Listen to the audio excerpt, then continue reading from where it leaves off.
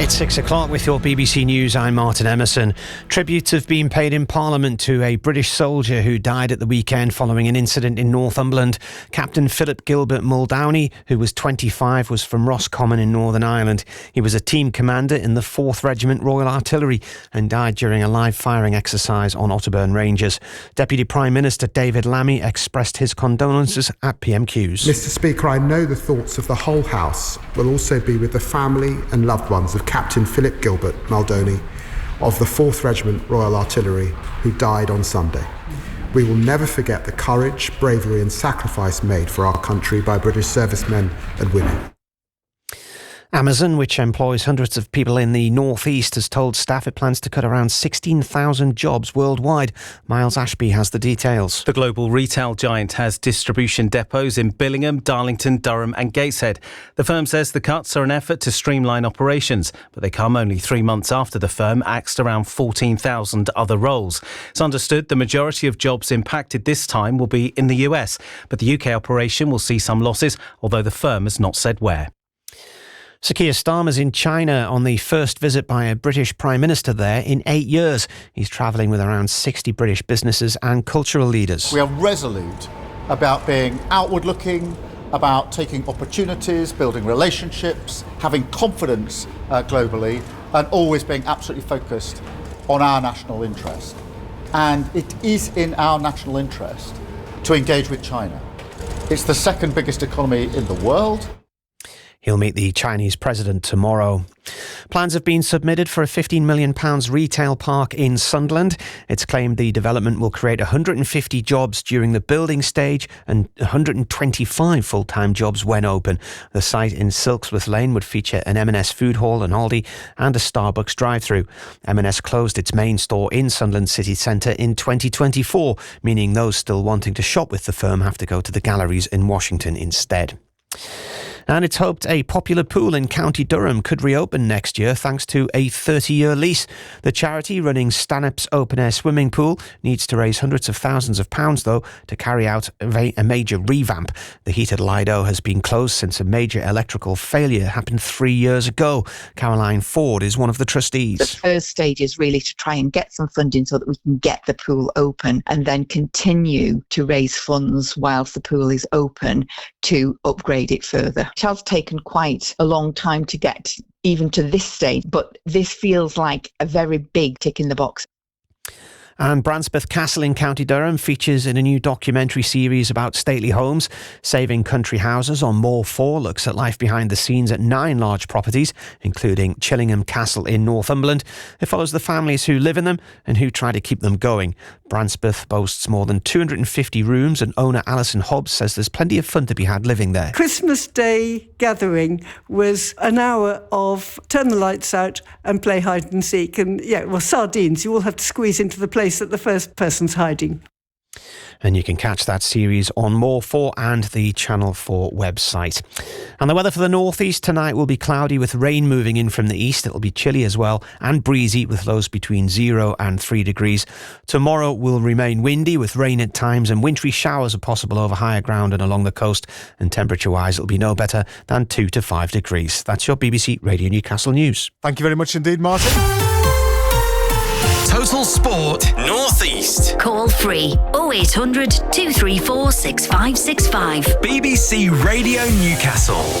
So to Paris we return tonight then, and like last time Newcastle were there, the stakes are high. A win for the Magpies this evening would send them straight into the last 16 of the Champions League, almost certainly. Any other result will almost certainly lead to a two-legged playoff. The same applies for the hosts, which really makes tonight winner takes all. I wonder whether there'll be anything as controversial as the events we saw last time United were in Paris. Oh, it might have bounced up under the arm of Livramento. Here comes the referee. Newcastle are saying surely it's a deflection. It's a penalty. The penalty is given.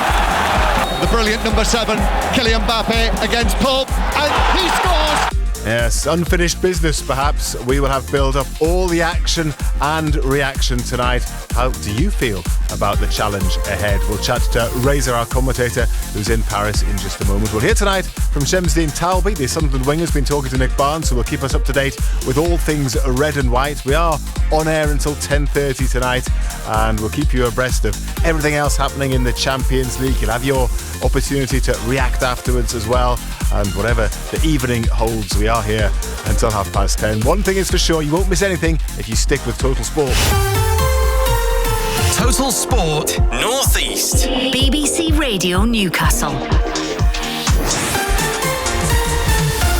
At least I hope you won't miss anything. 0800 234 6565 is the number to call if we do miss anything and you want to tell us about it, or you want to send us a message. Well, maybe you can send us a WhatsApp on 08000 321 333, or maybe you can send a text on 81333, whichever way you choose. Start your message, please, with the letters BBC. In the studio tonight with me is John Anderson, former Newcastle United fullback. Hello, Ando, how are you doing? I'm good, Pridey, thank you. Danny Collins, ex-Sunderland defender, here as well. Good to have you back, Danny. Good to be back, Simon. And also in the studio, just to round up the studio, is Nick Barnes, our Sunderland commentator. Hello, Barnesy. Good evening. And over the other side of the channel, in Paris, in the stadium, ahead of tonight's game, ahead of his commentary this evening, is Matthew Raisbeck, our Newcastle United commentator. Hello, Raisbeck. Hello, Razor. Good evening, Pride. Hello. Let's get down to business. Firstly, tell us what you did last night. What did I do last night? I spoke to you from the stadium. Yeah, then what did you do? What did I do? I got the metro back to the hotel and did some research on Paris Saint-Germain and went to bed very low key. Unfortunately, nothing exciting. But much like what you do here, then basically, you went to work, got on the metro, and then did some went to bed. Well, yeah, just it's the night before a match. You see, you can't be going out late because you've got to prepare properly, haven't you? So, Razor, set the scene for us. What are conditions like in the stadium? It's actually quite a mild night for January, I'd say. It's been a cloudy day, but dry. We had a lot of rain in Paris yesterday. But here at the Parc des Princes on the west side of the city, it's, what have we got? Less than 2 hours until kick-off. Thousands of home fans gathered outside, ready to come through several layers of security to make their way in. And it's a big night for both teams because although we look at it from Newcastle's perspective, qualified for the knockout stage, but hoping to secure a last 16 spot automatically by finishing the league phase in the top 8. Paris Saint-Germain are in exactly the same position. They had a surprising defeat by Sporting Lisbon last week, and that means that they also need a win tonight to confirm automatic route to the round of 16. The holders have some jeopardy tonight. They've got something to play for, so do Newcastle, and in many respects, in terms of top 8 and direct passage to the round of 16, it's winner takes all tonight. They are side by side in the table, 6th and 7th, same goal difference. PSG are above Newcastle because they've scored more goals, so very even record, but obviously in the words of Eddie Howe, it is the toughest fixture possible for Newcastle. PSG, the holders, away from home. How are you feeling tonight, Ando? Me? Yes, you. I'm grand, boy. Well, in terms of the match, Ando. In terms of the match. I'm glad you're well. How confident are you feeling tonight? Going to be tough. I think you've got to look at our away form as a whole this season, and it hasn't been great. But I think we owe them one, I suppose, if you want to look at it that way. Really hard done by the last time that we were there, really harsh penalty to give away late on, so we owe them a little bit of revenge, but it won't be easy. We'll have to be better than we have been away from home, especially in the Premier League. I know that we've won one and drawn one away from home as well in the Champions League, but look, you've got to go and you've got to give it a go, Pridey. We've spoke about this last night and Monday night. It is, as you've said at the top of the programme, it's winner take all. It's no point in just going there and trying to see the game out. You might as well go and get beat trying to win it, because a win then automatically takes you into the last 16. You don't have to worry about a 2-game playoff, which would be a huge bonus for us. It gives us a couple of free weeks. So yeah, go and give it a right go. Razor, Newcastle could finish as high as third in the Champions League table by the end of play tonight. All the matches taking place simultaneously, of course, all the final round of matches. They could finish as low as 18th, which would be very unlikely. Take a big goal difference turnaround. However, that just illustrates, doesn't it, how tight it is and how many different permutations there are. Yeah, because if they finish in the top 8, then they get 2 free midweek slots next month, and that is highly desirable because they've not had a break midweek apart from international weeks, and it was slightly different over Christmas, the scheduling, but really since August, since the opening weeks of the season, and that's part of why I think there's quite a bit of fatigue around at the moment, just generally, and I think they really need those 2 midweeks off if they can, because there's other midweek football in the League Cup and in the Premier League next month as well.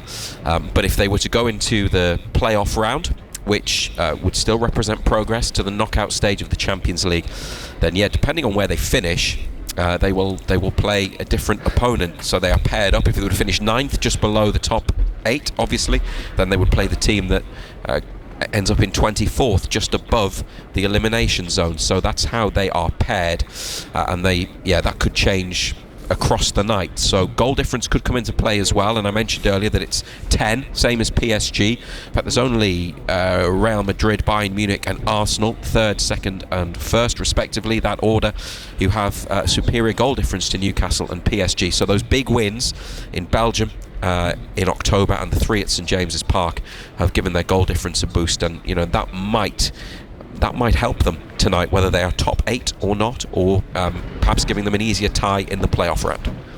PSG are in a similar situation. They've got the same goal difference, same points. They have scored 4 more goals, which means they are higher in the table than Newcastle but yeah, they could also do with a win. I mean, as you've already mentioned, they're the holders. Pressure's probably on them a little bit more than it is Newcastle, but yeah, they'll not want to be involved in that playoff round either, will they? Well, it's interesting that you say that, because obviously they wouldn't, but last season they finished 15th in the league phase, and then they went into the playoff round. They played Brest, and then you remember the game against Liverpool, and the second leg of that, PSG's win at Anfield on penalties, was just a few days before the League Cup final, wasn't it, at Wembley? So I think that was Liverpool's last game before they were beaten by Newcastle in the final. So they went all the way last year after doing it the hard way, or the hardest way possible, having the most football. I don't think the demands on PSG domestically in Ligue 1, I mean, they are the best team by far. They what have they won? Is it 11 of the last 13 French titles? They are top again. They obviously don't have the demands on them domestically that Newcastle United do, so maybe accommodating extra matches wouldn't be the worst thing for them. It certainly wasn't a problem last season, but as holders and as one of the biggest clubs in the competition, one of the biggest and best in Europe, it's probably an element of pride, isn't there, about going into the top 8 and not having to drop into the playoff round. Let's hear a little bit from Eddie Howe. This is the first time Newcastle have reached the knockout round of the Champions League, and Eddie Howe thinks his team, well, they learnt a lot during their last European campaign. Yeah, I think the experiences that we had 2 years ago definitely helped us for this time around. I don't think we had anything to draw back on the first time. It was all new to near enough everybody.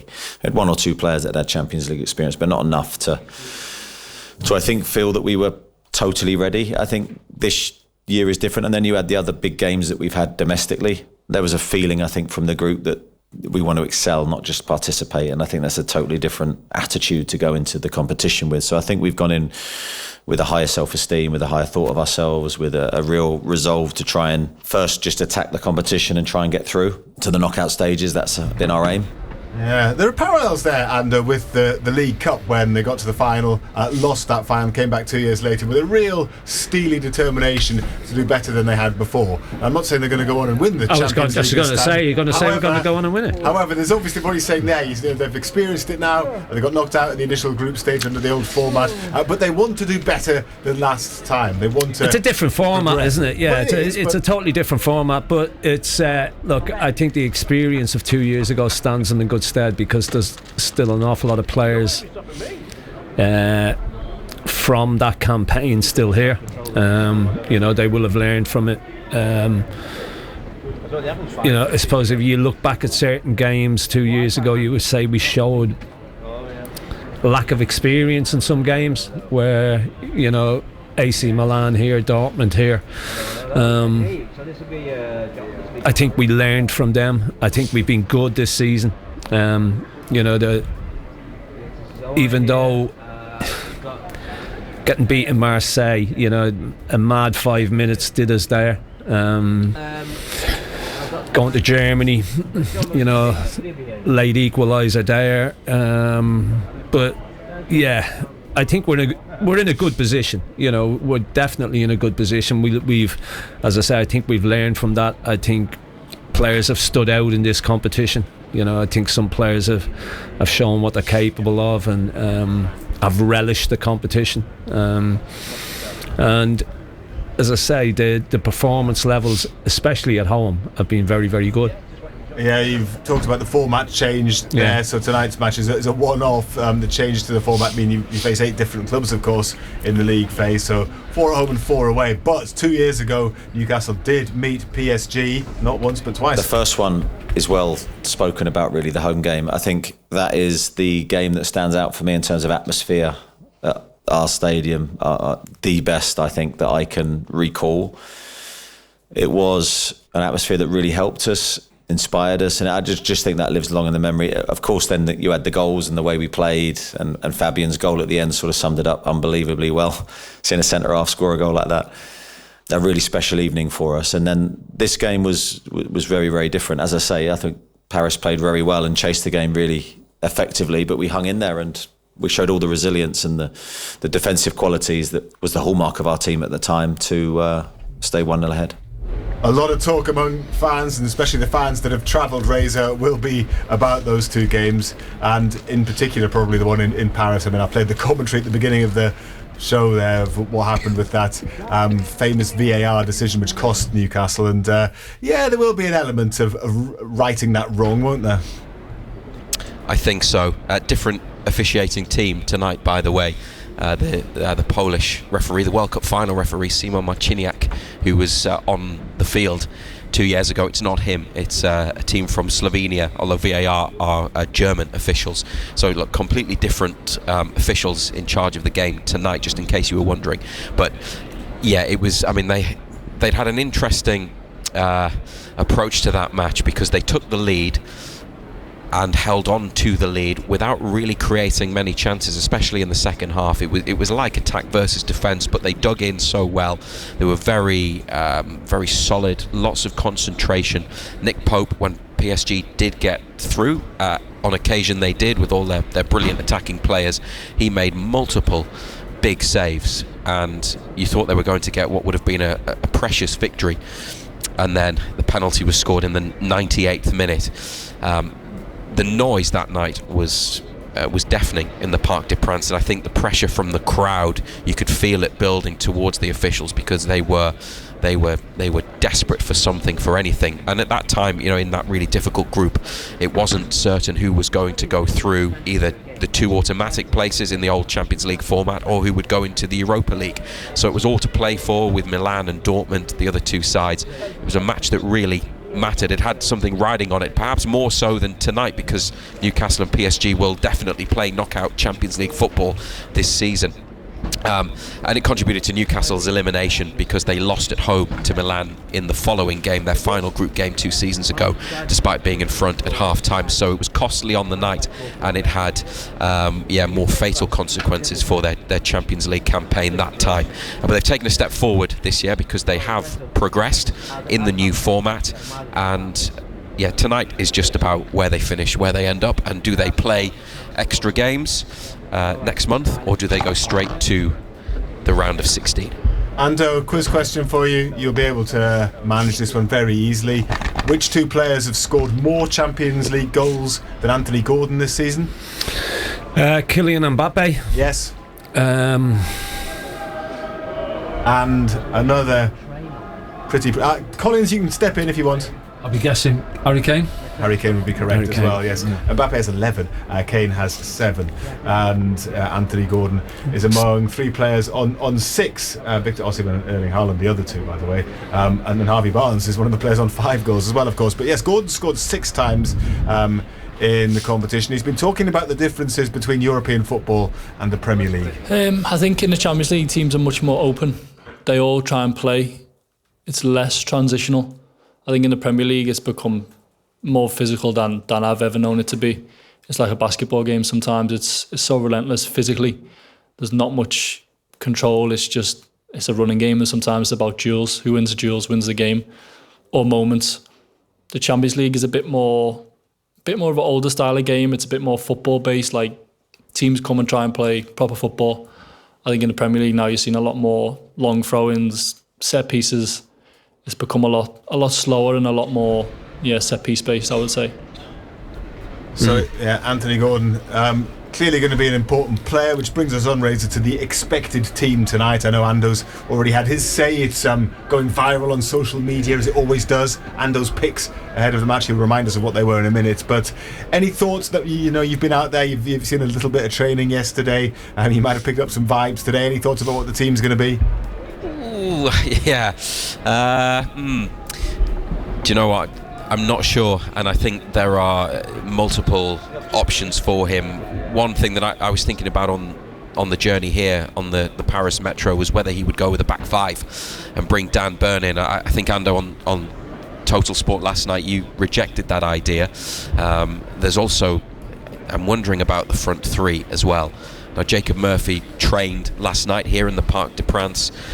I don't know whether he would go straight in. Anthony Elanga is back from a knock and has had an impact as a substitute in the last 2 matches. I just wonder whether would a back 5 and maybe Anthony Gordon moving into centre forward be something he would try. I think about the high press and the pace that they would have and how it could be an end-to-end match. Paris Saint-Germain will want to go one way. Newcastle, with pace in behind, could exploit it the other, and if they have Nick Voltemada in, they obviously aren't as high up the pitch as they would be with somebody else. I would like to see Yohan Wissa start again, and I think the way that they approached the PSV game, and obviously that will be very different to tonight, not as difficult obviously, was really good tactically and physically. So perhaps the same as last week. And what we've noticed recently is slight shift with Sandro Tonali, haven't we, where he's dropping in between the 2 centre-backs, getting on the ball a little bit more. So things are moving slightly differently in terms of his role and then the players around him when he's in possession. But yeah, whether they go with a 5 or whether it's the same formation and a more maybe more of a players in their regular positions rather than some going out of position, we'll see. And the question about Bruno, if he's fit enough to start, then he will. But if there's any doubt, any risk with what they have coming up in the League Cup, the Premier League, the FA Cup, and in the Champions League, they cannot risk him. They cannot take a chance. If you are on X, follow BBC Sport Tyne and Weir, and you get lots of updates and video clips, often of Ando. Ando doing his picks ahead of a game, i.e. picking the team. So I think you recorded that yesterday, didn't you, Ando? Yeah, I did it with Dom yesterday. Have you changed your mind at all since then? No, I mean, we spoke about whether he would go with a 5. I don't think he will. And it's interesting what Razor said about Tonali dropping back between the 2 centre-backs and virtually getting it and playing as a third centre-back. If he went with 3 centre-backs, Tonali wouldn't do that or couldn't do that. So things would change. I went with the usual. I went with his 4-3-3. Yeah. But would it surprise me if he went with 5?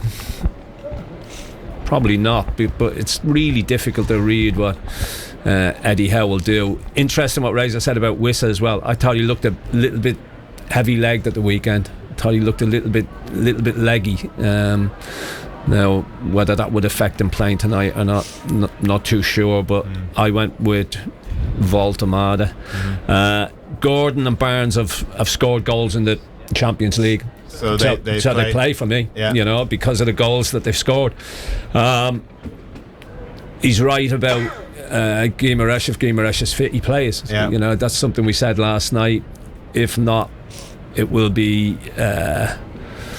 Miley, you would think, or maybe Ramsey, and put Miley at right back and leave Trippier out. But there's plenty of permutations. There's that many permutations. We'll see what people think. And, Reza, you'll be back around about 20 minutes time, won't you, with the team? Yes, 6:45 for the team tonight. Just had to check myself there because we're an hour ahead in France, so local time it'll be 7:45. But an hour and 15 minutes before kick-off, and we'll get the Newcastle United team. And we'll see how many of the 11 Ando got right. It's normally a high number. He normally gets a decent number, at least 9. So thank you, Reza, for now. À plus tard. Matt Bailey at breakfast. This morning we're getting the stories behind your names. Nikki is on the phone this morning. My friend is a school teacher, and each year they get a new intake of pupils, and some of the names do kind of make them chuckle. And one of them was Neymar. So they'd asked the mother where that had originated from, because it was an unusual name, and the response was, "I'm having Neymar." I'm having Neymar kids. Yes, I'm having Neymar kids. I'm having Neymar.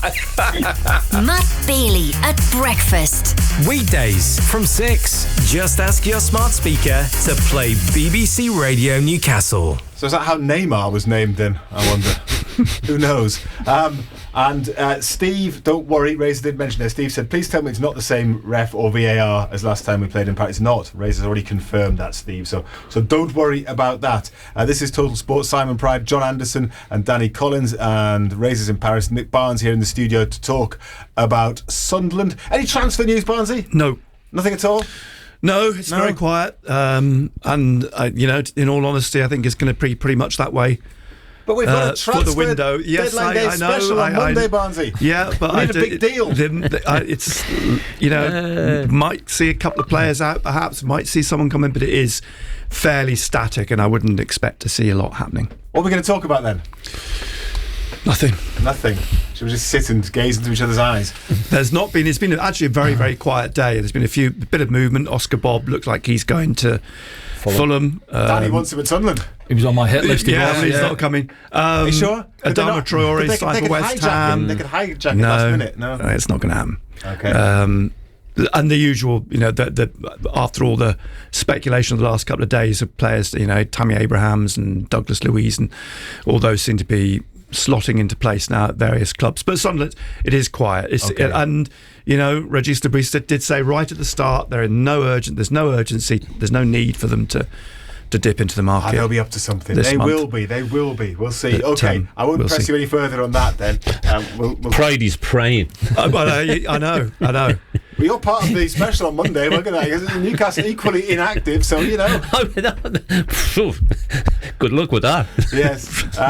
Shall we hear from Shamsuddin Talbi instead then, Barnesy? Yeah, why not? Because I spoke to him at the weekend. Back from the Africa Cup of Nations, of course, in the final against Senegal. Unfortunately, on the losing side and an unused substitute. Yeah, it was a great experience. My first competition with my country. So I was really proud to be part of this team.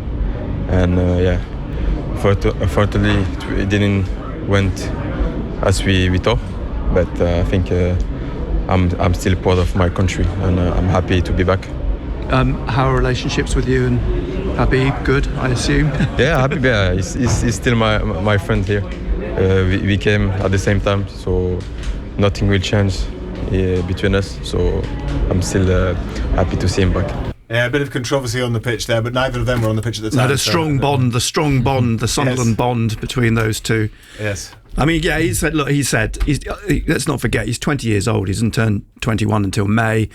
So he's still very young. And actually, for someone of his age, he's had a fair amount of European experience already. He's played in the Champions League. And this, as he said, was a big experience for him to go to AFCON, to go to his home country, Morocco, and be involved, just to be part of that. Yeah. Will I wonder how positive he'd feel about it, bearing in mind he was playing regularly for Sunderland and then has this period hardly playing at all because he was sitting on the bench for the vast majority of that tournament. Well, probably frustrated. I mean, I think he would probably like to have had more football than he actually got at the time, and you'll hear from a couple of answers.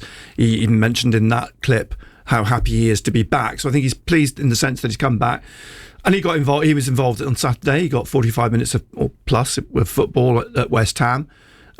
He's clearly, I think, one of the players that Régis Le Bris trusts. And we talked about trust last night and the fact that Hume played at the weekend in that position, in Xhaka's position, and so he's part of that group, and increasingly looks like he's an influential substitute, if you like, when he comes on, plays on the left, and has had some moments this season already, notably that goal at Chelsea. But as I say, still young, still learning, and certainly very much a player, I think, that Régis Le Bris likes and has got a big future. Which side is he better on, Danny, do you think? Because he's played on both sides, hasn't he? Yeah, I think early in the season he started on the right. Yeah, but I think we all tend to think he's much better on the left. Coming off the left-hand side, and I think at this moment in time, out of himself, obviously Romain Mundle's had an opportunity in the last couple of games since he's been away, hasn't really taken his opportunity, if we're honest, and Adingra as well. Obviously didn't get the call up for AFCON, stayed back here, and again he's been in and out as well. So I think more than likely against Burnley on Monday, he'll probably go with Talby on that left-hand side, and then the headache is maybe what happens on the right-hand side. It's interesting because I thought Adingra was actually improving, and then he suddenly dropped. Got back out, which is unusual. But I think the wings have been a problem for Sunderland this season. They've not got any continuity, if you like, in respect of the wingers. They have with the defence. You know exactly what he's going to do when it turns, to who he's going to pick in the back four, or whether it's a five. And you've got the feeling now Broby's his favourite up front, and Lefay will always be on that team sheet. But the wingers it's been a problem from the start of the season, isn't it? Yeah, and Talby offers something different to the other ones, I guess, doesn't he? I mean, his work rate for a start is absolutely phenomenal, isn't it? Yeah, especially as you say, playing in that position. Regis likes the wingers obviously to drive forward as priority, but when we're out of possession or you turn the ball over, you've got to work hard the other way if you want to stay in the team, and he certainly does that. As I say, they're all young lads, 20, 21-year-old, competing for that shirt on the left-hand side. And Barnsley said there, Traore wasn't in the side, was he? Then he come in and he was gradually getting better. Obviously goes away with that with AFCON. Comes back and he's picked up an injury as well. We said it last night. Chrissy Riggs had a little stint out there. Mayender's played out there. Trey Humes obviously played in front of Mukiele. So it's a bit of a lottery as to what's happening on that right hand side at this moment in time. But I think unless we could put either Adingra or Talby out on the right. I was going to say on the weekend on Monday night, and then he's got options, but he just cannot find anybody who can do it consistently. That's been it's consistency has been the issue. Yes, Talby seems to have taken the Premier League in his stride. We did wonder when he signed whether he'd had much involvement this season, but he seems to acclimatise quite well. Yeah, first season at this level, the Premier League, and I asked him if the intensity of the league is something he's had to come to terms with. Yeah, for sure, it's the best league in the world. So every moment you a little bit less focus or less intensity, you will pay it for sure. And we need to be together and fight again and again. You're in a strong position still in the Premier League. It looks like you'll still be in the Premier League next season. You're also in the FA Cup. So there's still a second half of the season which has got a lot to offer. I think we still do a great season. Nobody thought we will be as top as we are now. So we are really proud about it, but it's not finished. Championship is not the end, so we need to continue like this. Did he give you that stare? No, he didn't actually. For once, he actually smiled at me, because normally he comes out and looks like he wants to, whatever. But he was in a relatively good mood despite the result. And it's interesting hearing his comments about intensity in the Premier League, having heard Anthony Gordon's comparison, between Premier League and Champions League, and a lot of the players that Sunderland brought in this summer are used to European football. They're used to playing on the continent, and they've played Champions League football and so on. So I think that's another. It's a credit to players like Taobi, Siddiqui, and others that they've stepped up in the way that they have to the physicality of the Premier League, because it's something they clearly wouldn't have been used to before. They can be a very physical team, Mukiele especially. Yeah. Well, that's something that they would have looked at very carefully in recruitment, Danny. Yeah. Obviously, players that haven't played in the Premier League, they look at attributes which they feel will come good in the Premier League, and it's never guaranteed, of course, but it seems to have worked for most of the players they've brought in. Yeah, and I think what you've got to look at as well, and generally teams that come up have less possession. I think we're third lowest, 42%. I think we're averaging this season, so you need running power off the ball. Yes, Siddiqui brings that, Diarra brings that. Obviously, Granit has covered distance, but he's not one of them that flies around the pitch. He's positional more so. But you need legs in a team, to go and put pressure on the opposition if they're going to have a lot of ball. Yeah, it's hard. I've been in those positions against your Chelseas and these teams who pass you to death. And it's hard work doing the hard yards, out of possession, shuffling side to side. Then when you get the ball, you still need some in the tank to drive forward, and we've done that at times. Recently we've scored some good goals, but as we said, certainly in those wing positions it's a hard shift. Got to help out with the full-backs as well, and then once you get the ball, carry it 20-30 yards up the pitch and try and create for us as well. Ironically, that West Ham game was one game where Sunderland had more possession in terms of the percentage, didn't they? But that was one of the worst. And Burnley, go back to Burnley as well, second game of the season. I think that's one of the highest we've had, got beat 2-0. So again, it comes down to what you're doing with the ball when you're in possession. But there was a strange game, wasn't it? Game of two halves. I mean, Taobi could have scored early in that game, and Mayenda as well. And Mayenda should have scored, really. But I mean, had they done so, and I think it's the same. We go back to that game and the way that it panned out at Burnley at Turf Moor. Siddiqui scored in the first few minutes at West Ham. That may have been a completely different game as well. But as it turned out, they both games were games of two halves, because Sunderland vastly improved at West Ham after half time because of the changes that they made with the three substitutions. But Sunderland at Turf Moor, to concede so quickly after the break was that undid them, and again that was a game of two halves. I didn't think they were that bad in the first half at Turf Moor. It was the second half where it all unwound for them. Anything else to hear from Shems Dean? Yeah, very briefly. A month away then in Morocco. Is he pleased to be back? Yeah, very good. I'm very happy to play again, to get my feeling back. So I'm really, really happy. I'd be worried if he said no. I wish I was still there. Yeah, no, but he does genuinely seem pleased to be back, and I think it's that you touched on it before. The fact he's back, he's playing football again, which he's not had a lot of football over the month because he hadn't been used really by Morocco. But now he's back, and as I say, Regis likes him. He'll get game time. So yeah. Yeah, I think on that as well, it's a learning experience for him. As you said, he's a young lad, 20, being away, with his country in a competition and getting to the final, albeit, as we said, he hasn't kicked the ball, has he, in the tournament. He's probably recharged his batteries a little bit, because he's come into the Premier League. You say that it's an intense league to play in. Charged his batteries while he's been away, obviously training in the heat, etc. But to come back now, he'll be itching to get the shirt back. And you'll be speaking to Regis not tomorrow because it's a Monday game, so on Friday. Friday lunchtime. So tomorrow you're going to have some transfer news or something, aren't you, for us? Well, I'm not here tomorrow, but I'm going to talk to Mel Ray. Right. Okay. So you can hear from Mel Ray about their game on Saturday. Okay, and you never know, something might happen. Something might happen. You never know. Something might not. Thank you, Barnsey. Total Sport North East. Call free 0800 234 6565. BBC Radio Newcastle. See, the Macam Cabby won't leave you alone. He was on last night, wasn't he, Ando? He's messaged you tonight. He says, good luck, Ando, tonight. Will it be ooh la la or ooh ha ha? And then he also has a question for you, Danny. He says, do you think Sunderland should go for Raheem Sterling? Because, yes, he's a free agent now, isn't he? I think his wages might still be high. Yeah, possibly. I think possibly not. No, I think he's probably still sharp, isn't he? But no, I think there's other options out there I'd look at ahead of him. Obviously, I mentioned Oscar Bob. I think he'd do a job off that right hand side. 22-year-old. One I'd probably look at as well and test the waters with. I think he's 28 now. Is Matoma down at Brighton off the left? Yes. But then if you bring him in, he might hinder some of the young lads coming through, mightn't he? So, but certainly off that right hand side, I think we need to get someone in. Sterling's left Chelsea by mutual consent, reached an agreement to end his contract early. Now he was getting £325,000 a week, so he wouldn't get that at Sunderland. No, I suspect he wouldn't. I wonder where he'll end up then.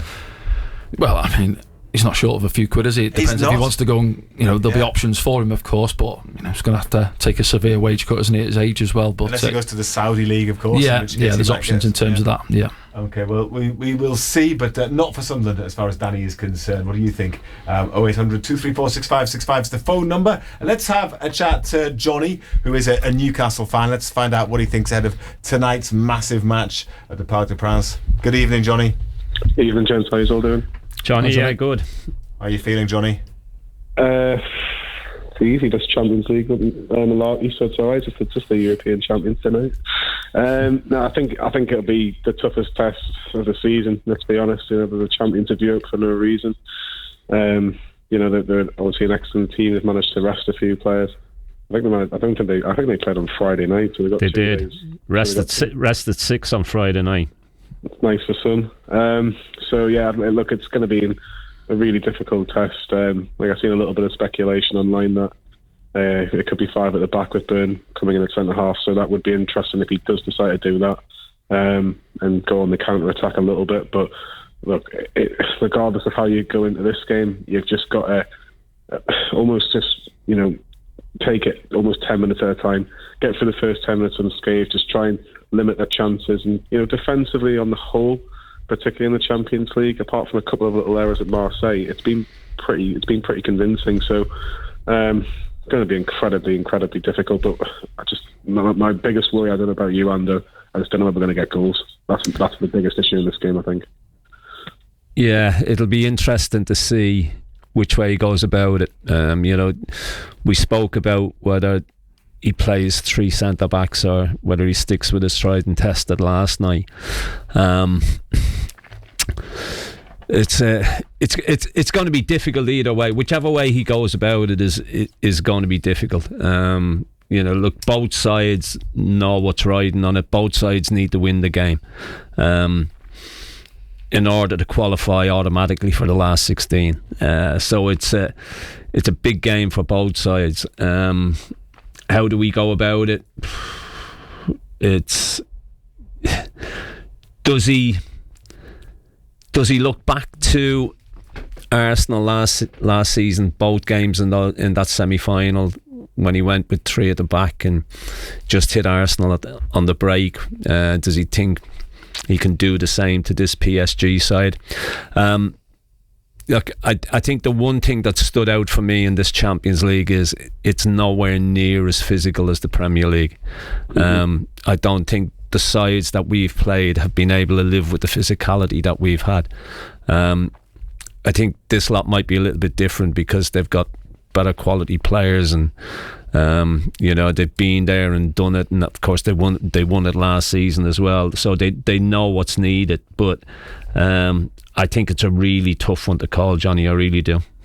Yeah, I think it's just, again, it's the approach, isn't it? And I think I thought the approach against Aston Villa was I very rarely criticise the manager, but I think he got it completely wrong on Sunday in terms of how he approached the second half and in terms of his starting 11 as well. Like, I thought Kieran Trippier, he didn't have a great game on Sunday, but I don't think he should have been put in that position of playing 3 games in a week when he's been injured for as long as he has. And in the second half against Aston Villa on Sunday, Emery didn't have to do much to really make it difficult for us. He just basically, just go on and break us down. He just played a low block, and it was the same things over and over again in terms of what we've seen. And I just thought you need to be a little bit more creative. Now you're up against a team today in Paris Saint-Germain that got so much creativity, it's frightening. So under normal circumstances, if this wasn't match day 8, you'd be like, yeah, take a draw, move on. But obviously a draw probably isn't going to be enough to stay in that top 8. So you mentioned creativity. Where does the creativity come from? Well, at the minute you look at the players that we've got, I'd say the only player that obviously Bruno didn't play at the weekend, but Bruno is probably our most creative player. If you take, obviously, if Bruno's not available tonight, or if he is available tonight, that's a bonus. But the only one that really you'd look at it was slightly creative is probably Jacob Ramsey. That hasn't really been given a look in recent weeks. But I don't think Joe Willock's a creative player. I don't think Joe Litton's a creative player. It's just like we're crying out for a bit of creativity in that midfield, because we are quite predictable at times. Individually, you look at the main 3, Tonali, Bruno, Joe Linton, they're very, very strong and they can match anybody on their best. But I think if, like I say, we just need something a bit different in certain games, and that's what we were crying out against Aston Villa at the weekend. Yeah. Okay.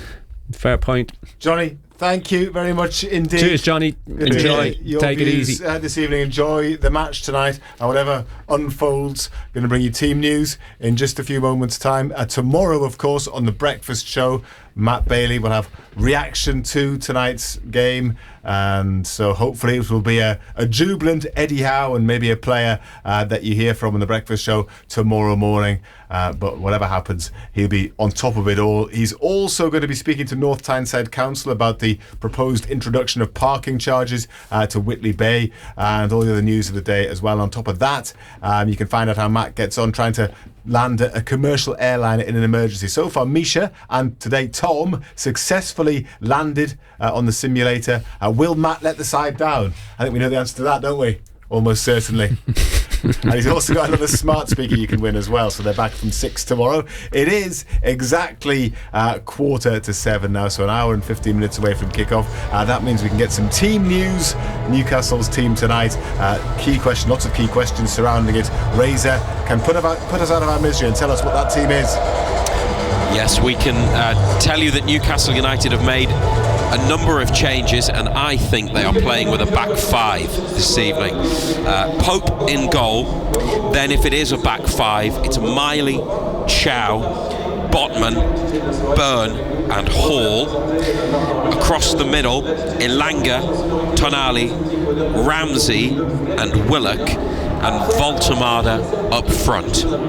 Bruno is on the bench, which is a positive. The substitutes are Ramsdale and Aidan Harris, the academy goalkeeper, is just back from a loan with Coleraine in Northern Ireland. Trippier, Wissa, Gordon, Barnes, Osula, Jacob Murphy back in the squad, Alex Murphy, Bruno and Shahar. So it could be a 4, but it would mean Miley as in midfield and Chow moving to right back. I wouldn't rule that out necessarily. Very soon UEFA, European football's governing body, will provide us with a tactical team sheet which is supposed to present the formations that the teams are playing with. They have been wrong with Newcastle this season. I'm not saying they would ever deliberately mislead anybody, but I don't think they would be upset if they got it wrong again.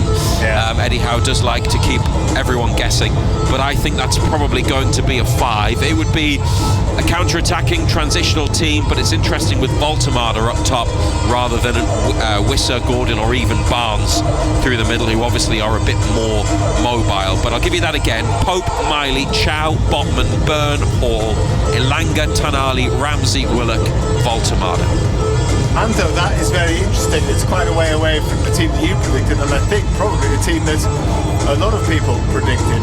Firstly, do you agree with Razor that probably is going to be 5 at the back then? Yeah, I think so. I think Miley will go to right wing back, Hall at left wing back, because I think you put Chow at right back, you've then got Botman and Bourne, 2 left-sided players. No, I don't see that. And Hall at left back, I think it'll be 5. It's counter-attacking. You know, he's left his 2 leading goal scorers out as well.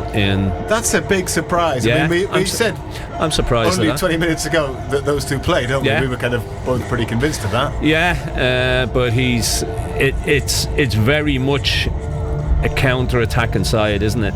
You know, so yeah. Big night for Dan Bourne, first game back in a while, but I see it as a 5 when we haven't got the ball, and Miley and Hall will push on when we do have it and get into advanced areas. So yeah, I don't think many people would have picked that side, to be quite honest with you, Pridey. I really don't. Razor, I don't know if you've seen the PSG team yet. I know they left a couple of their big guns out in their last league game. I suspect they'll be playing tonight. Yeah, I'm just trying to find it actually, so you might have to give me a second there. Still processing the Newcastle team news. It's certainly very interesting, isn't it? What is it? 5 changes from the team that started against Aston Villa. Byrne, Elanga, Ramsey, Willock, Voltemada, the players all coming into Eddie Howe's 11. Just give me a second and I'll be able to tell you how Paris Saint-Germain line up. Hold on. I'm trying to find waiting for it to load on my screen, and it's not there. Adds to the drama, Razor. Adds to the drama. We'll find out as soon as we can. But I think it was Dembele and Doué were two of the players that were left out of the starting lineup on Friday night when they last played, and they came on as subs. I would imagine both of them will be starting this evening. We'll bring you a confirmation of that very shortly. Thank you very much indeed for now, Ray. It's very loud at the Parc des Princes, the pre-match music getting cranked up there. But that's the Newcastle team. We'd love to hear your thoughts on it. Is it a team that can do the business there tonight? Is it a team that has the match against Liverpool at the weekend in the Premier League in mind as well? Are you happy with that selection? 0800 234 6565 is the number to call. You can send us a WhatsApp 08000 321 333, and you can send us a text on 81333. Start your messages with the letters BBC. We've got Arthur, Sunderland fan, coming on in just a tick. Welcome to my big show! What a night it's been. Let's go to the dressing room for the latest. Michael, amazing performance tonight. Yeah, we gave it everything out there. I think it's going to be an amazing season. Send to all our unexpected star, the Midnight Game Show! Any new signings on the horizon? Yeah, we're always looking for star names who can add quality. KSI, Melanie C, Ryland! Well, it's certainly back of the net for the brand new series of Michael McIntyre's Big Show. Watch on BBC iPlayer. Let's have a chat to Arthur then. Good evening, Arthur. How are you doing? Good evening, my friend. Good evening. Good evening, Danny. Good evening, John. Are you all right? I'm good, Arthur. Thanks. How are you? I'm not so bad, mate. Not so bad. Right, Danny. I've calmed down a bit now after the West Ham game, and we've learnt a few things from that. The first thing is that Traoré is not a midfielder. Never will be, as long as he's got that thing in his behind. Right, okay. Honestly, he was, to me, he just looked an ordinary, and this is no respect for the Sunday morning footballers. On that game, he looked like just a Sunday morning footballer. Okay. Just go on, I'll let you get your points up. And I couldn't believe he was playing as bad. And another thing, what did Mundell contribute? Nothing. What did Meander contribute? Nothing. Yeah. Then three, you've got to get them out and get people in who'll get us back to the way we want to play. Okay. What do you think about that, mate? Yeah, good points. So just to sort of go against the grain on that one, you know, the week before against Crystal Palace. Yeah. Where did Trey Hume play? Yeah, slightly midfield, but no, he wasn't as bad as that. Exactly, same position. Johnny, he couldn't pass water. No, listen, he had a bad game. Of course he did. Everyone. What about Ronaldo at left back as well? How do you think he done? Oh, he was poor. Exactly, but you're not writing him off, are you? Oh no. I mean, I'm not writing Trey Hume off as a in his position. Yes. But as an out midfielder. Yeah. I will write him off. Yeah. I know what you're saying. I will write him off. Yeah. Definitely. Yeah. But the other ones, as I said last night as well, you can get away with one or two having an off night, but we had too many at the weekend. As you say, Mayanda came in. He was the only change, wasn't he, coming in for Granit Xhaka? Yeah. So, obviously, Enzo dropped a little bit deeper in the middle of the park with Siddiqui. He couldn't get into the game, Mayanda. Remain on the other side, as you say, he's had a couple of opportunities. He didn't look like he wanted to go past Wan-Bissaka. Kept coming back and keeping it easy or turn possession over too cheap. So, obviously we talked about Talby earlier on. He's back now. He more than likely comes in against Burnley, you would think. Ronaldo, tough one up against Jared Bowen. He's a good player. He's guessing he's going to go inside on his favoured left foot, and he shows him too much down the line. I've been in that position at full back. When you've got a lefty on your side, you're almost overcompensate. But Bowen's got a good turn of pace on him, and a couple of times he got the better of him, didn't he, and stood some decent balls up into the box. I mean, go on, Danny. You can read Mundell like a book. You can read him like a book. He goes to the outside. He says what you see, then you say it yourself. Oh, yeah. Go on. You're going to take him on the outside. Yeah. Don't go for Pierce. And then he stops and he comes to inside all the time. Yeah, no, he does. I probably similar to Jack Grealish for me over the last year or two. Almost like turns it down, doesn't want to show the fullback. You want to go on the outside, you've got to do it at times, put doubt in their mind, and then you almost earn that yard of space coming inside then. But listen, Wan-Bissaka's a good one-on-one defender, one of the best at it in the Premier League, whether that was on his mind. But as you say there, for me, if he wants to play on the left-hand side, yes, you're right-footed, but you've got to go on the outside at times and show the fullback you're willing to go both ways. But he never. And obviously come off at the break as well, didn't he? So, yeah, I've said it for a few weeks now, and if we're looking in this window to strengthen, for me, the key positions, I think we're solid enough at the back. Yeah, I know we've conceded 3, but in general, we've got good options at the back. Middle of the park, but pretty decent. It's the wings where we need to strengthen for me, and obviously a supply line. And when that's you look what a good, decent winger. That's what we want, a good, decent winger. And we get down the wing, get by, and get that ball in. Put some balls into the box as well. Robbie. Yeah. No, he's spot on. He's a good player. Yeah, I like Robbie. Yeah, well, people have mentioned about, obviously we're looking at striker. We haven't scored enough goals, but I say to go against that one, you'd argue as a striker at the club, well, give me some supply line. If you look at the stats, I'm not sure whether you do, Arthur, or not, but we're second lowest for penalty box entries. The only team lower than us are Burnley, so that'll be a 0-0 on Monday, no doubt. Looking at it, but yeah, so go on. There's all this talk. I've read a couple of papers today. Yeah. There's a bit of interest in Isidore. Would you let Isidore go? It depends, doesn't it? Obviously, he's sort of down the pecking order at this moment in time, isn't he? I think on his day, he's a handful. He scores various types of goals. We've seen that obviously last season. I know it's Championship, but even this season, he's got 4, hasn't he? I think he's on at the minute. Chelsea was his last one. So that's a while. I think it was October, wasn't it, when he scored there? If the money's right, if the club feel that they can get someone in to replace him, who's going to be there or thereabouts, we couldn't let him go and not bring anyone in, because if Robbie gets injured, you're left with Eliza Mayenda.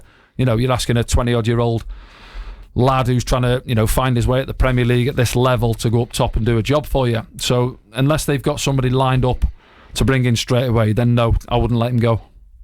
Arthur, thank you. We'll have to leave it there, but thank you very much indeed for coming on. Cheers, Arthur. Cheers, Arthur. Cheers, John. I'll see you later, my friend. Take it easy. Thank you for having us on. Thank you. Cheers, thanks, Arthur. Wasn't impressed by Trey Hume at the weekend. It wasn't a great day for Trey, I'm sure he would admit that, but as you pointed out, he has played in that midfield position, or gone into those positions in other games, even if he has been at fullback and done okay. So as I said there wouldn't have been too many coming out of the stadium like when we beat Palace the week before and Trey played in that position, moaning that Trey Hume was playing right midfield. I know it's not his position, he can do a job there, but obviously he's had a bad one at the weekend. Every player turns one of them in now and then, don't they? And it's just one of those days for him, and then obviously people will highlight, well, it's not his position. And I would agree, and that sort of typifies where we're at now in terms of the transfer market, where we need to strengthen, with Traore being out, who would play out there on the right hand side. Now he's asking Trey to go out there because he's maybe looking at the other lads and doesn't feel that they could go out there and do a job at this moment in time. Biker Dave's been on, Ando. He's heard the Newcastle team. He says that team's either a masterstroke or a disaster. I fear the latter, says Biker Dave. It's a really interesting team. I don't think there's many people would have got that team. Is he prioritising Liverpool at the weekend? Don't know. But Willock's just appeared from nowhere. Ramsey hasn't played much game time. Big opportunity for Ramsey. I thought when he said on here a few times he needs a run of games. He needs a string of games, because I think he's got something about him, but he needs to play more regular, so it's a big night for him. Big night for Alanga as well, who in the last couple of games has come on and showed little bits. So he gets a start tonight, but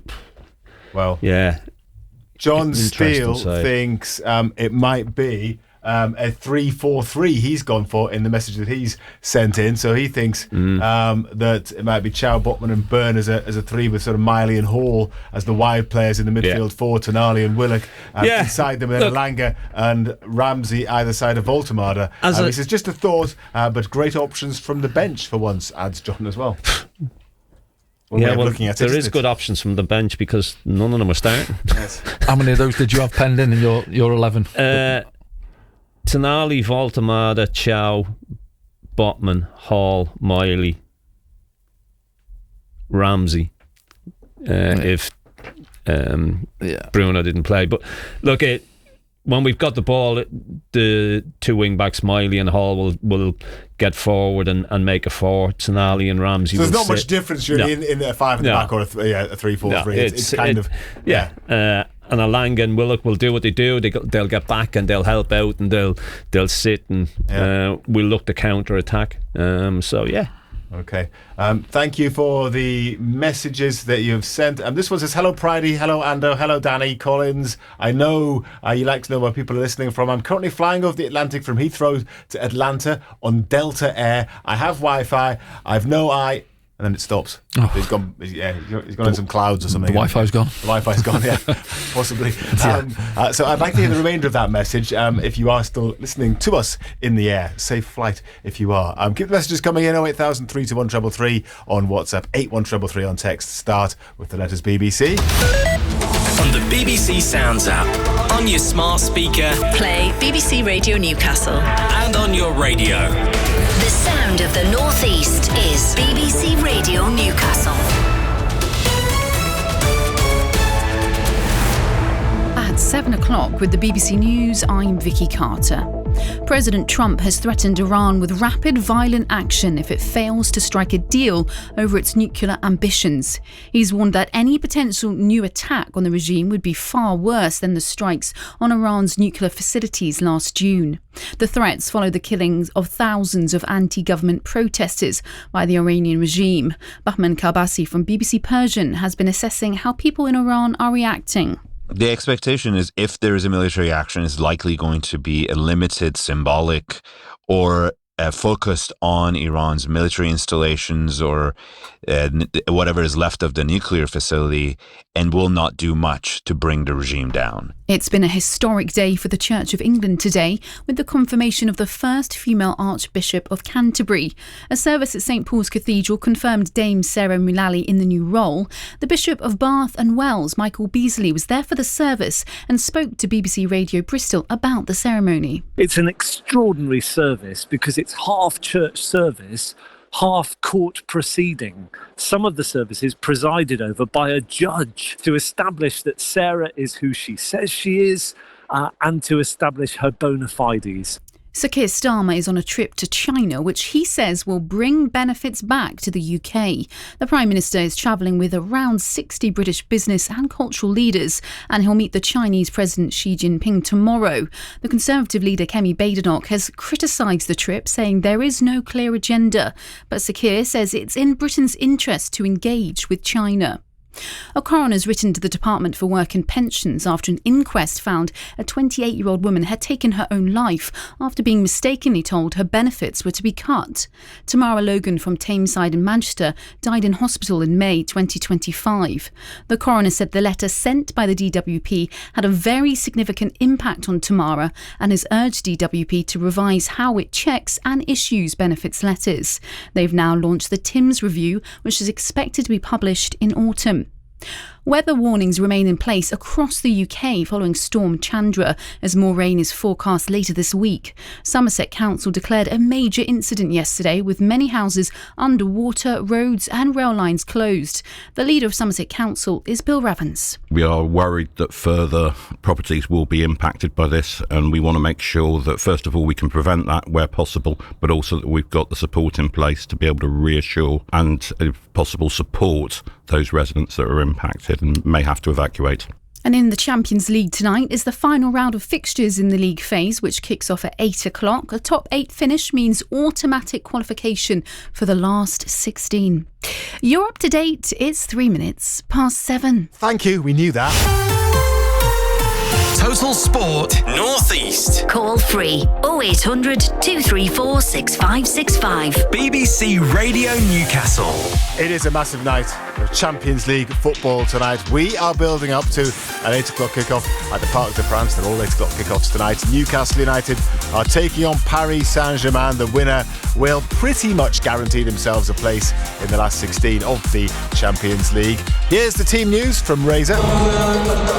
Bruno is on the bench and there are 5 changes to the starting 11, and we think it will be a back 5. Pope in goal, Miley, Chow, Botman, Byrne, Hall. Elanga, Tonali, Ramsey, Willock, Voltamada up front.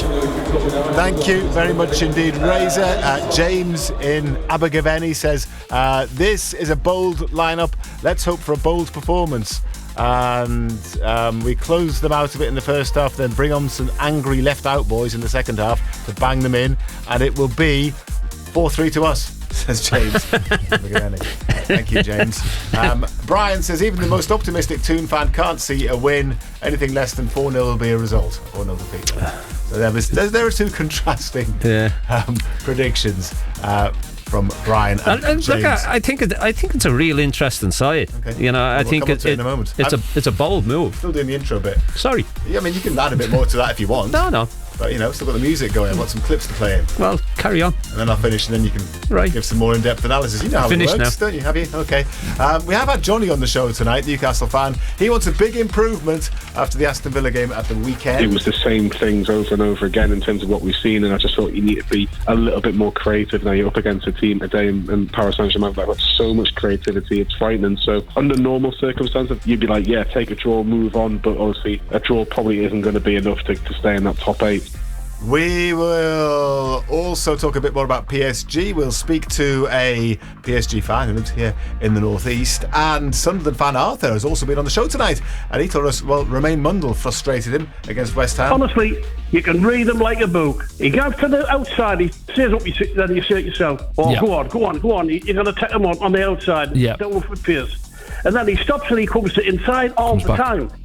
He wasn't happy about Trey Hume either. Arthur having his say on the show this evening. At half-time tonight, you'll hear a bit from Josh Pretty Boy Kelly, the Sunderland boxer, going for a world title at the weekend. So, yeah, you'll hear a bit from him at half-time in the football. We'll keep you up to date with all the other games going on as well. There are plenty of them in the Champions League. Another busy old night of Total Sport tonight.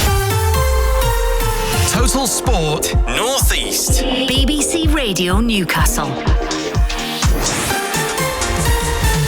And thank you very much indeed for choosing Total Sport. We will guide you through the evening, and we will react afterwards as well. So even if you end up watching the match on telly, make sure that you tune in afterwards, or have Razor's and Ando's commentary on while you're watching on telly, and then you can have your say on BBC Radio Newcastle straight afterwards. Razor, I didn't ask you there about the PSG team. Have you got the PSG team now? Or I put you on the spot again? Oh, you've put me on the spot again. Hang on. Still haven't got it. Okay. Just bear with me. I think I've got it. You might have it. Hang on. No, I have got the PSG team. Here we are. Okay. Yeah, the team. It's interesting. There's certainly the goalkeeper has changed. Matvey Safonov, the Russian goalkeeper, who is their second choice. He starts in goal ahead of Lucas Chevalier, and right back Ashraf Hakimi, just back from Africa Cup of Nations with Morocco. Marquinhos and William Pacho at centre back. Nuno Mendes at left back. The 19-year-old Warren Zaire-Emery, who played. Started the 4-1 match at St James's Park a couple of years ago. He's in midfield alongside Vitinha, who is considered one of the world's best midfielders. He was third in the Ballon d'Or voting, Vitinha. João Neves also in the middle of the park. And then the front three, Bradley Barcola, Kvicha Kvaratskhelia and Ousmane Dembele, the Ballon d'Or winner. So, interesting about the goalkeeper. Not the first choice, but the rest of it, yeah, strong. Yes, I think that's a fair way to describe. Thanks for the moment, Ray. I think that's a fair way to describe that team, Ando. Yeah, well, we didn't expect anything less, did we? You know, they're a good side. They're reigning champions.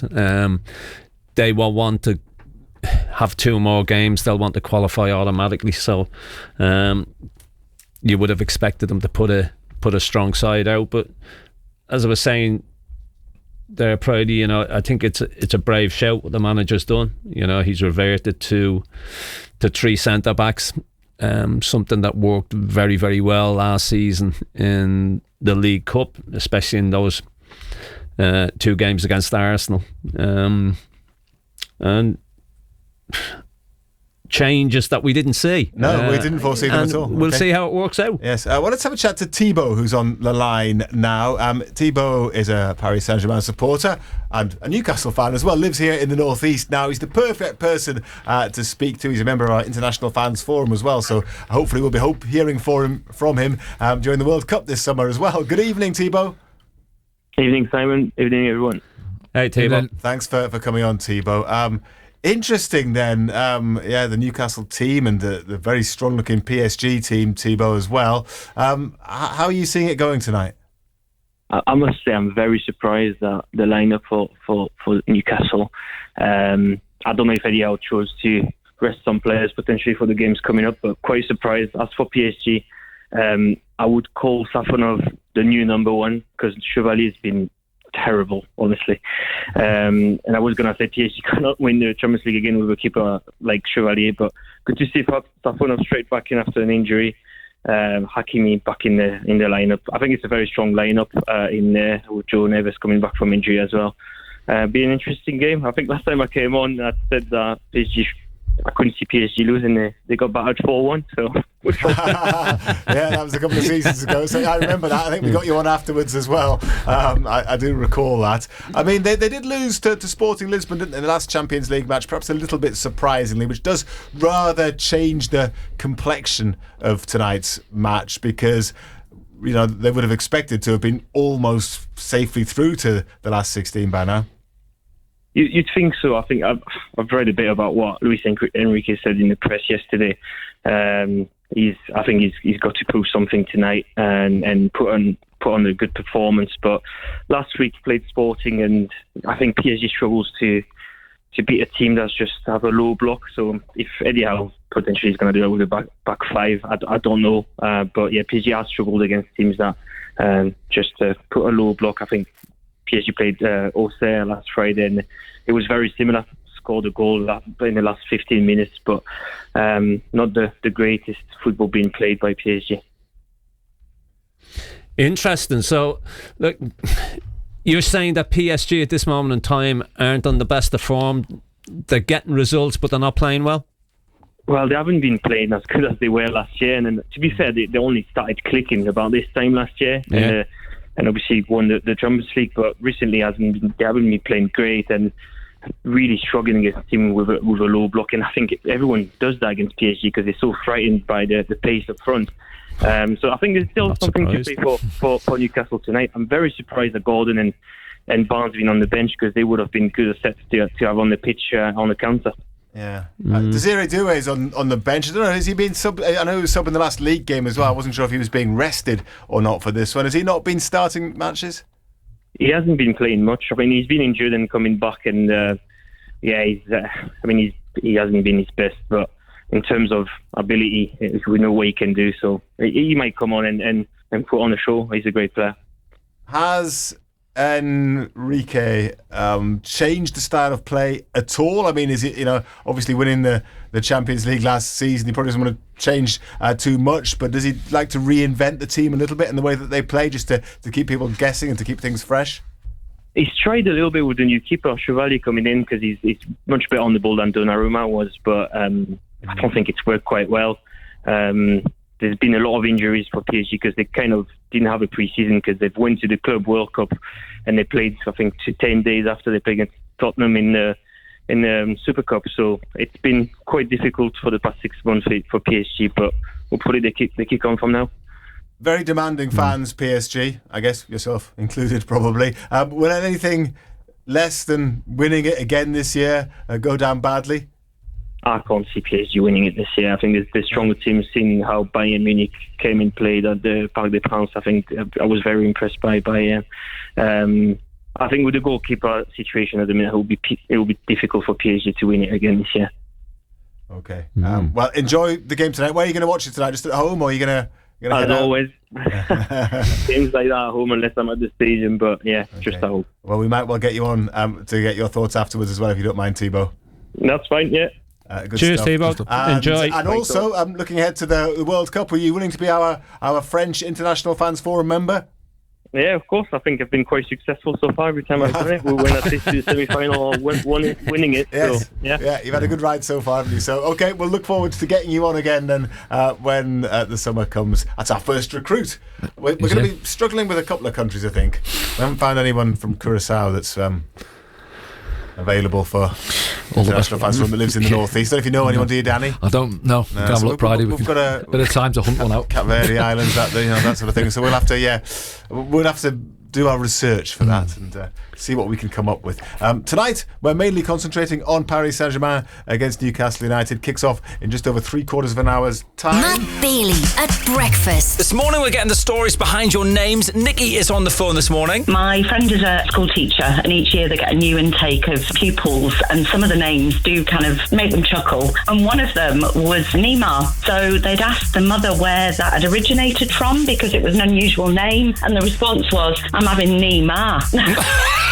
I'm having Neymar kids. Yes. I'm having Neymar kids. I'm having Neymar. Matt Bailey at breakfast. Weekdays from 6. Just ask your smart speaker to play BBC Radio Newcastle. This message from BB in Gateshead says, "Never mind the rest of the team, Big Dan Burn is back, so it's in the bag," says BB in Gateshead. I mean, it's good to see him back. He's probably back, as quickly as you could possibly expect, bearing in mind the injury that he had. Yeah, he's done well to get back, yeah. I mean, it was a bad one that he had. A big one for him to come back into. It's not as if he's been eased back in, is it? No, and they'll know about his injury. There might be the odd elbow going at the ribs, mightn't there? Well, it's what you do, isn't it? That's what you would do if you were playing against him. Have either of you two ever had that injury? No, ribs, not. Ribs, no, yeah. not that. I've had broken ribs, yeah. Not nice. No. I bet when you first go back, you're concerned about somebody. Yeah. Oh, yeah. Yeah. Well, I think his lungs will be getting a test in as well tonight, won't they? Be blown up and down that left-hand side and the back three as well. Yeah. This is true. Have the reins on Lewis Hall. Yeah, there's no pace in that front three of PSG, by the way. They're all good sluggish, aren't they? This one says, "Hi, Pridey. Eddie Howe is either a wizard or a..."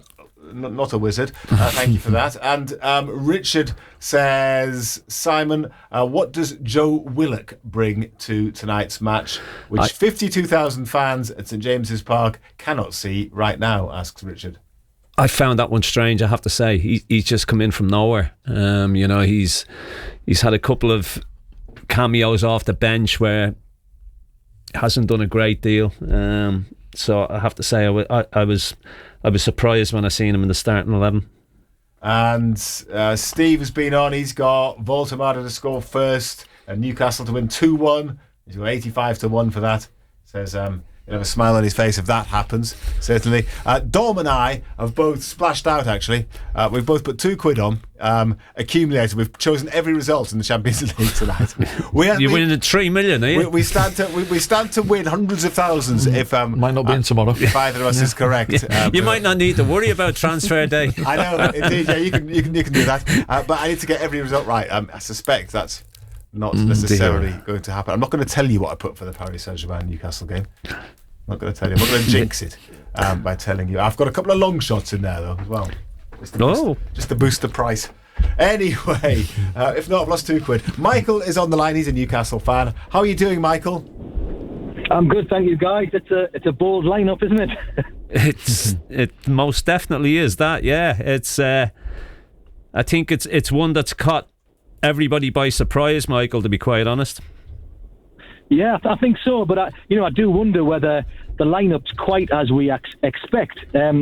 My thought is I wonder whether Elanga might be the right wing back. He's played that a few times when at Forest and in some of the cup games and European games for Man United, and that would allow Miley and Tonali and Ramsey to be holding in midfield with Willock playing like he did in the Marseille game, which I went to away in Marseille, playing as the runner off Voltemade. And I wonder whether that's in Eddie's thinking, because Willock has been very poor for the best part of 2 years now, but he was the best player for us, particularly in that first half against Marseille. And maybe that's in Eddie's thinking tonight, that Willock's the legs running off Voltemade, with maybe Elanga as the right wing back and Miley playing more centrally. I think that would be a real bold shout. I do, but look, I think trying to second guess what Eddie Howe will do is, we spoke beforehand. It's really difficult to second guess the manager and what he does. I mean, I personally, I think Miley will play at right wing back. I think Tonali and Ramsey will hold, and Alanga and Willock will play off Valdemar. I think they'll use the pace of Willock on that left side to get forward, and they'll use the pace of Alanga to break on PSG. I might be mistaken. I might have got it wrong, but yeah, you may well be right. I just wonder if Miley's got that pace to get up and down. He's been magnificent this season in terms of his composure and his versatility, but that raw pace against some of those forward players for PSG, I wonder whether Langa's going to get a particular job, going forward and going backwards tonight. Look, I think they will. I think both them. I think both Alanga and Willock will be expected to get up and down when we haven't got the ball. To sit in front of you would think Miley and Hall, give them a bit of protection. We spoke about a low block, not giving PSG room to play in, not giving them space in behind. But it's interesting to see how it's going to work. I think especially on that far side, Hakimi loves the bomb on, doesn't he? So for me, looking at it, most Newcastle fans would have said either Barnes or Gordon as your natural winger, for that bit of space on that far side. But but Willock will drop in a little bit more. Yeah. And set pieces, we've got the three centre halves, all over 6'4", and then with Miley and Valdemar, let's hope that the deliveries from perhaps Hall tonight, maybe Ramsey into those five big players will allow us to snatch something tonight. I think that's a huge point. I think set pieces could be absolutely massive for us when you look at the height that's in that side tonight. With Miley's 6 foot odd now. He's a big boy. He's grown into himself. Chow, Botman, and obviously Dan Bourne coming back in, and Valdemar, all big lads, all 6 foot plus. And Ramsey's no. He's no shrinking violet either, so there's plenty of height in there. So I think we've got to look to utilise those set pieces as much as we possibly can. Michael, what's your prediction tonight then? I'm going to go for a 2-1 win to Newcastle, because I'm an optimist. Thank you very much. We've got another Michael on the line now, so let's see what he has to say, having listened to Michael number 1. Hello, Michael number 2. Hold on, I'm Michael number 1, of course. Okay. I'm a positive guy. My glass is always half full, never mind half empty. Oh, by the way, hello Freddie, hello Danny, hello John. Hi, Michael. Okay. I'm a positive person. Yes, I had predicted 5 at the back, but I've done a little mental top up here, and I reckon we've got 300 million pounds worth of talent in that team tonight. I'd just like to remind people, Eddie Howe asked for the supporters to get behind the Lang, and they started cheering him. The lad had a massive uplift. Likewise, Willock, the poor lad, he got abuse online a few weeks ago, and again they give a positive. We need to get behind the team. We need to be positive. None of this negative. We're gonna be positive tonight. I'm quite hopeful about the game tonight. Yes, I might have had Anthony Gordon on because he's been in top form in the Champions League this year. But I'm positive. Luis Enrique, yes, he's a top manager, but what was wrong for Eddie? Not a chance. I quite like the thought Bruno's on the bench. He normally has an impact when he does come on, and he get rid of that rubbish when Newcastle can't win without him in the team. But I'm up for the game. I'm predicting a 1-0 win. I tell you, I think an awful lot of people would take that. You take it. Everyone would take that. Yeah, every single Newcastle fan would take a 1-0 win. Yeah, surely. Yeah, just think of Alanga a few weeks ago. He was getting a bit of flack. Eddie Howe said, "Get behind him." The crowd give it here, and there was a notable upsurge. Positive thoughts get positive performance. How man? Let's get behind the lad. A big night for him. Michael, what about Joe Willock? Because I'm looking at the messages that we're receiving, and a lot of people are questioning his inclusion. So this one, just to pick one as an example, it says Willock is a puzzle. I don't see what he offers. We should definitely offload him in the summer. Well, let me tell you. I'll tell you what. by Eddie Howe picking the lad. It's a massive, massive positive. It's a vote of confidence. I remember Joe Willock curling the ball, passing round for Isaac to run on and slam them home. Curling against Spurs, fantastic. Remember when he was on loan from Arsenal and he scored 7 goals in a row, that guy. Just confidence. It's all about confidence. Just back the lad. None of this negative thoughts. Come on, let's go for it. Big night for Joe Willock as well, Andrew. You're smiling, yeah, because he's very optimistic, Michael. But Joe Willock, if he steps up to the plate, let's see. Before we're still really waiting to see the Joe Willock that we saw quite early in his Newcastle career, aren't we? Yeah. He had a purple patch, didn't he, when he was on loan? Was it 7-8 games he scored consecutively? Johnny's got a point to prove, that lad. He's got a point to prove. It's a big opportunity for him tonight. There's no doubt about that, because his game time has been limited. I don't think many people would have predicted that Joe Willock would have been in the starting 11 tonight, but it's a big chance for him. The same way with Alanga. There's been green shoots with Alanga the last few games. So hopefully it goes well for both of them tonight. You're on about Ramsey not getting minutes. Willock only gets like 5-10 minutes at the end of the game when the game's done and dusted against Villa. Big chance for him tonight, though. Big chance for him tonight. Thank you very much, Michael. Cheers, Michael. Enjoy. Michael, number one. I'll enjoy it. I'm up for it. Bye. Okay, I can tell you're up for it, Michael. I can tell. We'd love to get you back on again. Positive, and after the game tonight on tomorrow's show, find out if you're still as positive afterwards. Hopefully, you will be. I'm sorry, been a bit of a quieter night for you, Danny. Obviously, with the match tonight, most of the people getting in touch, Newcastle fans. I'm going to slip off and watch the game shortly. What do you think, from a neutral point of view, is going to happen? I think it'll be a good open game of football. I wouldn't like to call the scoreline. Obviously, sat in here and listening to positive Michael's on the phone there. Listen, obviously they can go and play with a bit of freedom, Newcastle, but on the flip side, you've got to be careful against the side like these. You're not too open, and I can see why Eddie's looked at his squad and gone with that. What will be a back five, I think, and look to hit them on the counter-attack. It is possible that by close of play tonight, 6 of the top 8 clubs could be English clubs. Yeah, it's possible.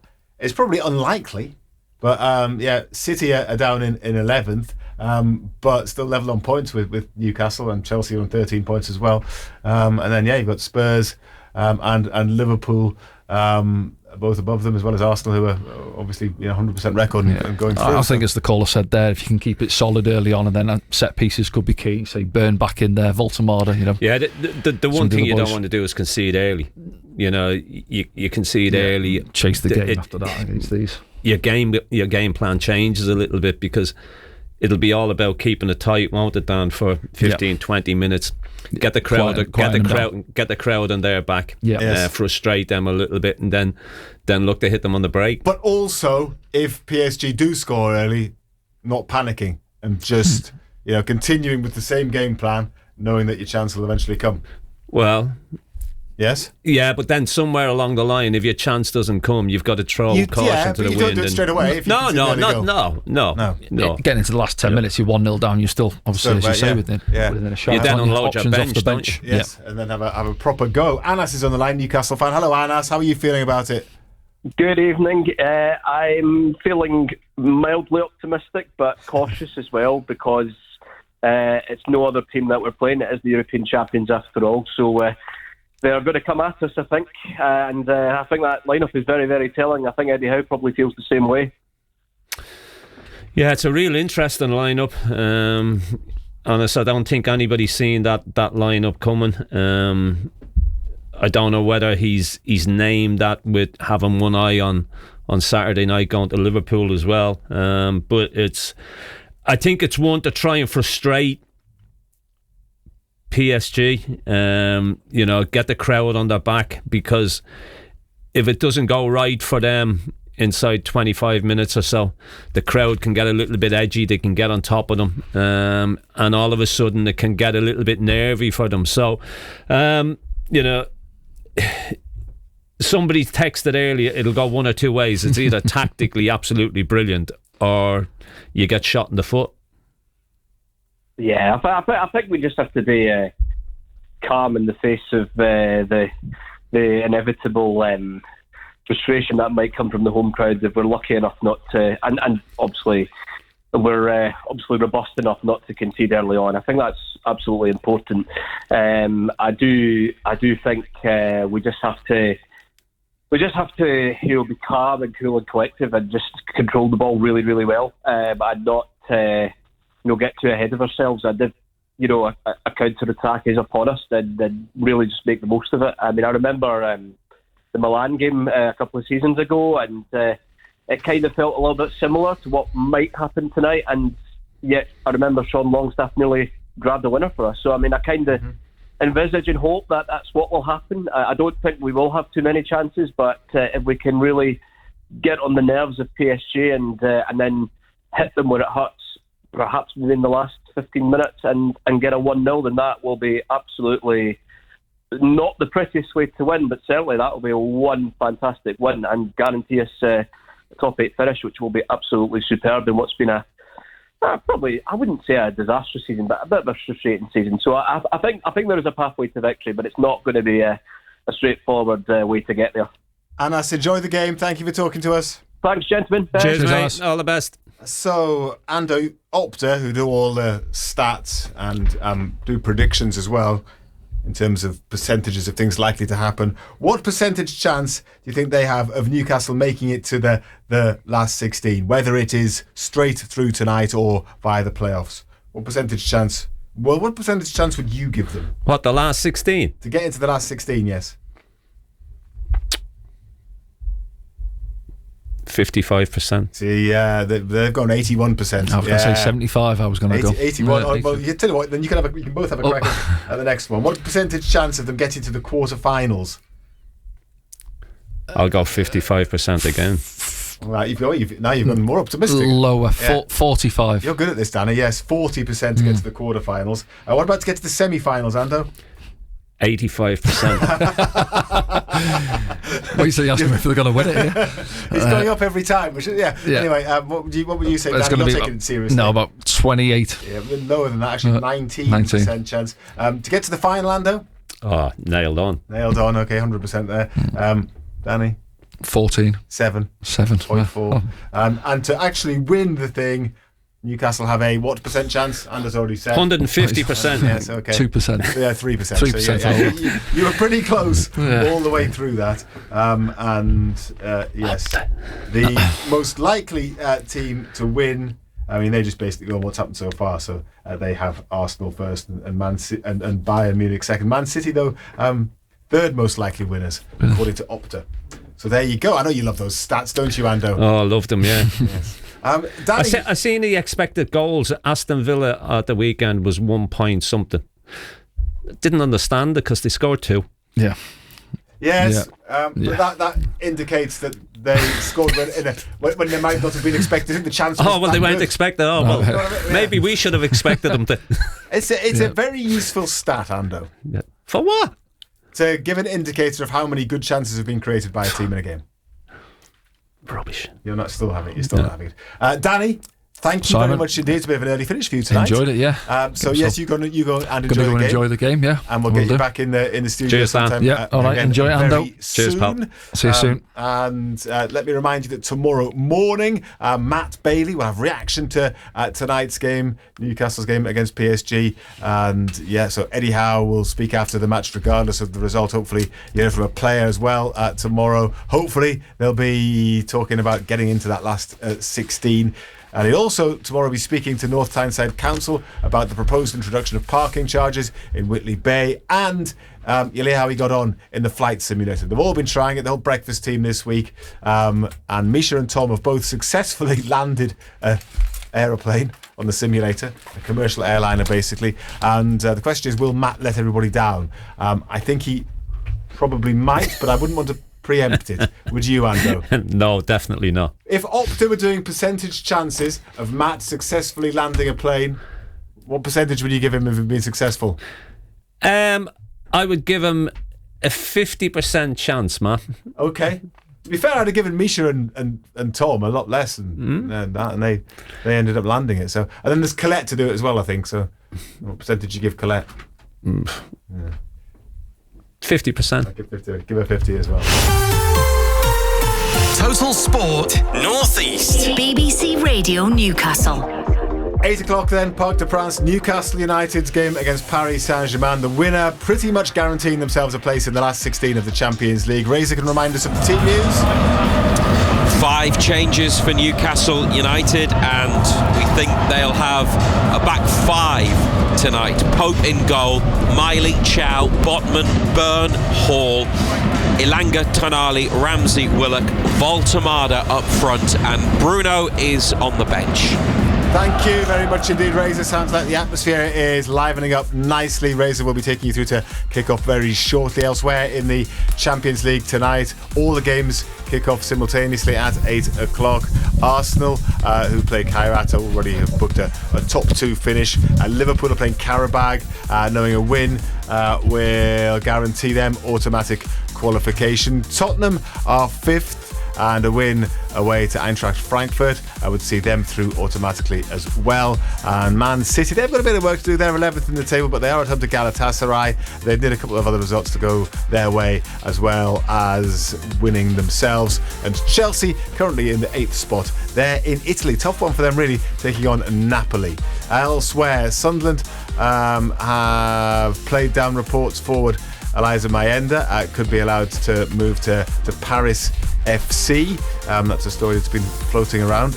Elsewhere, 6'6" Kiwi Max Hicks is the Newcastle Red Bulls' latest recruit for next season. The 26-year-old can play at lock or in the back row. He spent the last couple of seasons playing for the French side Perpignan. At the Australian Open Tennis in Melbourne, defending champion Yannick Sinner is through to the semi-finals. He beat Ben Shelton and he'll face Novak Djokovic. Djokovic was trailing by 2-0 in his quarter-final, but his opponent Lorenzo Musetti retired with an injury, so he's got through. The England cricket test captain Ben Stokes will be part of the England Lions coaching staff for their white ball series against Pakistan Shaheens next month. Durham batter Ben McKinney and spin bowler Nathan Souter are part of the T20 squad. McKinney is joined by pace bowler Matthew Potts for the 50-over matches. The former world heavyweight boxing champion Tyson Fury is once again coming out of retirement. I mean, you never really believe him, do you, Vando, when he's retired? No. But he will face Russia's Arslanbek Makhmudov in the UK on April the 11th. He hasn't fought since his rematch with the unified champion Alexander Usyk. That could be a quick one. In December 2024. He could. What would be the percentage chance of a first round knockout? Who? Never heard of him. I bet he has heard of you. Yeah. This message says, tonight would be a massive achievement for Eddie Howe if Newcastle get through and are into the last 16. He's taken some stick recently, but he deserves every credit if Newcastle make it through to the last 16 of the world's premier club competition. Which would be fair enough, wouldn't it? Without a doubt, yeah. Yeah, it'd be absolutely amazing achievement, especially going to the last year's winners, going into their backyard and doing it there. You'd have to give him huge credit. And the main thrust, I haven't got time to read all the other messages out now, the main thrust of them are a sort of mixture of people concerned about the team, Willock and Elanga's inclusion seemingly baffling quite a few people, but there's a big thread of optimism coming through as well. People are just saying, look, go and give it a go, because even if they get hammered, they're going to still be in the playoffs. Yeah, look, we said earlier on, it's you just go and you give it your best shot. It's huge opportunity for us to qualify automatically for the last 16. It's an interesting side. It's a interesting setup as well.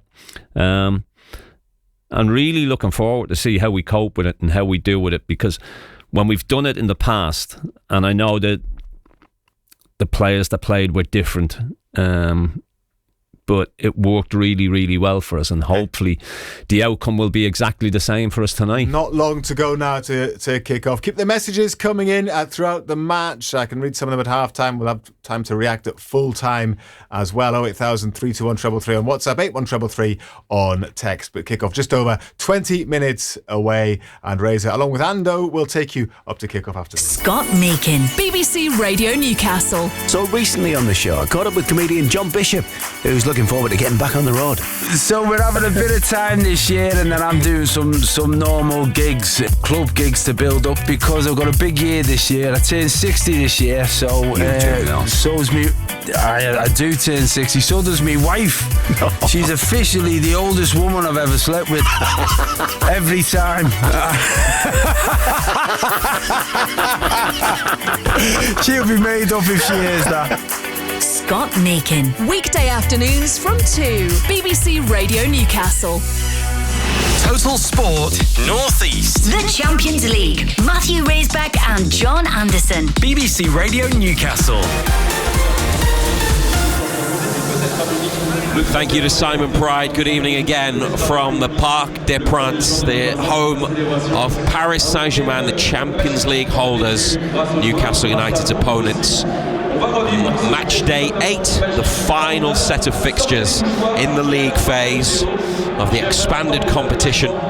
There will be knockout European football regardless of the result tonight. That's for both teams, but as I'm sure you know by now, the winners will, because of their superior goal difference to the teams below them, many level on points, 13 points, they will go into the top 8, which means automatic passage to the last 16, 9th or lower, and it's a two-legged playoff tie next month for a place in the last 16. Already a big noise in a ground that is not as large as St James's Park. It holds just over 48,000. It is 2 tiers all the way around. It's a bowl shape, the Parc des Princes. The ultras are behind the goal to the left, but the racket is coming from the goal to the right, where supporters are jumping up and down in formation and in unison in the top tier. The navy, red and white PSG flags are being flown by the supporters at that end of the ground. That's where the PSG players are warming up. Newcastle United finishing off with some shooting practice at the goal to the left. And before we hear from Eddie Howe, let's recap on the team news and bring John Anderson back in a moment. We think it'll be a back 5, but there is a possibility with who's out there that they could have a 4 and then 3 in midfield and a front 3. Pope, Miley, Chow, Botman, Byrne, Hall, if it's a 5. Elanga, Tonali, Ramsey, Willock, Voltamada up front. So it's 5 changes from Villa. And the bench is Ramsdale, Harris, they are the 2 goalkeepers, Trippier, Wissa, Gordon, Barnes, Osula, Jacob Murphy and Alex Murphy. Bruno in the squad, not fit enough to start, but he is a sub. And Shahar, no Joelinton, as expected. The options there, Ando, with the 5. He could change it to a 4, but he also has a lot of big names on the bench that he can turn to throughout the evening. Yeah, no doubt about that, Razor. I mean, I think he'll go with a 5. I think Chow, Botman and Bourne will be the 3 centre-backs. Hall and Miley wing-backs with Tonali and Ramsey. Willock left side, Elanga right side, looking to play off Voltamada. You know, I think it's a brave shout on his part. I don't think anybody would have predicted that side.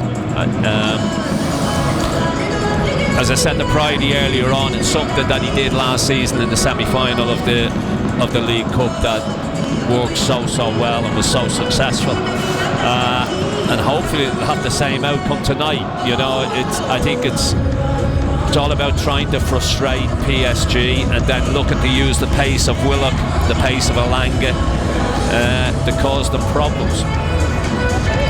Mind you, just observing part of the warm-up, they meant they were doing it with Chow on the right of a 4. But that could just be to confuse Paris Saint-Germain as well, and it wouldn't be the first time Newcastle United have done something like that in a warm-up, because there will be Parisian observers keeping a close eye on what they do. So we'll know for certain when the team lines up, and then we'll obviously keep you informed with any tactical changes that they go through across the match. And it will need to be a performance that is tactically perfect and physically spot on as well, as they take on the team that won this competition last season with a record score in the final against Inter Milan, 5-0 in a Champions League or European Cup final. And among the favourites to win it again, but not assured of their last 16 place just yet. It could be playoffs for PSG, and it probably will be if Newcastle United pull off a shock and win here. Their team, the starting 11, the goalkeeper is Matvey Safonov, who is Russian and has been not a first choice keeper here.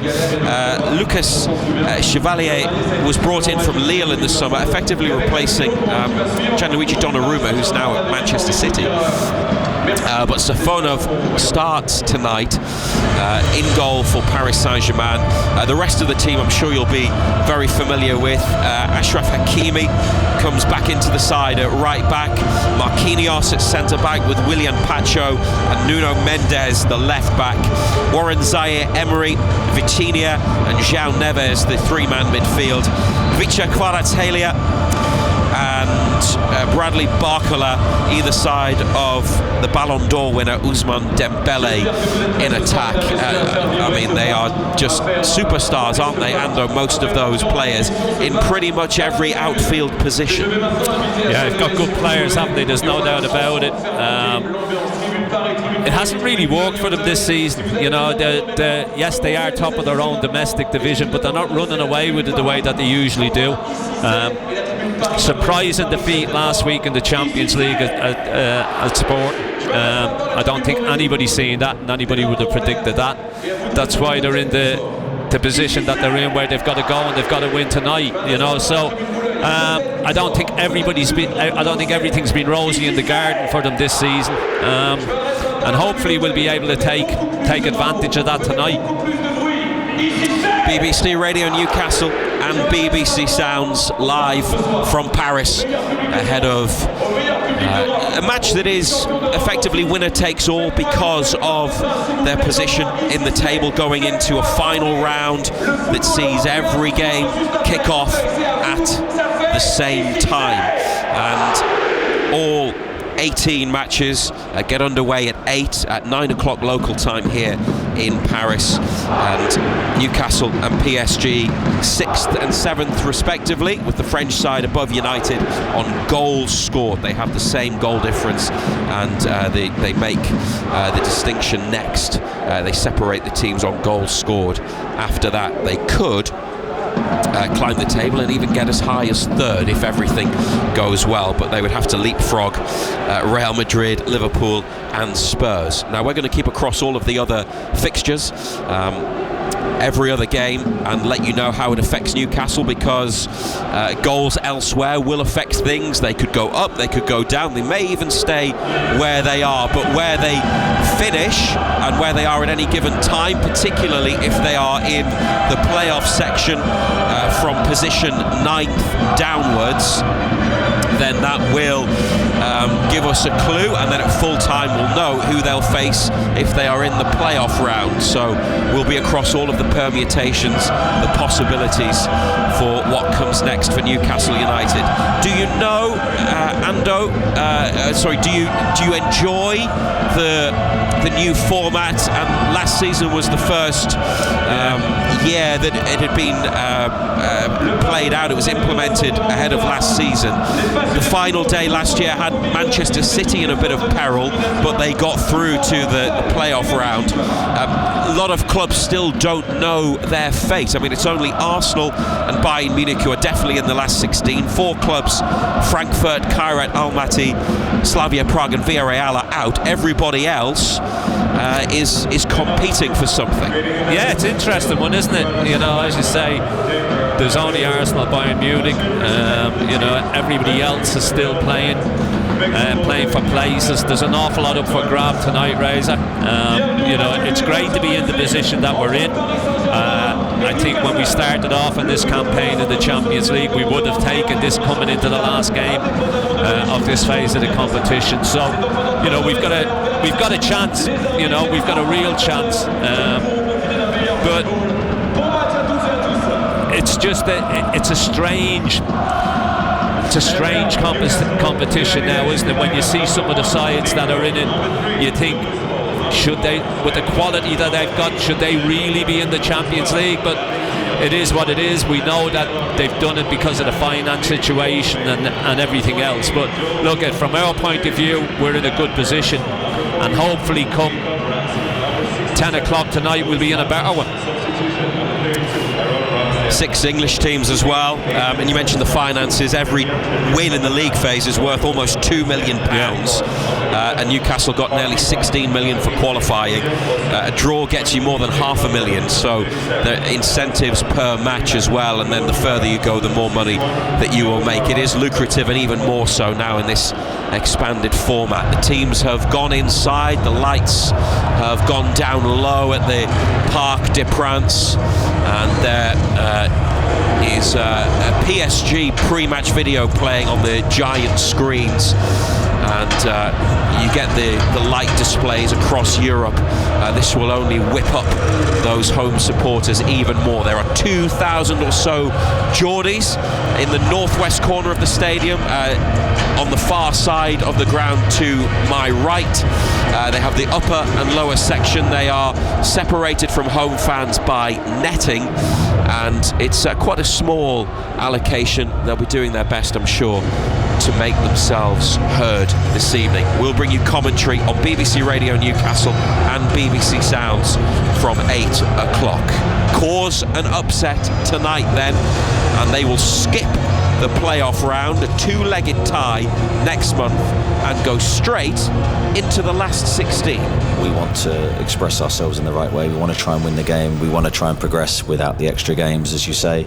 All those things are rewards for us, but just looking at it solely as a football match, we're pitting ourselves against the very best. What a great opportunity for us to show everybody and ourselves that we can play in any environment, home or away, and we can be effective. So I think we've got football questions to answer, and I think that's the focus.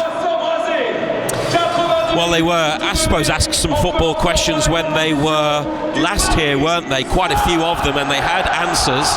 Nick Pope with a number of important saves in November 2023. Newcastle very close to what would have been a crucial and precious 3 points, but they were denied by that controversial penalty deep in added on time. But on that occasion, they still came away from Paris with a point.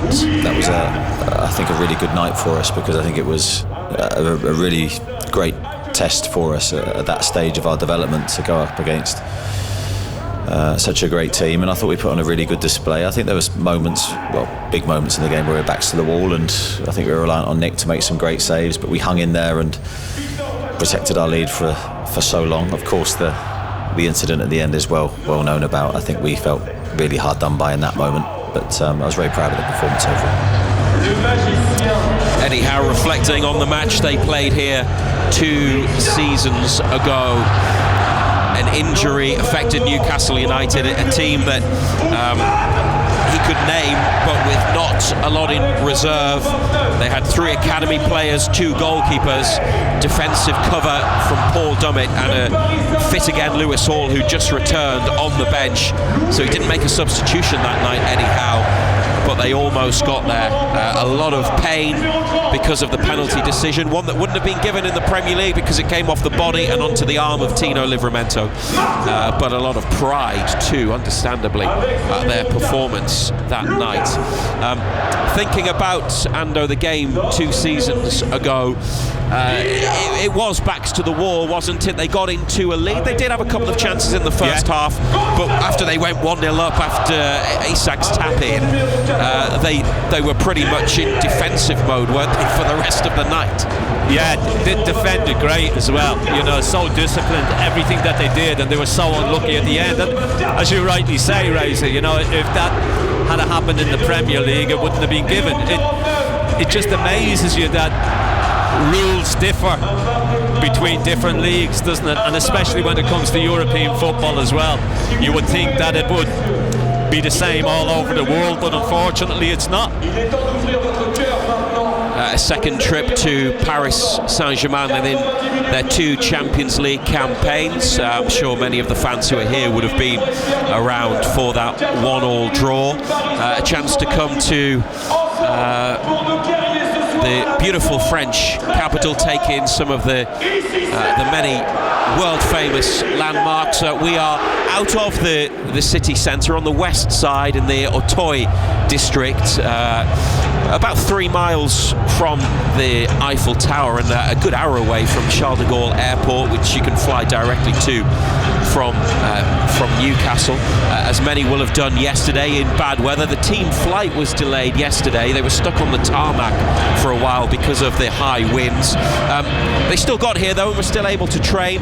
It shouldn't have affected them too much, should it, Ando, the slight delay? No. They had that in Milan 2 seasons ago because of a storm. They couldn't take their flight and they got there quite late, but they ended up getting a point in a 0-0 draw that night, so it shouldn't matter, should it? No. I mean, look at it. It's not a long flight either, Razor. You know, I mean, it's just a hop across the sea, isn't it? You know, it's not that far. It doesn't take that long. I don't think it would have disrupted too much. They obviously got there. They trained. They did a press conference. Got to the hotel. All had a good night's sleep and ready to go tonight. Well, the lights are flashing, the LED boards illuminated around the perimeter of the pitch, and at the top of the lower tier, or the bottom of the upper tier, however you want to describe it, and now a fire-spitting machine display all around the pitch here at the Parc des Princes. It really is impressive stuff. It's got the feel of a big Champions League night. Not all of their games this season in Europe have necessarily have that. Perhaps Union Saint-Gilloise in Belgium and maybe a couple of the home games haven't felt as big as some of the top Champions League ones, but Ando, this is very much as good and as big as it gets, isn't it? Playing the holders away from home with something riding on the outcome. Yeah, you just hit the nail on the head there at the end there, Razor. You know, there's just so much riding on it. You know, obviously you win here tonight and you get that really important fortnight's rest, don't you, where you don't have to play 2 midweek games, you know, and that would be such a huge help to us, because it seems like we've been playing forever, doesn't it? You know, it always seems to be weekend, midweek, weekend. It would be great to get a couple of free weekends or free midweeks. And of course we can only do that if we go out and we win tonight. Newcastle United and Paris Saint-Germain are on their way. Quite a long walk from the tunnel at the bottom of the stand down to my left onto the pitch, led out by the Slovenian referee Slavko Vincic. It's a European adventure that will continue whatever happens here, but for the final time in a league phase that started with Barcelona and ends tonight with the holders, Paris Saint-Germain. Live on BBC Radio Newcastle and BBC Sounds, take in the fact that Newcastle United are competing at the very top.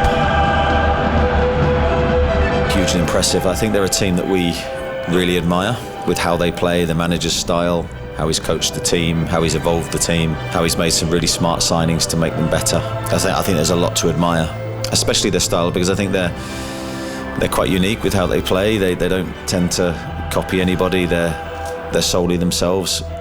Very, very good football team. They've got athletic players in every position. They're technically very good. They're tactically interesting. So the ultimate test for me in Europe, this will be, I think, the hardest game that we could have played.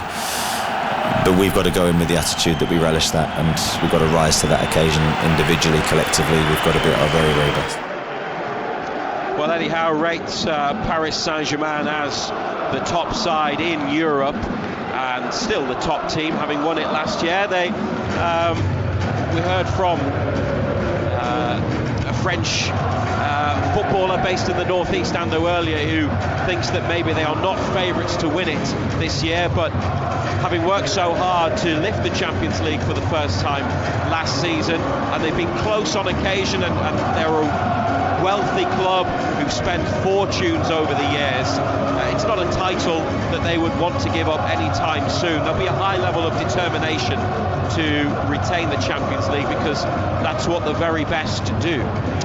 Yeah, look, it's a little bit like us, we want to retain that League Cup, don't we? But to retain the Champions League, it's a real difficult thing to do. You've got to be exceptional, and as I said to you earlier, Reza, things haven't gone swimmingly for them this season. Yes, they're still on top of their own domestic league, but they've had one or two little setbacks. You wouldn't say that they're in the greatest form at this moment in time, but you look through the side that they've got, the names that they've got quality players, they've got players that can hurt it, and the front three, there's plenty of pace in that front three, so you've got to be on your mettle. But it's set up nicely because there's so much riding on it for both sides, to be quite honest.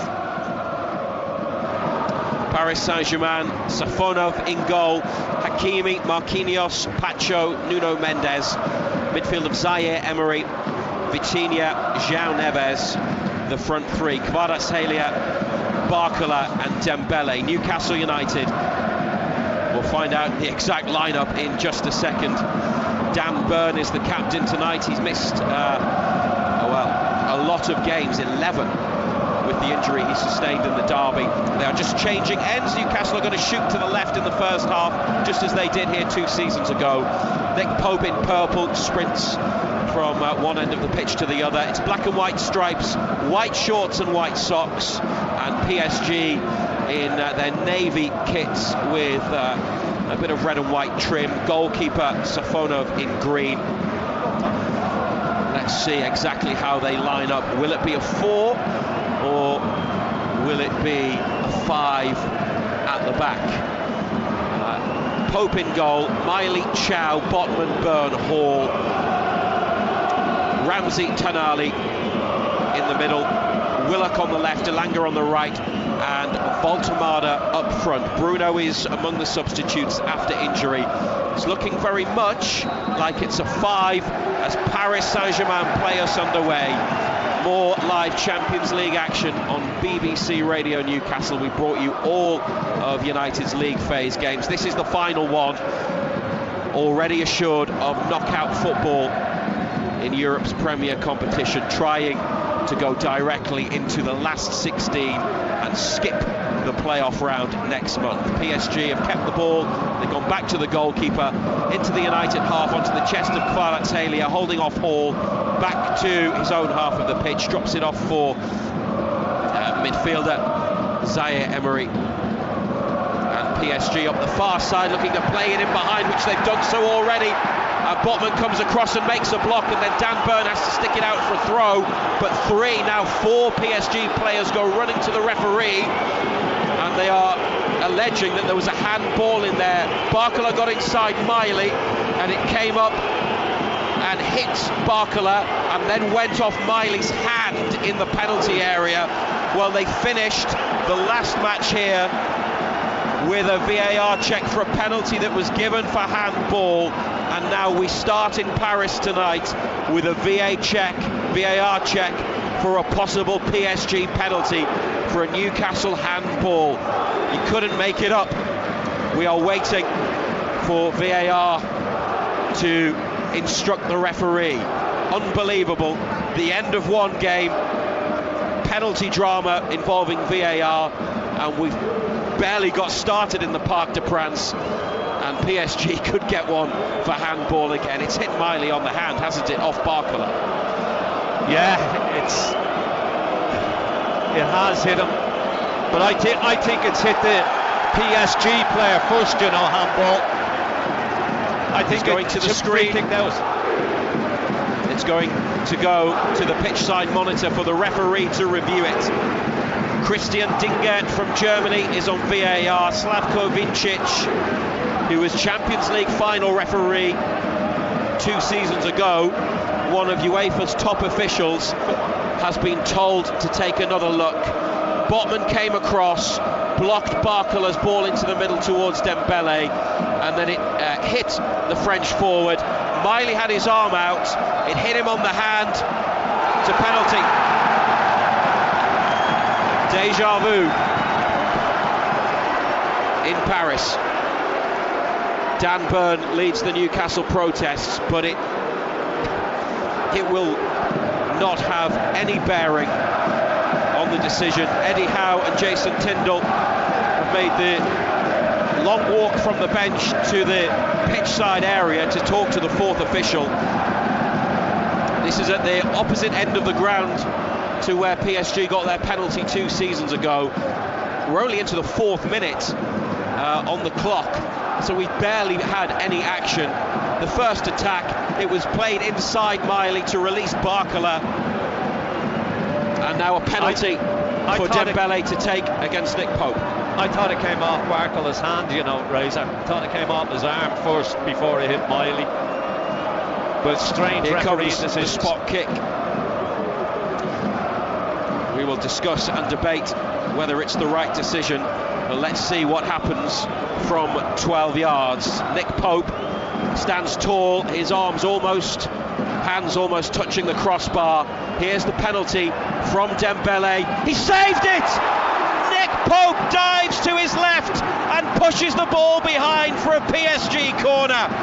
Even more drama in the Parc des Princes involving PSG and Newcastle United.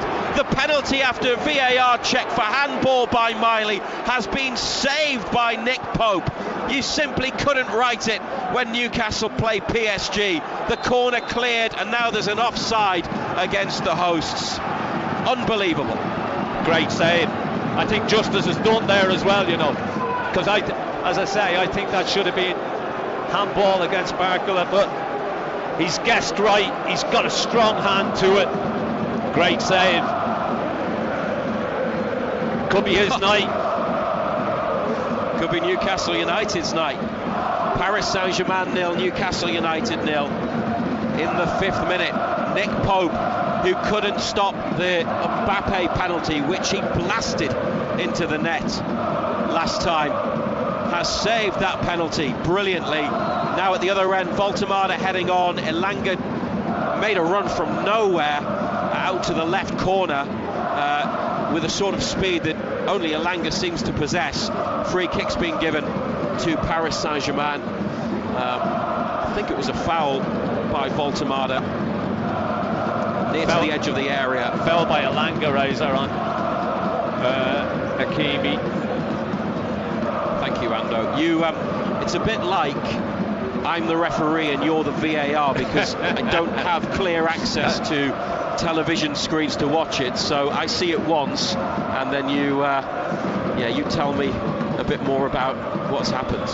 You with your position in the BBC Newcastle studio, and here live from the commentary box in the Parc des Princes, where it's 0-0. And if you just joined us in the last 2 minutes, Nick Pope has already saved a penalty. PSG are on another attack. Elanga's won it back for Tonali, who has overrun it in midfield on the far side. And it's PSG with João Neves, but then cleared by Jacob Ramsey, making his 2nd Champions League start for Newcastle. Also started the game against Benfica at home. PSG have it back on the halfway line, left of centre. And now Marquinhos, a long-serving captain, the Brazilian, at centre-back. Oh, and they've got space in the middle here. Picked up by Zaire Emery and carried by the 19-year-old over to the left wing. He had a good 20, maybe 30 yards of room in central midfield. Newcastle here lining up with a 5 at the back, although Lewis Hall does have a bit of licence to push up, as will Lewis Miley, so at times it could be a 3. High press from Ramsey in the middle as PSG go back to the edge of their penalty area, and Marquinhos. They've not had a spell of possession yet, United, but they forced Paris Saint-Germain back into their penalty area. Marquinhos has played it long, straight onto the chest of Hall, but it's lost, and they've given it to Dembele, and Kvaratskhelia up this near right-hand side, edge of the area. Vitinha takes a touch and rolls it into the bottom corner. He's one of the best midfielders in the world, and he showed all of his quality there, Vitinha, as he stroked that past Nick Pope into the bottom corner. Pope has already saved a penalty, but he couldn't keep out that effort from the edge of the box. Paris Saint-Germain have their lead in the 8th minute. It's 1-0. Well, it's a good finish, isn't it? Good feet by him as well. Just shifts it to his right-hand side. Little side foot, little bit of bend on it. Unfortunately, on this occasion, Pope can't get a hand to it. He's completely free at the edge of the area. He makes a run through the middle, gets in the D. Hall comes across him but slips, and that's a very precise finish into the bottom corner from Vitinha. Lifted it up and it came back down, so when it went into the net, I think it bounced on the line. Great strike, and they have to come from behind. Newcastle United 1-0 down against Paris Saint-Germain. Good finish. So we will be across how that and anything else that happens affects the standings. Here's Tonali in behind for Elanga to chase Safonov out of his penalty box. If the ball from Tonali had just had a little less power behind it, Elanga would have gone one-on-one with the keeper. It was overhit though, but it was a good run from Elanga. Now Burns won it for Tonali, 30 yards out. Voltemada with a heavy touch, straight to defender Pacho. Then PSG lose it to Tonali. Newcastle chasing an immediate response. Hall in the penalty box, heading for the goal line. He's got 3 on him. Hall digs out a cross that is caught by the keeper by his near post. Yeah, good response, wasn't it? Just ran out of room, young Hall. They just crowded him out, couldn't dig a decent cross out. Easy take for the keeper at the end. PSG playing it short, out from the back, over to the left. Miley slipped on halfway. Barcola takes it into the centre circle and then pushes it up to Kvaratskhelia, edge of the area on the right. Couple of step overs, shot with his left, deflects across the area, and Chow sticks it behind. Last ditch defending from Newcastle. Quick break from Paris Saint-Germain. Yeah, they look at threat going forward, don't they, when they break? Spoke about those 3 forward players, the pace that they've got. Down to 11th in the current standings, out of the top 8, having conceded that Vitinha goal. It's been a chaotic start. Paris Saint-Germain lead 1-0. Chow heads away the cross after a short corner. Hakimi to goal scorer Vitinha. Marquinhos, centre-back, finds himself right wing, plays it back to Hakimi. His first appearance since the Africa Cup of Nations. Vitinha near to the halfway line, plays it from right to left, and Zaire Emery now to Dembele. Barcola makes the run in behind up the left, just away from the penalty area. Miley sticks with him. Kvaratskhelia out there as well. PSG moving it around. Referee gets out of the way, lets Dembele take it on into the box, gets it back. Dembele, big save from Pope. With his right hand just off his near post. Tonali runs it out to the left wing, looks for a ball up the line for the run from Joe Willock. Nearly found him. PSG stick it out. Nick Pope, that's another big moment, and Pope to Newcastle's rescue once more. Yeah, good save, wasn't it? Work it well again, gets in behind, strong hand, pushes it away, gets good distance on it as well, Nick Pope. Burn to Botman, who didn't play here a couple of years ago. He was injured at that time. Dan Burn missed the match as well. forwards for United. The centre halves 2 seasons ago, as PSG give it back to the keeper, were Lascelles and Cher. Neither available tonight for Newcastle United. 1-0 to Paris Saint-Germain. BBC Radio Newcastle and BBC Sounds. If you've got a smart speaker, ask it to play BBC Radio Newcastle. A reunion between these two clubs, 2 seasons on. PSG keeping it at the back. Safonov, that's a bit of a waste up the pitch to halfway. Botman to Byrne. Pope in the D, takes it away to his right, then looks long. There's a claim for offside against Elanga, who heads it on to Voltemada, tries to play it back to Elanga, chasing a back pass now, Anthony Elanga.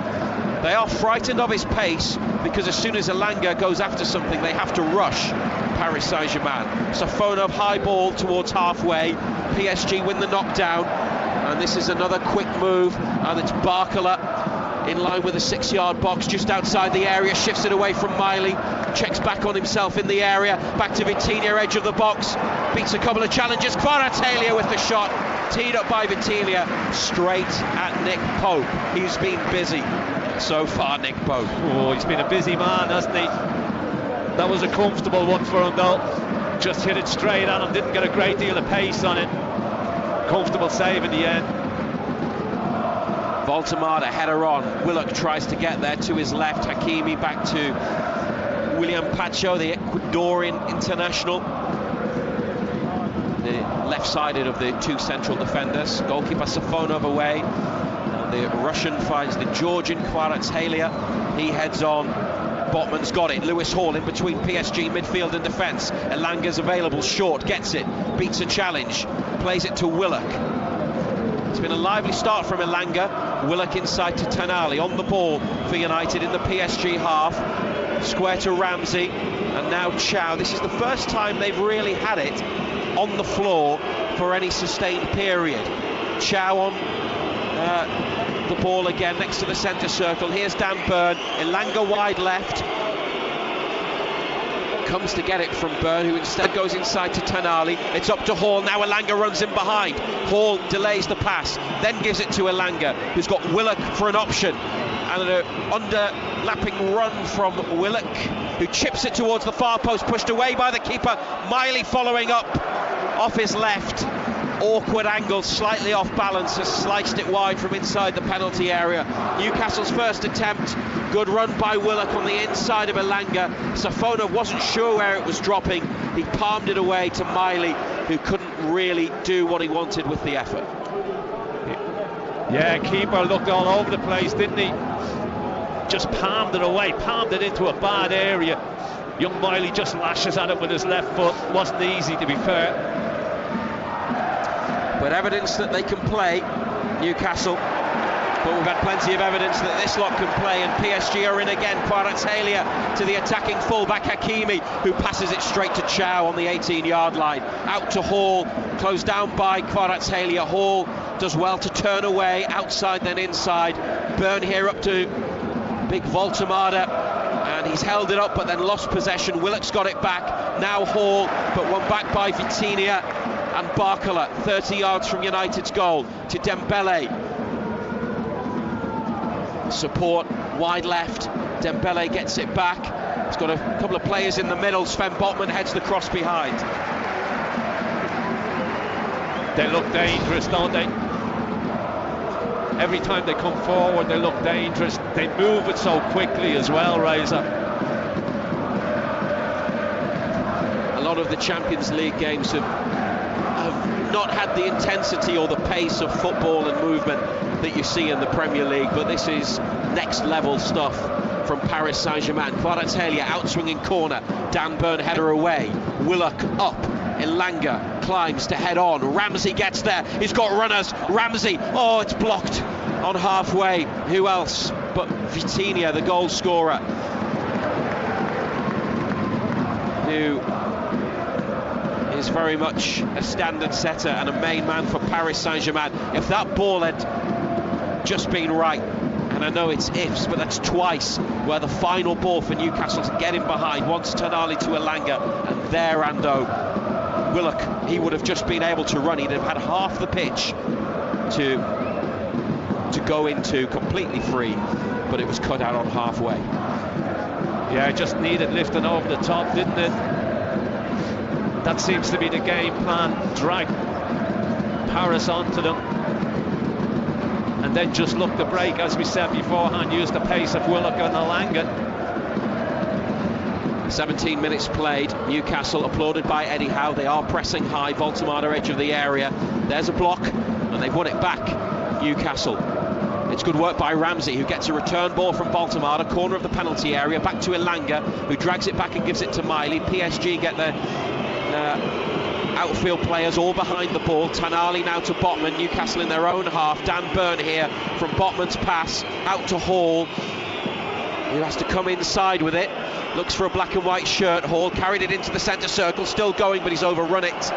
But then Ramsey's got it back, wins a 50-50, and now Elanga to try and run onto it. Pacho comes across and makes a vital challenge and plays it to his left to another navy shirt. It's another final ball, it just wasn't quite right. I think only Elanga could have got there. That was pretty much last ditch. It wasn't quite in front of goal, but then he touched from Elanga and he gets in. They're playing on the break and trying to play one pass in behind, aren't they? Yeah, it was good defending though. He read the situation, he got himself across, didn't panic. 1-0 to Paris Saint-Germain. Nick Pope saved a penalty, but then Vitinha put the Champions League holders into the lead. Here on BBC Radio Newcastle and BBC Sounds. As it stands, Newcastle United will drop out of the top 8 and enter next month's knockout stage playoff round, a two-legged tie where they would be away first and home second, but that's for later. Getting back into the game is for now. They look for Barcola up the left wing. It's gone out. Probably about in line with the 18-yard box at the Newcastle end. Miley's going to take the throw. Yeah, they're looking to get him in down that left side, aren't they? He's quick.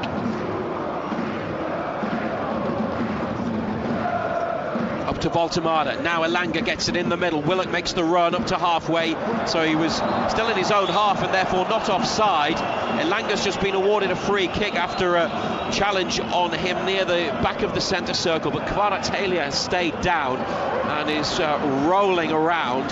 PSG players are signalling to the bench that he needs some medical attention. Another opportunity to play in behind, but Elanga was just closed down before he could, I think, get his head up and then play the pass. I think he's made a bright start, Anthony Elanga. He's been yellow carded. They're giving it the way of.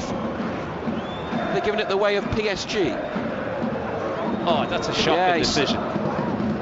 It's a terrible decision. There's no way in the world it's a yellow card. Well, it's not a free kick. Never mind a yellow card.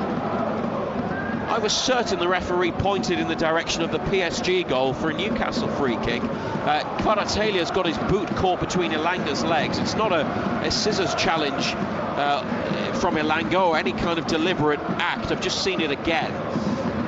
Kvaratskhelia is sitting up and is receiving some treatment. Baltimore and Tanali come to the touchline and are talking to Eddie Howe. That's the referee, Slavko He's Vincic. just poked the ball away. Elanga's just poked the ball away. He's won the ball, poked it away. The boy has gone over. Well, what is it about officials and this fixture not endearing themselves to Newcastle United? Simon Marciniak, the World Cup final referee 2 years ago, and well, not 2 years ago, 4 years ago now, but the 2 years ago Champions League final referee Vincic from Slovenia. Also did the Europa League final when Rangers lost to Frankfurt a couple of seasons back, giving a penalty after a VAR review which you don't think should have stood. And now this free kick, Kvaratskhelia hurts himself in the challenge. There is a stretcher ready pitch side, but Kvaratskhelia is on his feet. It's Paris Saint-Germain 1, Newcastle United 0. Nick Pope saved the penalty after the VAR check, but Vitinha in the 8th minute, after the penalty had been saved, a couple of minutes later, put PSG in front. Kvaratskhelia is being helped off, so he might not come back on. I think they're going to make a substitution. While PSG sort that out, let's head back to the BBC Radio Newcastle studio. Every other match has kicked off at the same time at 8 o'clock.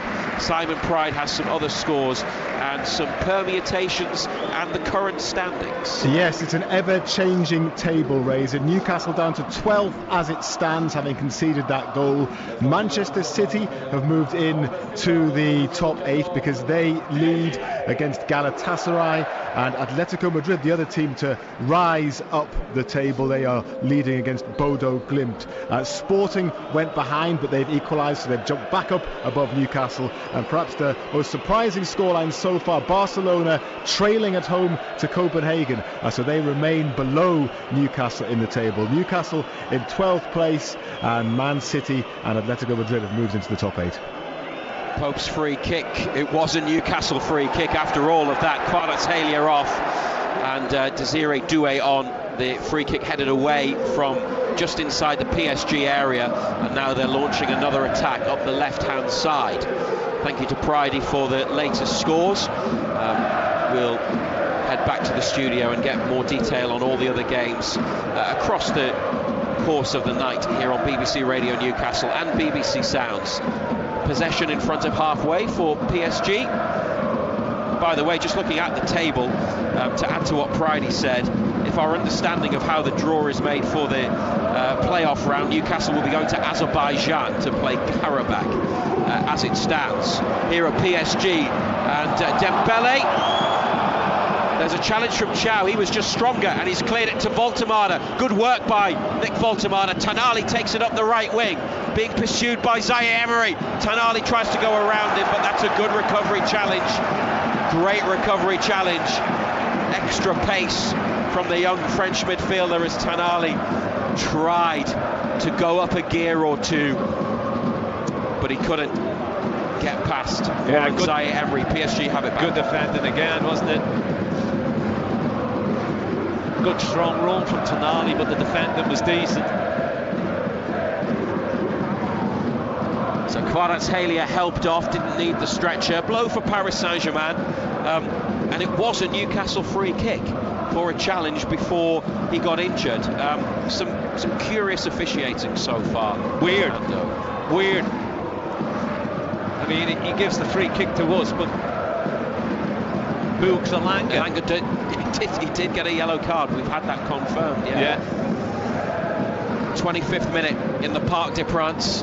The navy, blue and white PSG flags being flown still at each end of the ground behind the goals. There is a large area of tarmac behind the advertising boards, just behind the goal to the away end. So if you get one of those seats, you are a long way from the action, especially if you are low down. But it's not as bad as, say, the London Stadium at West Ham, where the distance from the pitch is even greater. Here are United looking at lifting it to halfway, looking for Willock, who's well held, and William Pacho back to goalkeeper Safonov. Hall and then Byrne make challenges, and they've got it with Tonali, but there is a free kick, and I suspect it might be for a high foot by Dan Byrne. Yeah, high foot Dan Byrne. Get away with it in the Premier League, not in Europe though. There are plenty of rules that apply, laws of the game in the Premier League, that are not necessarily consistently there in UEFA competitions. Barcola lifts it away from Miley and uses his pace to get away. Cuts inside. Miley comes back on the inside and wins the ball, but he's passed to Tonali to flex back to PSG. He got done the first time, but he recovered. Newcastle, though, are still defending. Vitinha, 25 yards out, thought about a shot, plays it to the right to Hakimi. And here is the Portuguese midfielder, João Neves. And they slow it down, but keep possession in Newcastle's half. Vitinha back to the centre circle to Pacho. He's got his left wrist strapped, plays it out to Nuno Mendes at left back. Lewis Hall's got it for United, knocks it away, but out of play it comes. Good 40 yards from the goal. PSG take a quick throw. Describe Newcastle's performance and approach to this match so far, and with 5 changes and a very different looking system. It's what we thought it would be, you know, trying to suck PSG on and then looking to use the pace of Willock and Elanga to get in behind. They've had 1 or 2 little moments, but PSG have been good. Barcola broke into the box, was trying to take on Newcastle defenders, lost the ball, and then Jacob Ramsey, a few yards ahead of the penalty area, has been fouled. So United have a free kick. Malik Chow, who's played in all 8 league phase games, came on against Barcelona, started all the others. On the diagonal to Hall, just behind halfway, takes it down with his left boot, looks for an option, comes inside, trying to hold off Hakimi. Hall has come away with it and played it towards Voltemada, but just behind the German, and it goes out. Sometimes it's been a little frustrating that, again, it's all a little rushed as well, isn't it? It's a little bit rushed as well, Razor.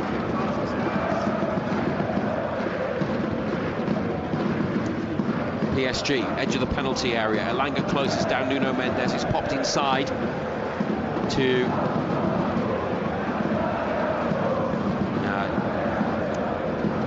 the substitute, Desiree Doué, carrying it forwards. The Champions League Young Player of the Season last year, and the Ligue 1 Young Player of the Season. Great year for him personally. Here's Zaire Emery, another PSG young talent, edge of the area now, looking for Doué, who tried to take it forwards. It's deflected into the hands of Nick Pope, and no danger there. Newcastle doing the necessary defending, trailing 1-0 in the Parc des Princes. Pope puts the ball on the floor, and the kick's gone straight to Hakimi in acres of space in the United half. Up to Dembele, flicks it off his studs into the box, but the run from João Neves was delayed. He wasn't up with play, and Nick Pope has it again, and hopefully this time the distribution will be a bit more accurate. He looks long for Voltemada. It's won by PSG. Voltemada gets in the way. PSG get it back, then Tonali has it, and there's a run forwards, a good run, plenty of desire from Willock, but he's pushed over Hakimi. He says it was shoulder to shoulder. Eddie Howe puts his hands behind his head and then rubs his right hand across his mouth. He can't believe the decision. Jason Tyndall's off the bench, and they've both gone to the 4th official. Hakimi, they think, bought that, but probably with this referee it was always going to be given. Free kick for PSG at right back. Yeah, you're not going to get away with that in Europe though. He's just leaned into length with his shoulder. Hakimi's gone down, he's always going to get a free kick.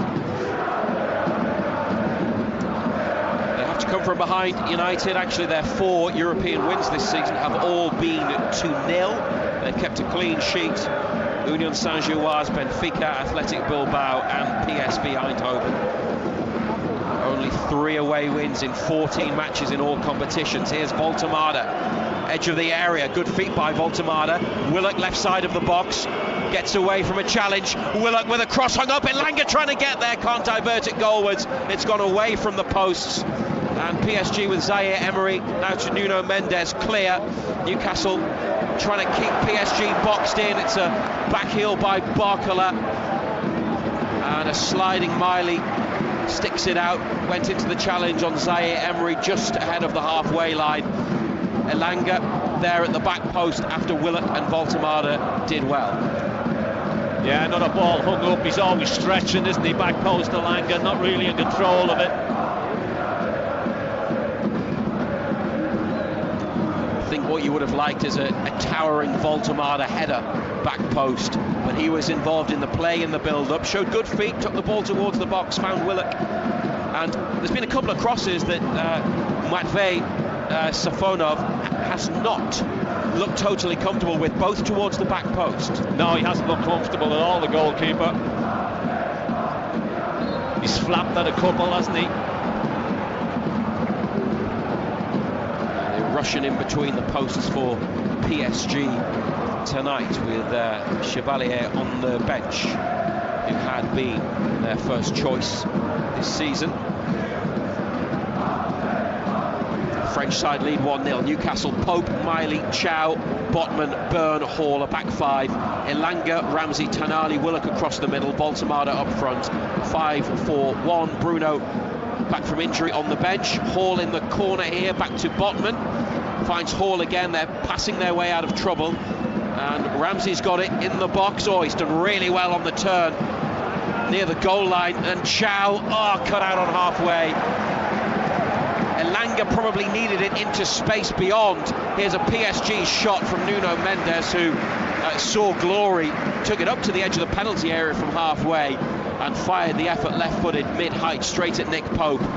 They went for the feet of Elanga. They need to get it in behind for him to run onto, don't they? Yeah, it's not his game, is it? He need to get it over the top, let him open, let him use his pace and get on the end of it.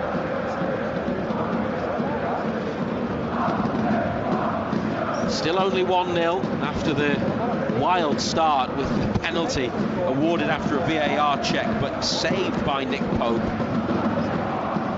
after 4 minutes, and then the goal from Vitinha on 8 for Paris Saint-Germain. Newcastle 11th as it stands, and would still be paired up with Garabag from Azerbaijan in the playoff round.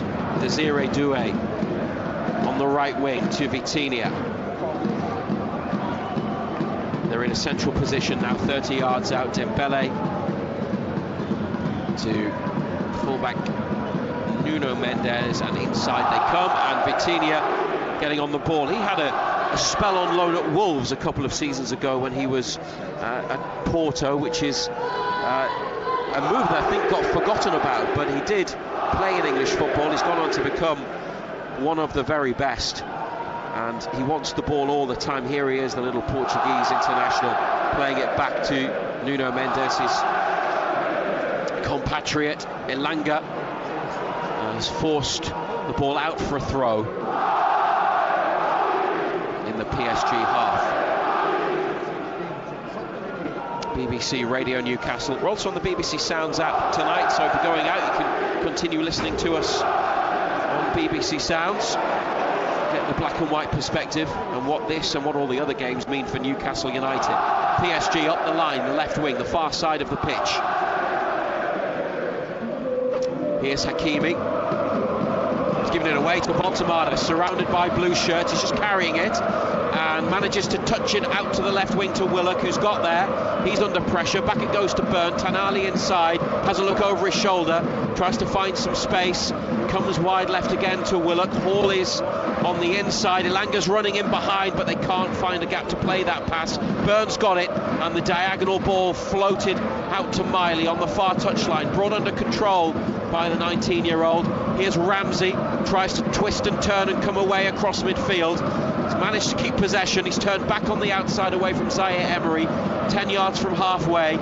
Jacob Ramsey did well there. It's not the first time tonight he's done well under pressure on the ball. Tanali to Chow, looking to play it up to Elanga, but it's played forwards by PSG from the centre circle, and Newcastle lose it. But again, looking for the feet of Elanga, who made the run short, but not the sort of ball you want to give to him. Joe Willock's won it back and done well. Back it goes to Chow, and Ramsey on to Chow once more. Now up to Willock, who's got space. They're going to go forwards here, Newcastle United. Over halfway, Willock couldn't find Elanga wide right. PSG put it out for a throw, and it's João Neves with the challenge, sticking to the task of not letting Willock get away. Yeah, you need to do that a bit better, don't we? Just keep the ball, just try and take the sting out of it a little bit. Just wait for the moment. Everything's just a little bit rushed. That's exactly what's happened there, Ando. Dan Byrne up the line to Baltamada, who heads inside and gives the ball away.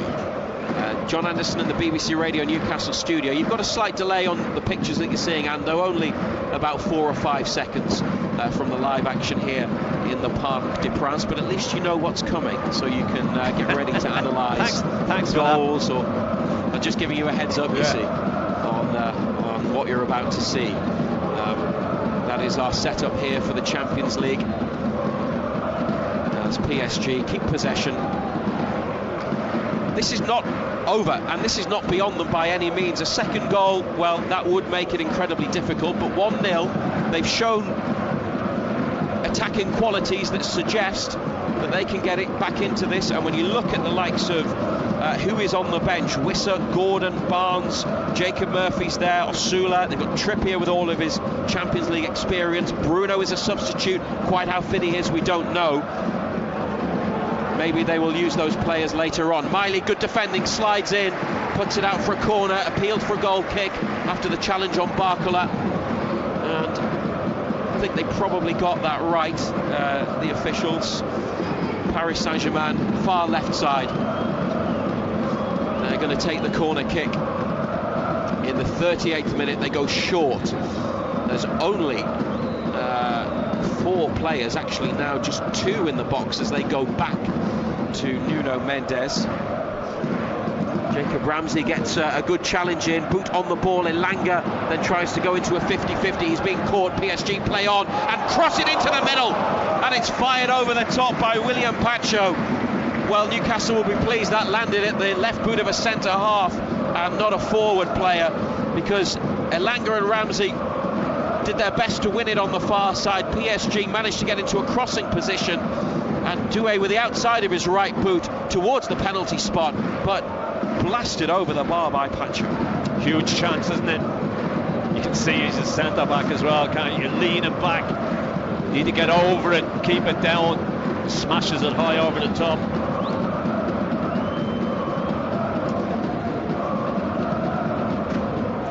Long ball towards Voltemada, headed away by PSG. Tonali on Voltemada, that's a good touch, brought down for Willock. Oh, his through ball was blocked, looking for Elanga, but Voltemada's got it again. Here go Newcastle United, he's used it nicely, got his head up and saw Miley. And the whistles from the home fans as United through. Tonali play it to Elanga, close to the edge of the area, back in midfield now, and Byrne first time up to Elanga, corner of the box. Hall for support on the wide left position. Inside they go to Willock. Tonali to Elanga, back to the Italian. Byrne dispossessed. There's a slip by PSG. Tonali wins possession for Newcastle United, takes it into his own half. Nick Pope's available, and he has to go back to the goalkeeper, followed all the way by Hakimi. Byrne over halfway, heads on. Voltemada on his chest and lifts it out to the left. Elanga's there, no offside. Willock runs infield. Elanga tries to take on his man, and the challenge from Hakimi went off Elanga, and it's now out for a Paris Saint-Germain throw. And Anthony Elanga again being a nuisance, and Voltemada likewise involved in a lot of the play and holding it up as best he can, but that attack doesn't amount to anything. Let's take another check on the other scores and the live league table.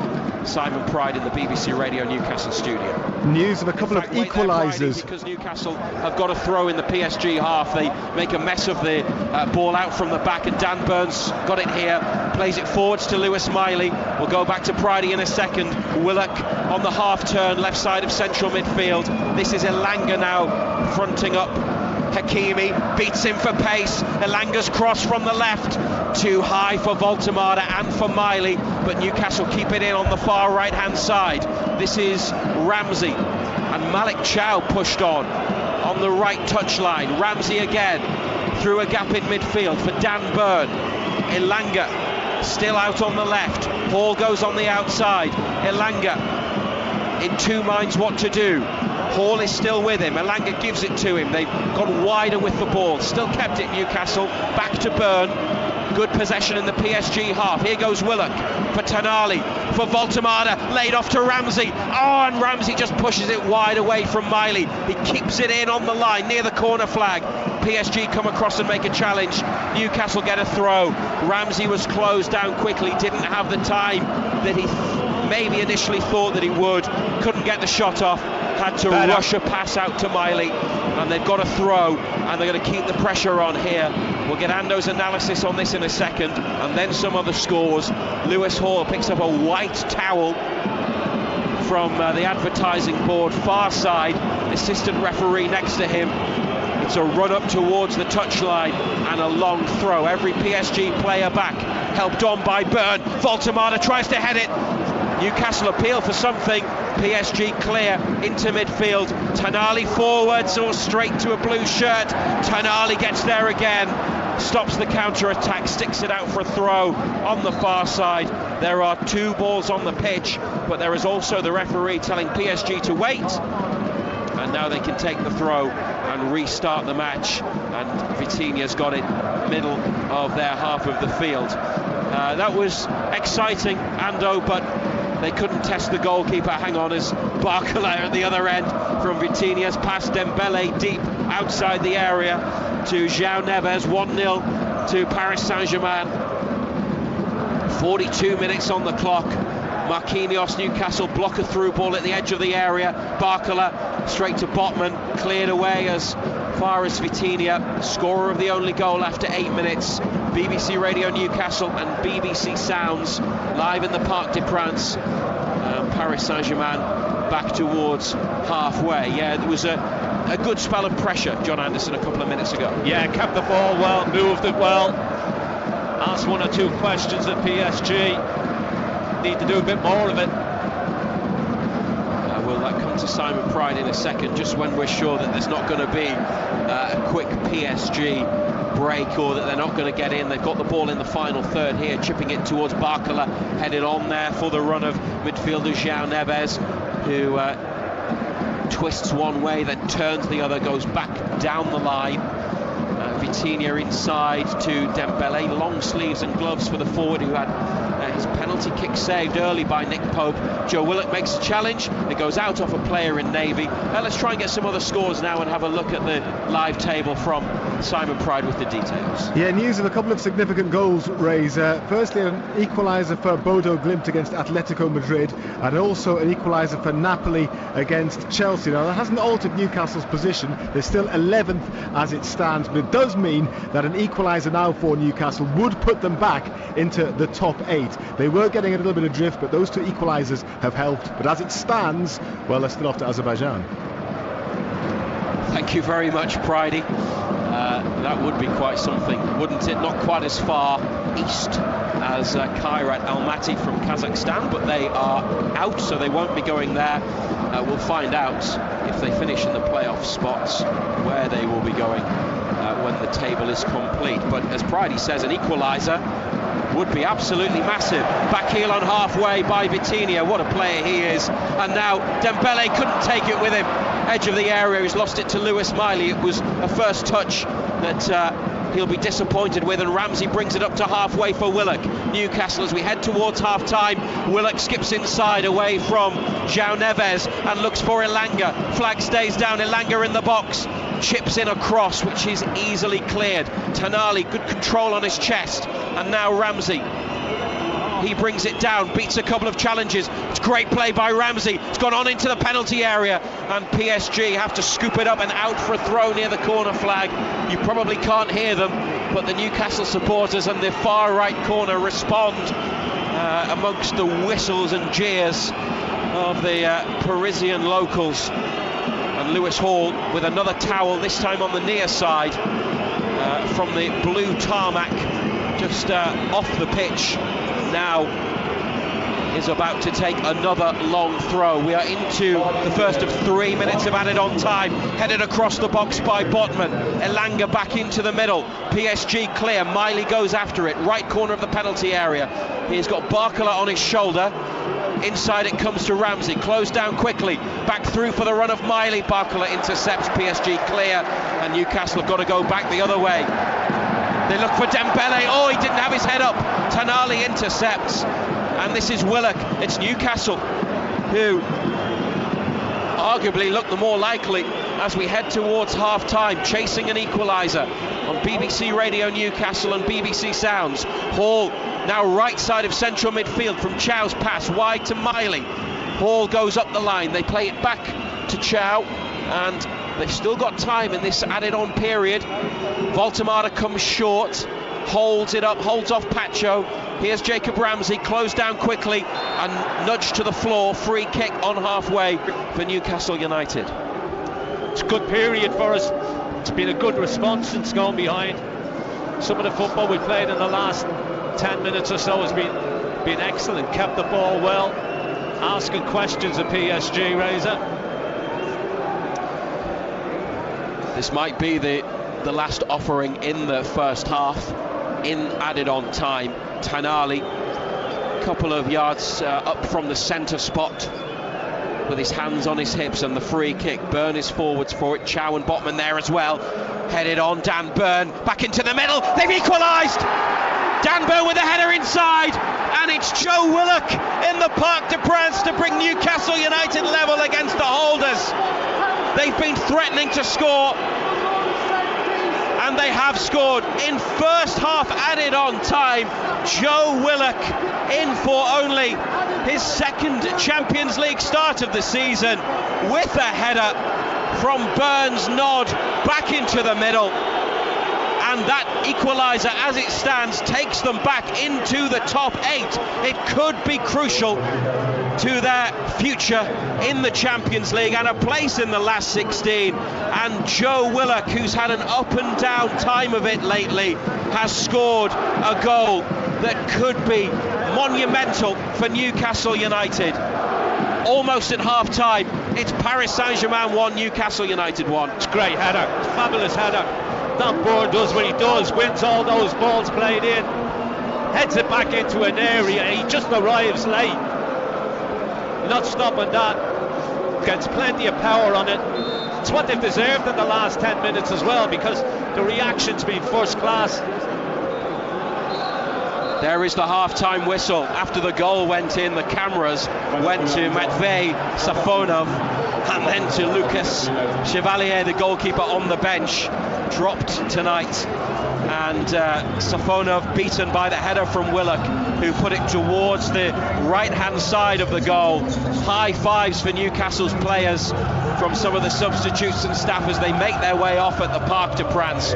They've got an equaliser, Ando, which is absolutely brilliant given the way the first half started, with the penalty, the VAR check, saved by Pope, then going behind. But now they are very definitely back in this, and it's all to play for. Yeah, they've been the better side the last 15 minutes. Some of the football they've played has been great. They've kept the ball. They had to weather a storm. They did that, the penalty save from Nick Pope, and then they score almost immediately afterwards. PSG, we've had to weather one or two things, but as I say, the reaction's been first class.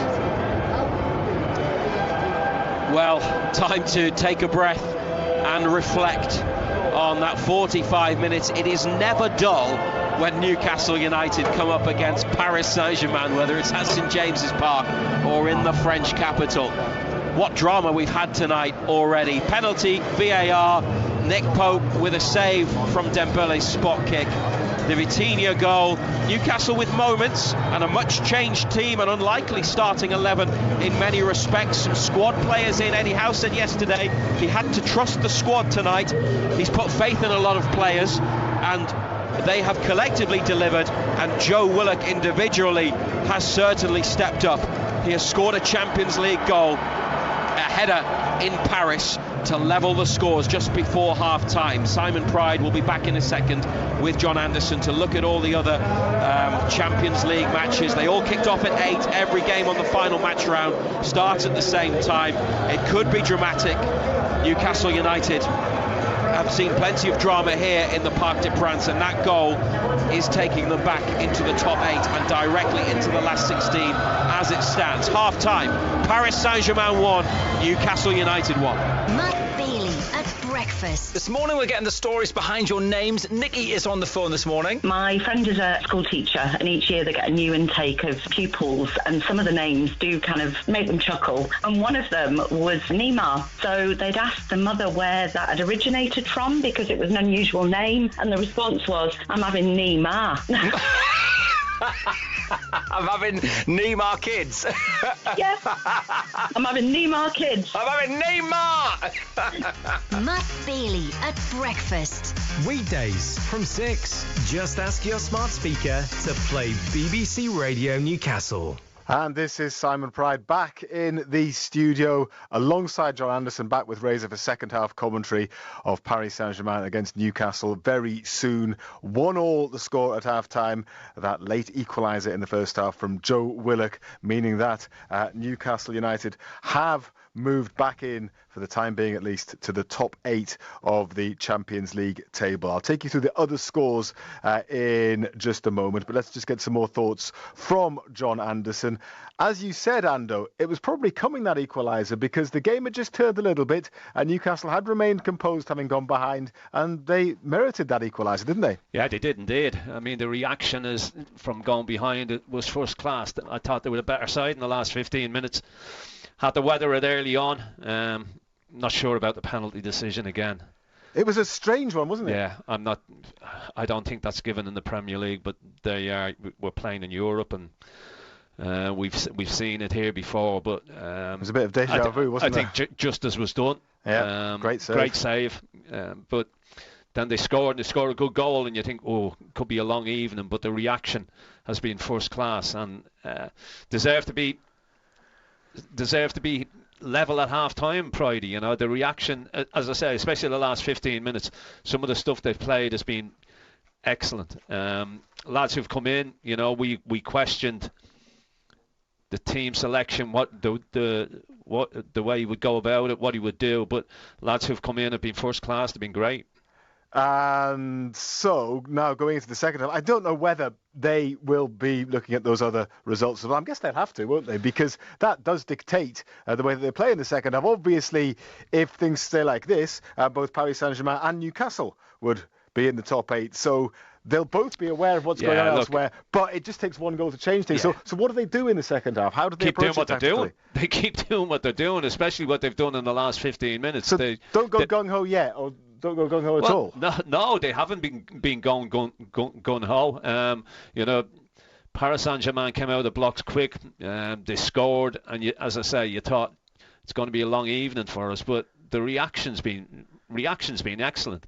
They've just got to keep doing what they're doing. Look, we don't know what's going to happen in other games. You would expect there to be more goals in the second half in other games well, as well. Will be. But, you know, we've just got to go and play our own game, worry about ourselves. Okay. And a lot of talk pre-match about Joe Willock when we found out he was in the starting lineup. Well, he's popped up with a goal. How do you feel that he's played? Yeah, he's been busy looking to use his pace and Alanga's pace to get in behind. Do you think he's better in that position? Do you think that's playing a bit further forward, Joe Willock? Possibly, yeah. Especially when you play the way that we've played tonight. You know, it's a great header as well. Reminded me a little bit of Brian Robson when he was at Manchester United. You know, he used to arrive late into the box and score goals like that. Fabulous header. Dan Bourne, he wins the first ball, just gets it into an area where you want runners coming, and that's exactly where Joe Willock arrives. You know, he late run into the box, really difficult to defend against, smashing header. And Anthony Alanga on the other side, what have you made of him? Yeah, he's been busy. He's chased, he's harried, looked to get in behind as well. You can see the game plan to use the pace of him and to use the pace of Willock. Once or twice that final ball's just let us down, but look, I think we'll take a lot of confidence from the fact that we've scored in added time right on the stroke of half time, and it will have deflated PSG as well. John, thank you. Go and get ready for the second half. All kinds of drama may await in this second half, bearing in mind everything else that's happening in all the other games. I'll take you through those games now. Ajax 0, Olympiacos 0. Ajax still with an outside chance of getting in to the playoffs, having had a dreadful start to the campaign, but it's 0-0 against the Greek side at half-time. Arsenal lead Kairat by 3-1. Arsenal already safe at the top of the table, and they're looking like they're going to make it a 100% record, winning 8 out of 8, and goals from Gyökeres, Havertz and Martinelli in the first half. There was a Jorginho penalty on 7 minutes for Kairat to equalise, but it's 3-1 to Arsenal at half-time. Athletic Bilbao are leading Sporting Lisbon by 2-1.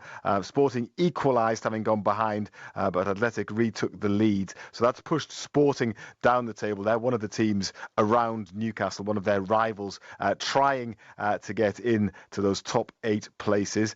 So we need to keep an eye on them. Atletico Madrid likewise, and they took the lead against Bodo Glimt on 15 minutes. Soloth, the Norwegian, against his compatriots, but an equaliser for the team from the Arctic Circle on 34 minutes.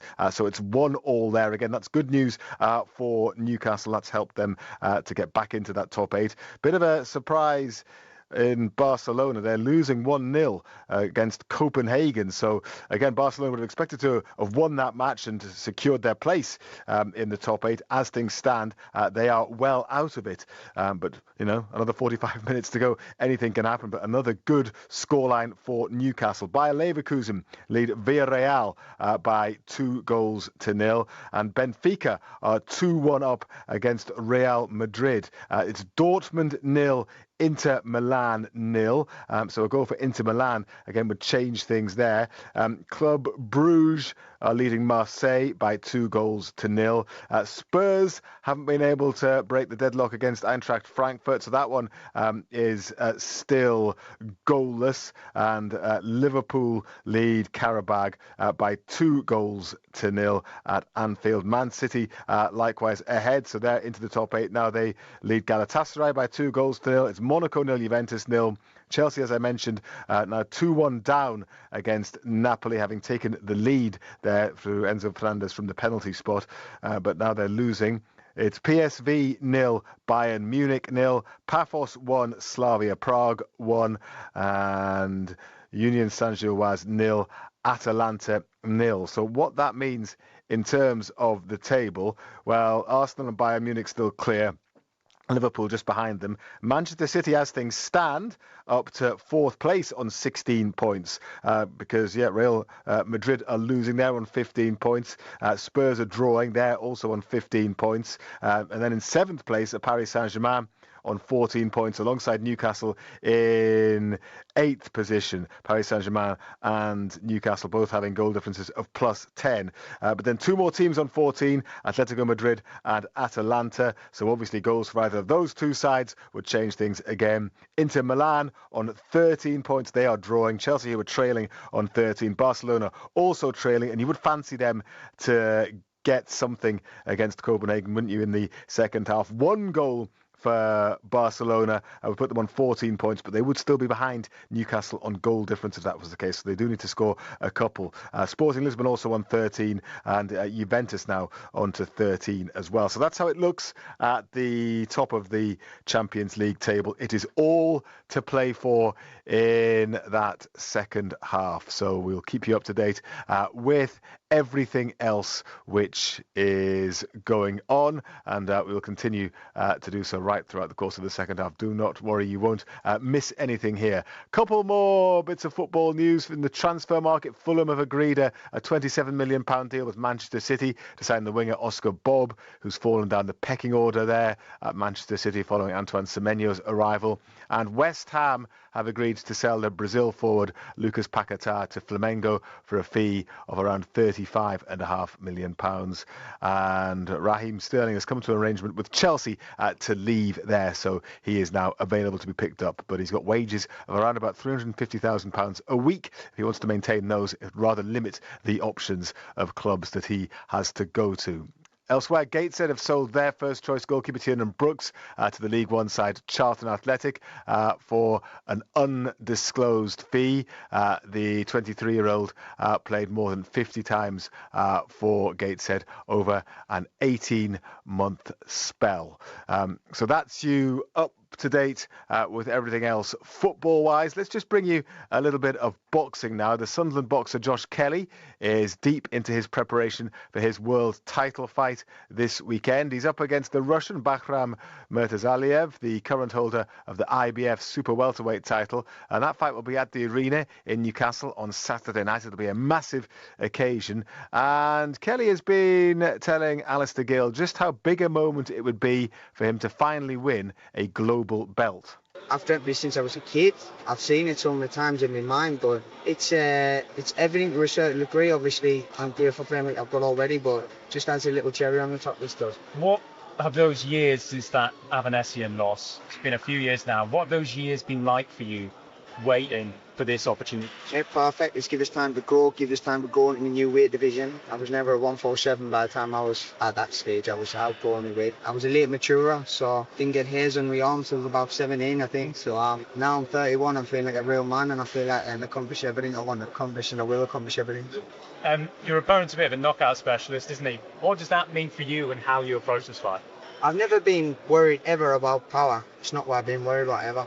I'm more bothered about people's angles and how the boxing stuff. Power just comes with the game and it comes with the territory of putting in small gloves on. So the big question will be asked about him when I hunt with my power and my speed. A lot of people don't think punches hard as they do. Watch carefully. There'll be a shift when he lands on the floor. It could be an early night, but I'm up there for 12 hard rounds. What's it like to be doing this in the Northeast as well? To be having a world title fight in the Northeast of England?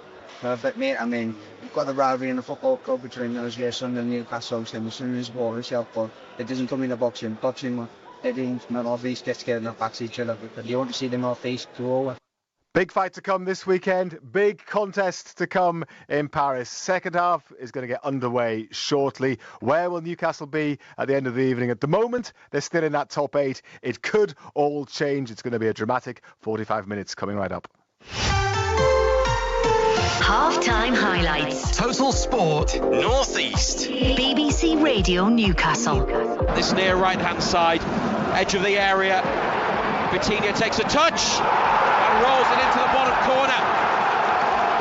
He's one of the best midfielders in the world, and he showed all of his quality there, Vitinha, as he stroked that past Nick Pope into the bottom corner. Pope has already saved a penalty, but he couldn't keep out that effort from the edge of the box.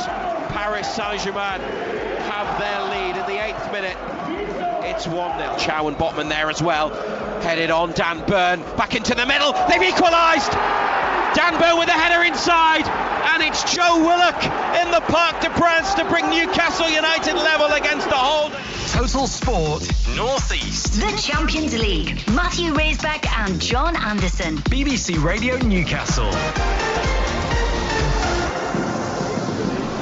The second half about to be started by Newcastle United. There's the whistle from the referee. Sandro Tonali plays it back to Malik Chow. No changes when we get a second.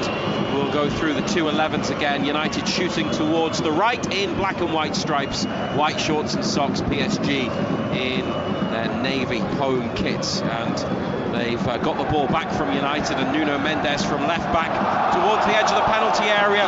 2 challenges that home supporters think were fouls. Referee gives nothing. Sandro Tonali there maybe caught in midfield as he brought it away. Newcastle have Tonali down and Elanga down. PSG with Nuno Mendes on the floor as Jacob Ramsey slides in and puts the ball out for a throw on the left.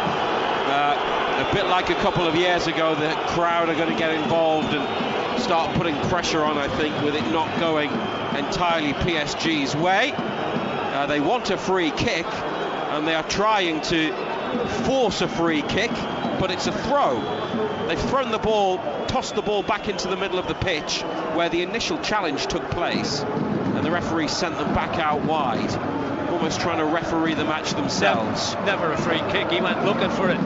He's just dangled the leg and he's just thrown himself. And every time they do that, they expect to get free kicks. Referee did well. Well, yeah, there is going to be a throw. They're waiting for Nuno Mendes to get up. Newcastle 1-1 in the Parc des Princes. Pope in goal. Miley, Chow, Botman, Burn, Hall, the back 5. Elanga, Ramsey, Tonali, Willock in midfield. Voltemada up front. The bench includes Captain Bruno. Paris Saint-Germain, Safonov in goal. Hakimi, Marquinhos, Pacho, Nuno Mendes. Zaire Emery, Vitinha, João Neves. Doué, who came on for the injured Kvaratskhelia early on. Barcola and Dembele. Those are the 2-11s. And you listen to BBC Radio Newcastle. We brought you every Champions League match in the league phase live that Newcastle United have played. We're also on the BBC Sounds app tonight, or ask your smart speaker to play BBC Radio Newcastle if you want to listen to us that way. PSG with the ball, whipped across their half of the pitch from right to left by Marquinhos and Vitinha, who opened the scoring before Willock equalised. Plays it from the centre of midfield to the right, gets it again. Voltemade, the only United player ahead of the ball. And now it goes back to Marquinhos next to the centre circle. They are just sitting in a bit, United. There's a line of 5 just in front of the box, then 4 in midfield. They've got it back, and Willock drops his shoulder and comes inside. Look at the run and the speed from Elanga through the middle. Just couldn't take Willock's pass. Oh, so close to linking up and getting Elanga in. He made a darting run up the middle of the pitch, and the ball to find him was just ahead of where he needed it to be, and PSG get it back edge of the area. That was a good break by Newcastle, and they were almost in. 1-1. Yeah, it was a good break. It's what they're looking to do, suck PSG on and then just break with balls like that through the middle to use the pace of Elanga. He wasn't that far off getting in on it, was he? Along the edge of the penalty area by PSG, up to Barcola, 23-year-old French international. Inside he comes with his long legs and gliding across the turf, lays it off, and they've got it on the right wing now as Barcola goes up to the edge of the area near to Dembele, who's in the D, and the ball is with Doué. Barcola again on to Doué. Dembele on the 18-yard line, left it goes to Nuno Mendes, tries to take on Miley, who stops him, wins possession, clears it up the line, and Elanga gets onto the pass, and Elanga tried to come inside and has been dispossessed. Doué's cross blocked by Chow, who then doesn't clear and collides with Doué, but no appeals from PSG. Newcastle in the corner. They've had a few chances to get rid of it. They might need to take one of them. Jacob Ramsey again doing well under pressure to Miley in the penalty area, and that's very well played. Very measured from Miley across his own box, and you've got to get that right, and he floated it over to Hall on the left.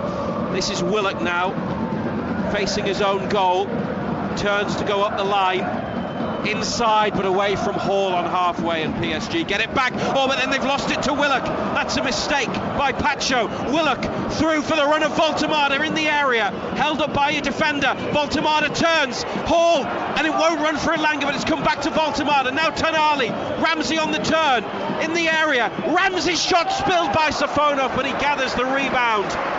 Oh, goodness me. PSG were a mess at the back, and Newcastle through Willock and Voltemade, and eventually Ramsey got into great positions, but they couldn't capitalise, and it remains one apiece. Nervous wreck at the back, aren't they, PSG? They look really, really nervy. It's been a good start to the second half again, boys.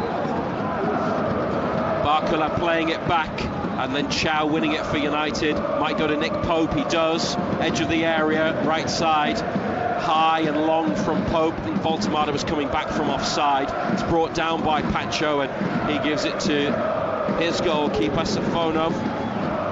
Edge of the area, that's long. Big Dan Burn heads it down for Lewis Hall. Burn carries on his run up the line. Hall comes back and then turns to face forwards again, inside to Tonali.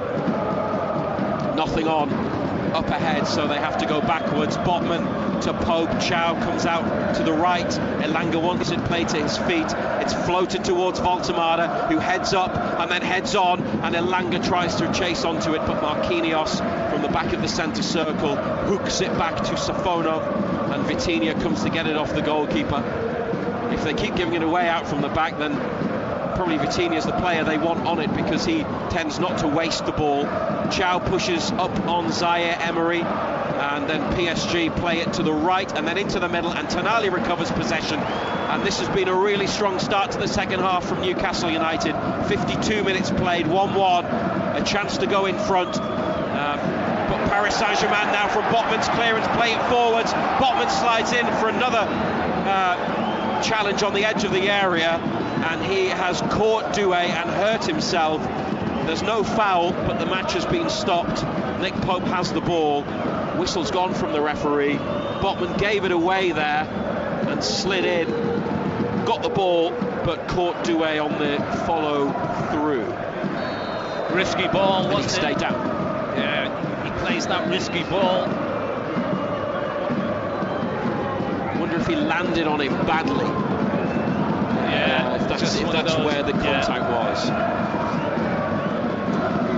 Sven Botman is still down. The Newcastle physio is ready with the bag, but I think he's going to continue. One apiece in the Parc des Princes. Let's get some other score updates and find out how the table looks now from Simon Pride. Just one score to give you, Razor, but it's an ominous one because Barcelona have equalised against Copenhagen, so they're now level on points with Newcastle again. But of course, if they score again, they would knock the Magpies out of that top 8. So that's certainly one to look out for. But as things stand, Newcastle still in 8th place, and Spurs have scored as well.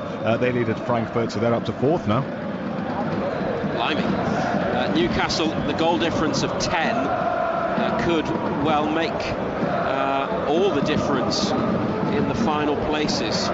1-1 here, and it could send them straight to the last 16. A win confirms top 8 spot really because of goal difference for either of these two teams.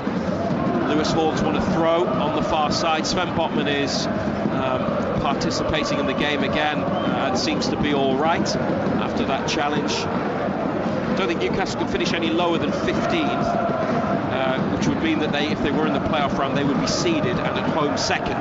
There's a ball up from the back to Willock, who scored the equaliser at the end of the first half and looks more like the Joe Willock of old. He's helped it out to Miley and got it back. Voltemada in the middle and Elanga as well, but Marquinhos just beat Elanga in the air with the header. Then Miley gets it in the corner and turns and goes back to Ramsey.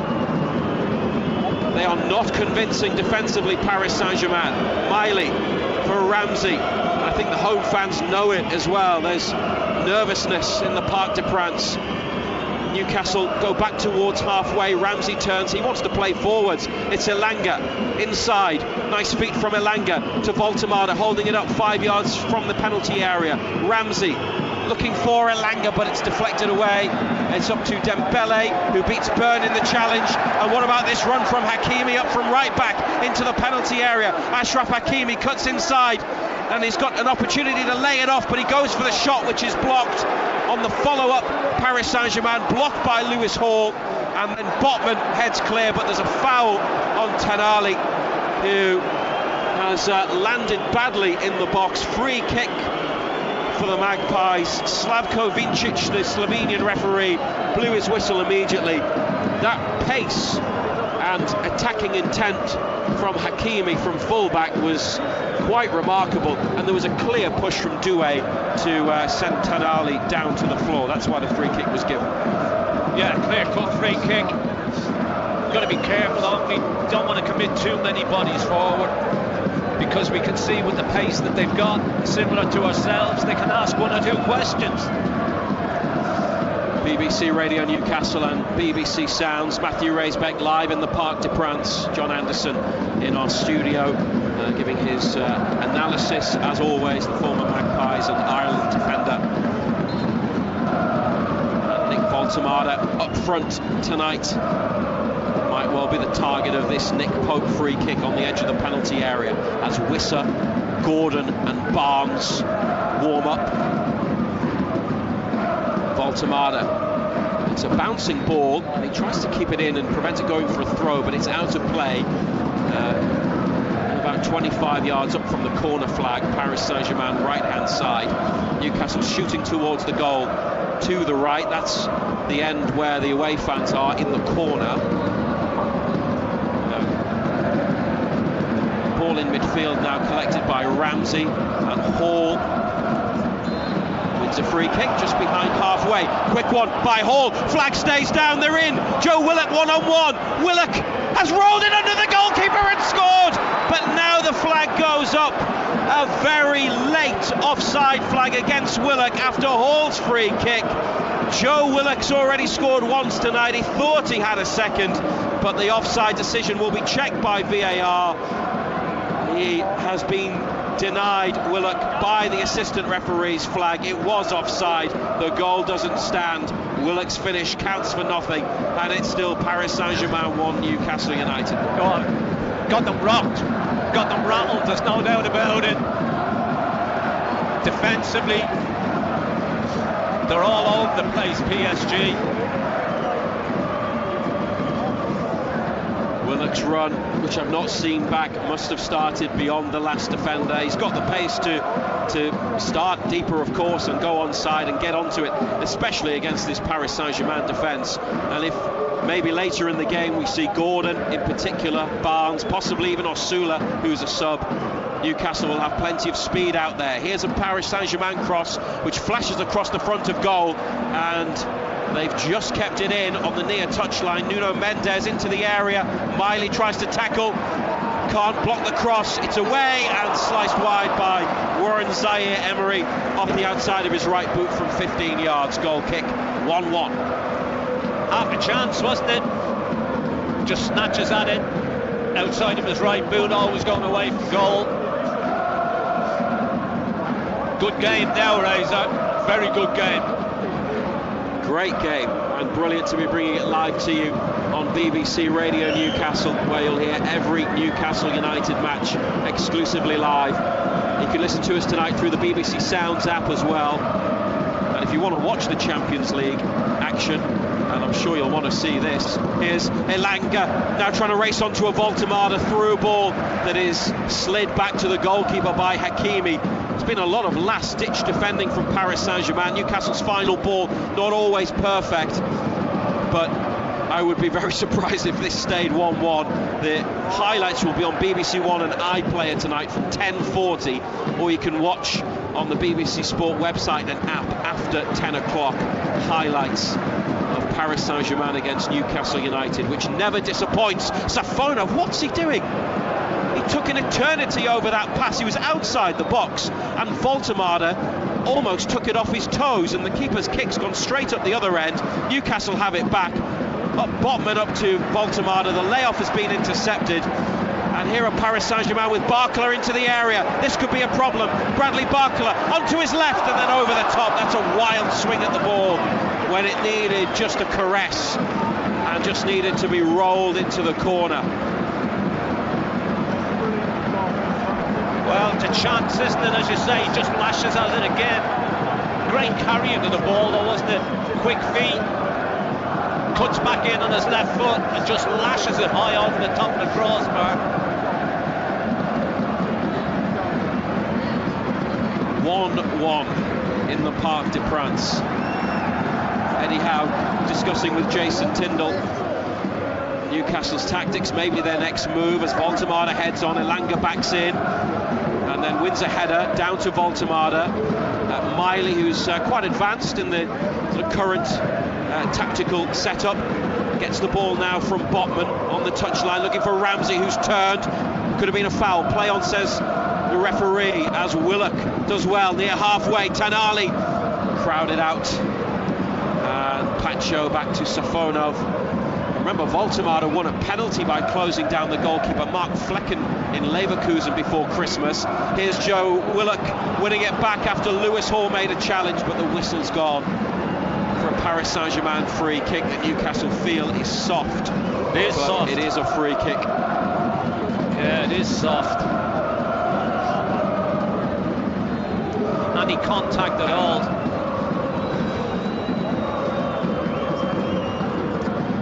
Those are the decisions as Jacob Murphy warms up as well for Newcastle United. 1-1 after 62 minutes.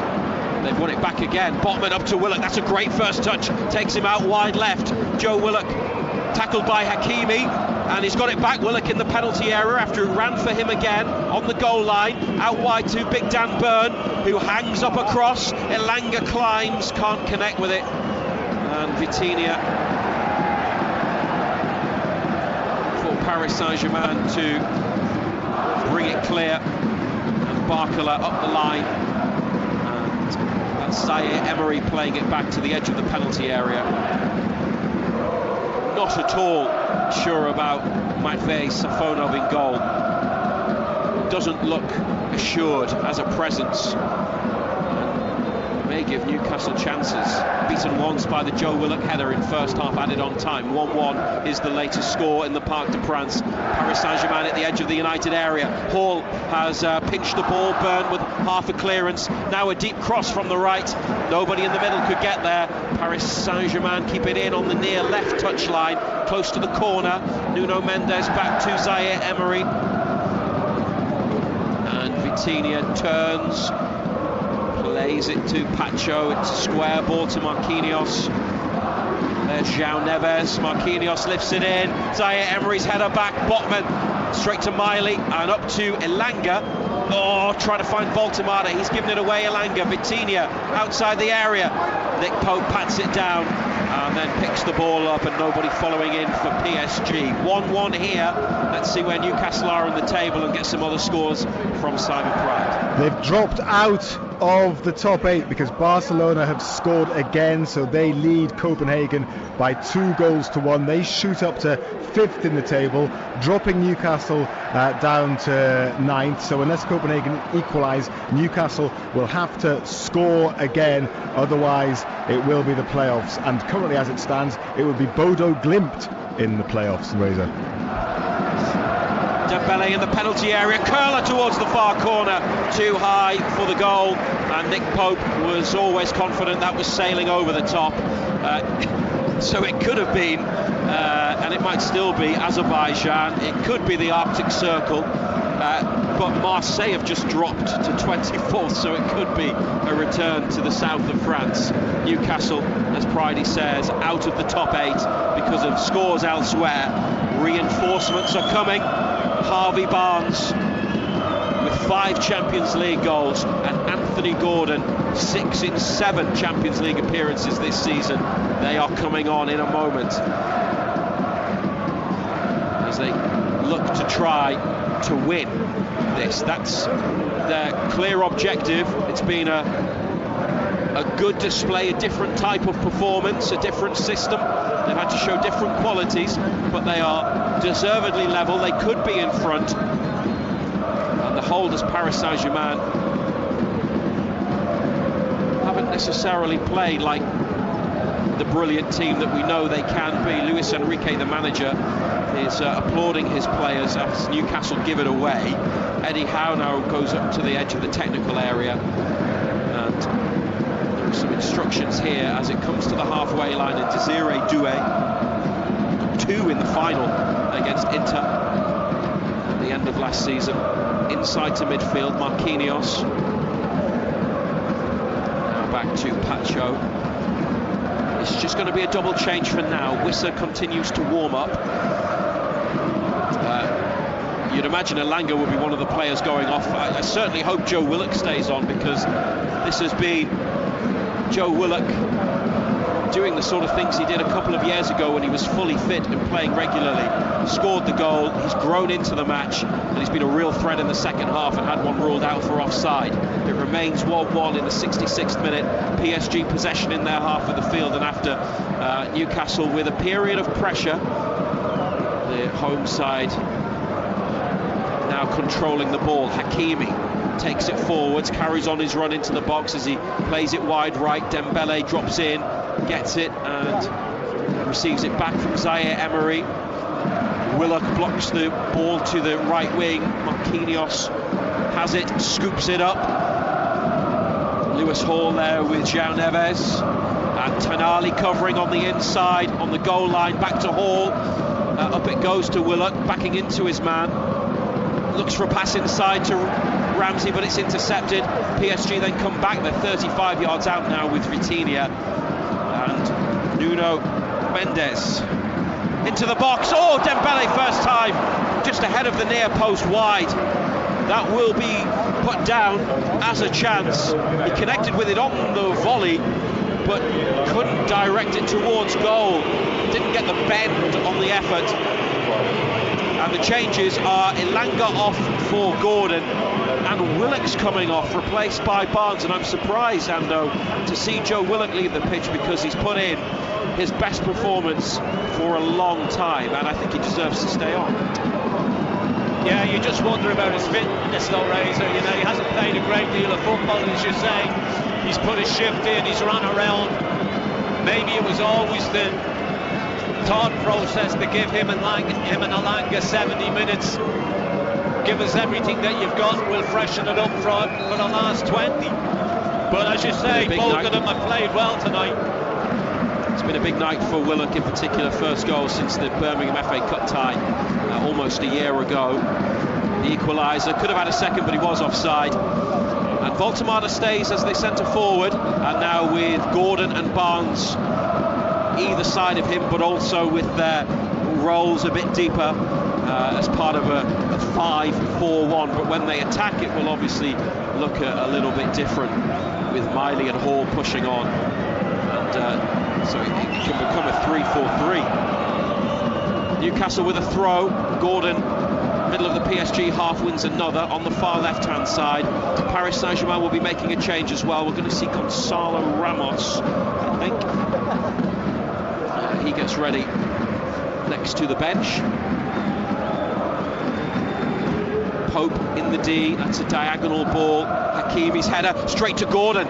Hall making a run and Barnes in behind. Gordon, through ball cleared by Pacho. Paris Saint-Germain header in midfield. Dan Burns got it. And then Zaire Emery on. Chow wins it. Tonali into a challenge. And out of play by João Neves. Newcastle throw just past the halfway line on the right. Here's the PSG change. As the numbers board is presented, Bradley Barcola goes off. And Gonzalo Ramos. 8 goals this season, 2 in the Champions League. And against Barcelona away in a 2-1 win and a 4-0 win over Atalanta here. They're opening 2 matches actually.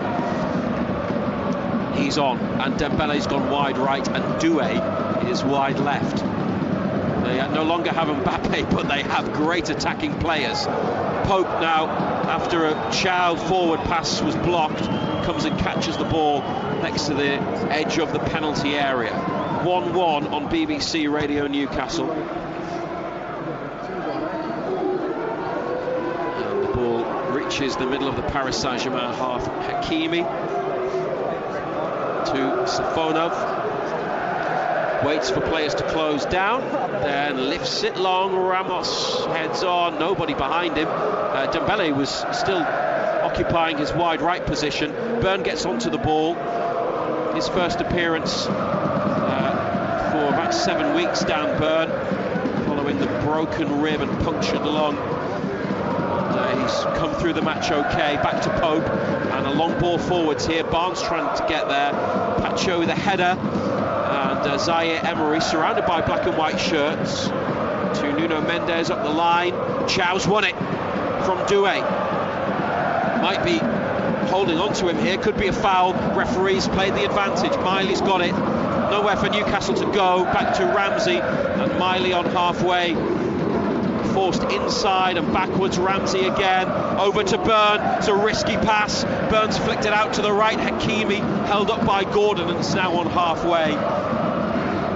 They were running out of space and struggling for options, Newcastle. Paris Saint-Germain forcing them into giving the ball away. 20 minutes remaining. Doué to Zaire Emery, and inside to Vitinha. They are not a big side physically. Lots of small players who move quickly and very good at playing the ball around. Here's Vitinha, chief among them, but Gonzalo Ramos is a bit more of a presence in the box. They look for him with the cross, and it's headed away, and a goal kick is given. It was behind off Hakimi in the middle of the area from that deep cross. Paris Saint-Germain 1, Newcastle United 1 on BBC Radio Newcastle at the BBC Sounds app. Really finely balanced, isn't it? You wouldn't like to call it, that's for sure. But you just feel that chances are going to come at both ends. Two can take those chances. Well, Newcastle with Gordon, Voltemata and Barnes out there. And there's a PSG header that Barnes is trying to get to. Miley's reached it on the right, a drop of the shoulder up the line from Miley, and for Barnes to chase into the box, but it's just beaten him and gone behind. They could look to Wissa on the bench. He's on his feet now, Johan Wissa, but he's still got a training jacket and a bib on. They're sending Jacob Murphy out to warm up as well. And they're going to stay on the edge of the area, a really high press, and there's 7 outfield players up the pitch as the goalkeeper plays it to the right, and Hakimi wins a throw off Hall.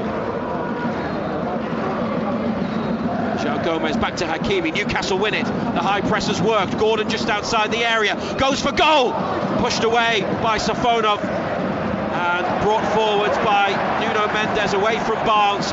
Miley pushes the ball away from PSG, but then it is collected by Doué and inside to the centre circle to Vitinha. Newcastle get back very quickly as PSG pile forwards. Hakimi, 25 yards from goal. This is Vitinha. Tonali in his way, plays it with the outside of his right boot, short, 5 yards on the outside, gets it again, back to the halfway line. 1-1. Wissa now jogging up the touchline. Doué to take on Miley. 1-1 here, like it was 2 seasons ago, with penalty handball drama as well. Paris Saint-Germain with Dembele on the right, back it comes, edge of the area for João Neves, and now a deep cross from Nuno Mendes away by Byrne. Voltemade gets to it, back to Tonali, and Gordon making a run, now a foot race, Gordon and Pacho and Hakimi, and Gordon's won it, a step over, and he's taken the ball inside and found Barnes. Voltemade to the right, Ramsey in the middle, Jacob Ramsey into the penalty area, deflected up and behind. Corner kick, what a break by United. Gordon brilliant, Ramsey there on the end of the ball from Barnes. Voltemade could have been played in. Jacob Ramsey close to a first Newcastle goal, but it's big defending from Paris Saint-Germain from the captain Marquinhos. He's played well tonight, Ramsey. He's got him out the pitch, he's carried it, he's looked to pass it forward.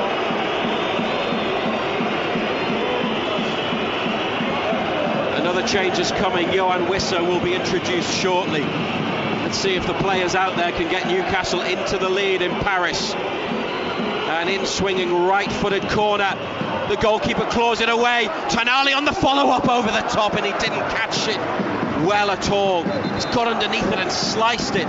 Safonov again, not necessarily the commanding goalkeeping that you would expect to see.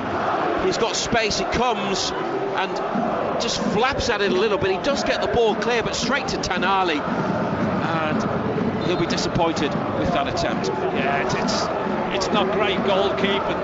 It's a difficult one to hit, to be fair. You've got to get everything over it. Comes off the outside of his right boot. Skies over the top.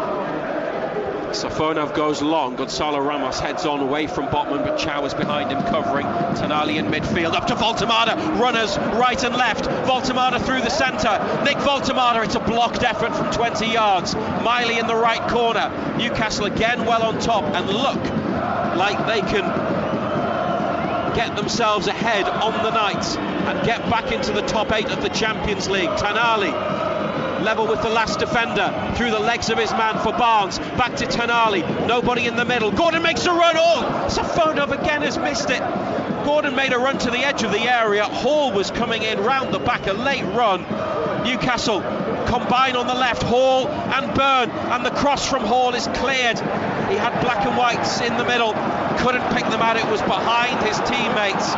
Paris Saint-Germain up the pitch and straight to Nick Pope, out to Chow, Miley up the line, gets it from Chow, inside to Voltemade, a first touch that takes him back out wide, and he's got it again from Miley, and Voltemade lifts it in behind, and Miley makes the run, the ball stayed in play, Barnes is in the middle, Miley checks, comes back with it, wants support, he's got Ramsey, and it's Tonali here looking for Barnes, but won back by Paris Saint-Germain, Nuno Mendes.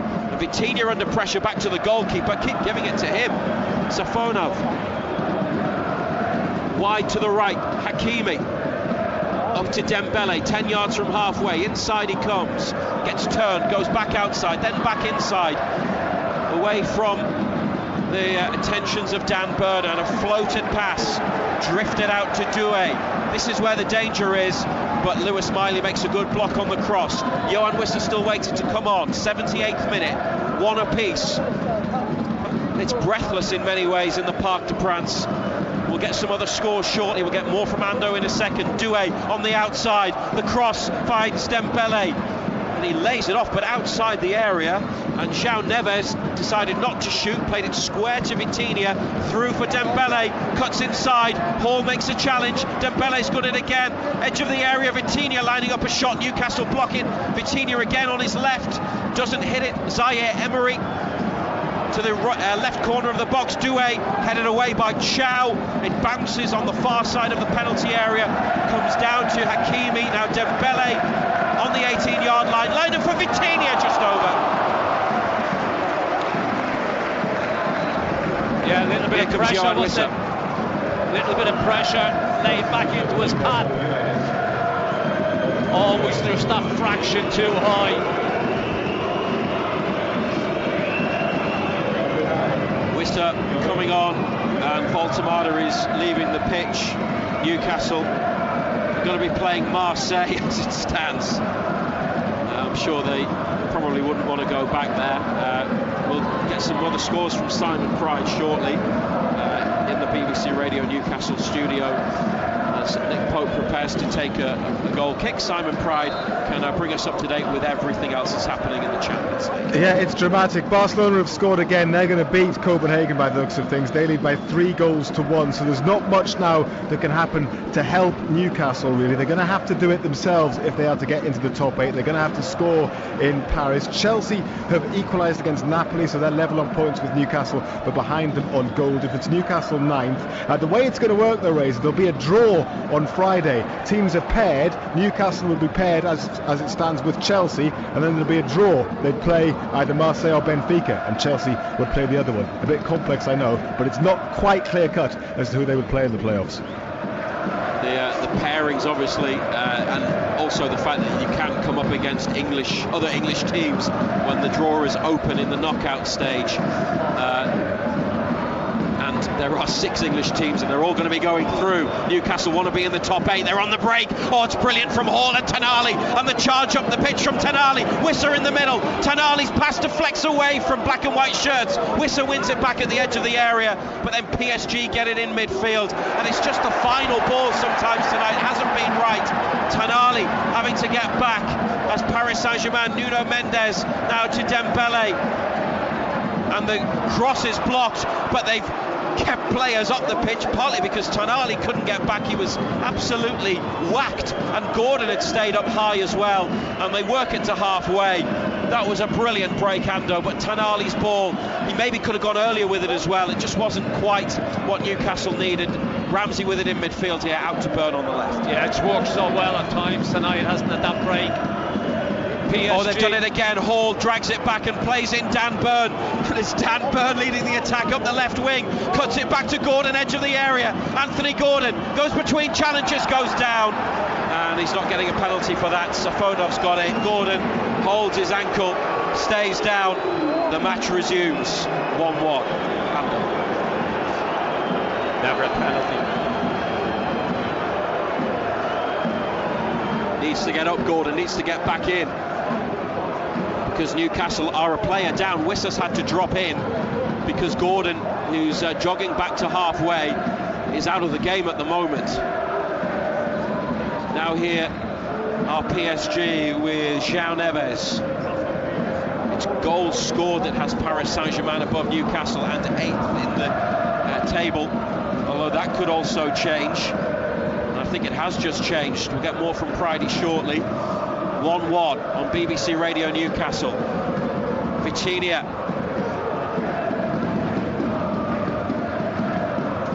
They've played so well tonight. Just haven't made the most of some of their attacking situations. Hakimi on for the run of João Neves. It's cut back to Vitinha, and it's away from Gonzalo Ramos in the middle and cleared by Lewis Miley. This is now Desiree Doué. Lifted in from the left, right-footed curling cross, headed away by Newcastle. Wissa trying to hold it up but can't get there. Marquinhos and Hakimi, it's broken down, that move. He's played it straight behind when trying to get it to Dembele. Let's get more on the other action from Simon Pride. Well, Inter Milan have scored against Borussia Dortmund. They go into 8th. That means that Paris Saint-Germain as well as Newcastle now drop out of the top 8. So this last few minutes, basically it could be two teams having a shootout. If either of them score, they'll go back into that top 8. But as it stands, Newcastle 10th, PSG 9th, Inter Milan into the top 8. It's exciting, isn't it? The Champions League final match day. All the games kick off at the same time, and you have this climax where positions change and teams learn their fate. Not many already knew where they would be for definite. 4 were out. Arsenal and Bayern Munich, the only 2 directly into the last 16. 1-1 here. Newcastle and Paris Saint-Germain with plenty to play for. There's going to be some more changes from the holders, the French champions. As they go on the attack though, Hakimi's chipped cross, Gonzalo Ramos header, Dan Burn sticks his left boot up, lifts it up into the night sky, and Nick Pope comes and claims it's not a back pass. It is caught by the goalkeeper though, and William Osula among the Newcastle substitutes warming up. The front players have changed in the second half. The score hasn't changed though since Willock's equaliser in first half added on time, 1-1. They have threatened United, and Willock did have the ball in the net, but he was offside when played through by a quick free kick. Hakimi on the far touchline. 6 minutes to play of normal time. What you'll also have is, although the matches all started at the same time because of additional time, some will be finished, some will be playing. So still be a bit of jeopardy and a bit of doubt over exactly who finishes where. Newcastle will be in the knockout stages of the Champions League proper for the first time.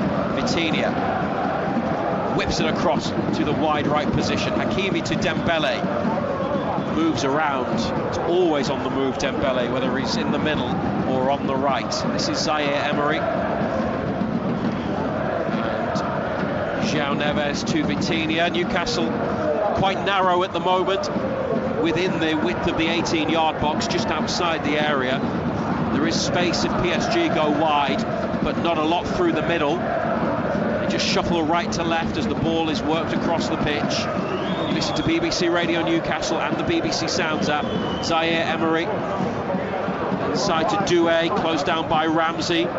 Marquinhos edge of the area, now Dembele in the box on the right, the cut back just ahead of his teammate, I think it was João Neves, and now a turn from Gordon with support from Hall on the left. Gordon keeps running, Hall's ball to find him, and Gordon's got the pace to get there. Wissa in the middle, Barnes edge of the box, Gordon cuts inside, a back heel to Barnes, Harvey Barnes saved by Safonov by the near side of his goal.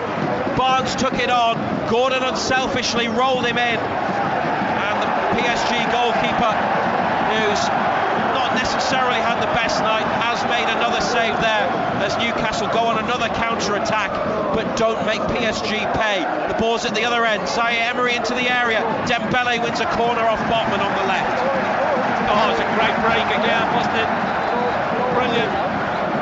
Got the game plan so well executed tonight. All that's lacking has just been the finishing, isn't it? 1-1. It's been such an exciting match. It's a fixture that simply does not disappoint. João Neves and Warren Zaire Emery are the 2 players leaving, 2 midfielders. They have been substituted by Paris Saint-Germain, and they have brought on Ibrahim Mbaye, a 17-year-old forward, and Seni Mayulu, who's 19, an attacker, scored the 5th goal in last season's final. 2 attacking changes, short corner back to the left corner of the penalty area. Vitinha lining up a shot, they let him go for it, and it was a disappointing effort that was easily saved by Nick Pope. May have deflected off Lewis Hall, and that could have taken the power from the shot. 1-1 still. Yeah, there's another run by Gordon. He's in behind Marquinhos again. Gordon trying to break into the area. Gordon comes inside. Still Anthony Gordon. Deflected. Harvey Barnes has put it wide. Harvey Barnes has put it wide. Oh, it dropped for Barnes inside the 6-yard box, back post. And with the form that he has been in, you had just expected Newcastle United to hit the back of the net. Gordon inside away from Marquinhos, and it deflected to Barnes, bounced once, he's hit the outside of the angle. He was off balance, it came off the outside of his right boot. It was awkward. Maybe just his footing and his positioning, you could say, is why he didn't finish, but so close to goal, you expect him to score. In the 88th minute, it remains 1-1. Shinned it. Huge chance, wasn't it? As you say, he was just got caught off balance and he just shinned it. But they've had all the chances in the second half. Jacob Ramsey with an interception. He did well, but then the pass was not good. It's straight to Vitinha. What they don't want to do is concede late like they did 2 seasons ago. Dembele plays in Hakimi. Dan Burn across to deflect the ball, which goes up and Botman away, and now Lewis Hall runs away with it on the far side. Runs into traffic. Newcastle lose possession. Dembele gets it back. Now Paris Saint-Germain with Mbaye. Blocked cross. Wissa in the D. Has held it well and come away out to the right wing. Yohan Wissa has done very well.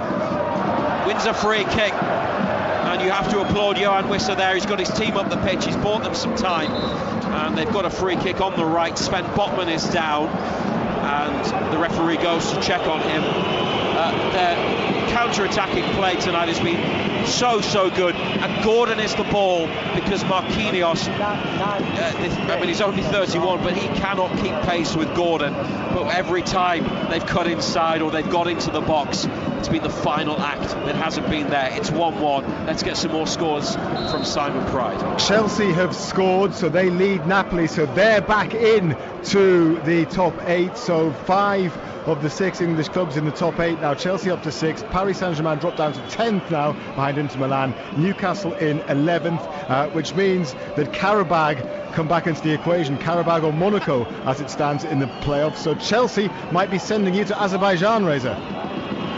I've always wanted to go. Monaco would be a throwback to 96-97 UEFA Cup as well, where they played. Here's a free kick from Tonali, following the challenge on Wissa. A couple of headers edge of the box, and away towards halfway. Dembele's got it. Tonali lifts it back up, out to the far side. Hakimi lets it bounce. 10 seconds of the 90 minutes remaining. Botman's okay after just that check from the referee. Paris Saint-Germain 1, Newcastle United 1. The numbers board said 4. Hakimi up the right wing towards the corner. Lewis Hall with him. Paris Saint-Germain in possession. Newcastle, everybody behind the ball. I mean, they're going through to the knockout round, whatever, but they don't want to lose as much in terms of what it means.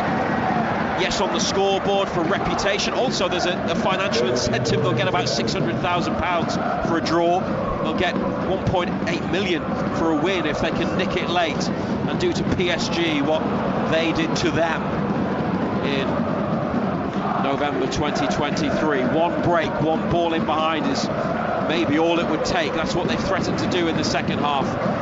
PSG possession though, and the ball at the feet of Nuno Mendes. They've doubled up on him. Barnes and Miley back to the edge of the area, laid off. Vitinha, he rolls it to the right, and now it's on for Dembele over the top near side. Didn't really have the angle or the room wide of the 6-yard box, approaching the goal line to shoot, but he took it on and couldn't get it on target. Angle was always tight, wasn't it? They've done that so well, ushered them so wide into wide areas, haven't really given them clear goal scoring opportunities. BBC Radio Newcastle and BBC Sounds will be with you till 10:30 tonight to go through the match. And go through the league table. Paris Saint-Germain looking to nick it here though. Dembele, left-footed shot from inside the area, blocked, and then a clearance from Miley. Wissa trying to bring it under control. Hall's got it, and then has it taken off him by Mbai. Gonzalo Ramos waits for a cross in the middle. Vitinha outside the penalty area to Hakimi. They still haven't put it in. Hall then blocks Hakimi's attempted delivery, and we are into the third of the 4 minutes.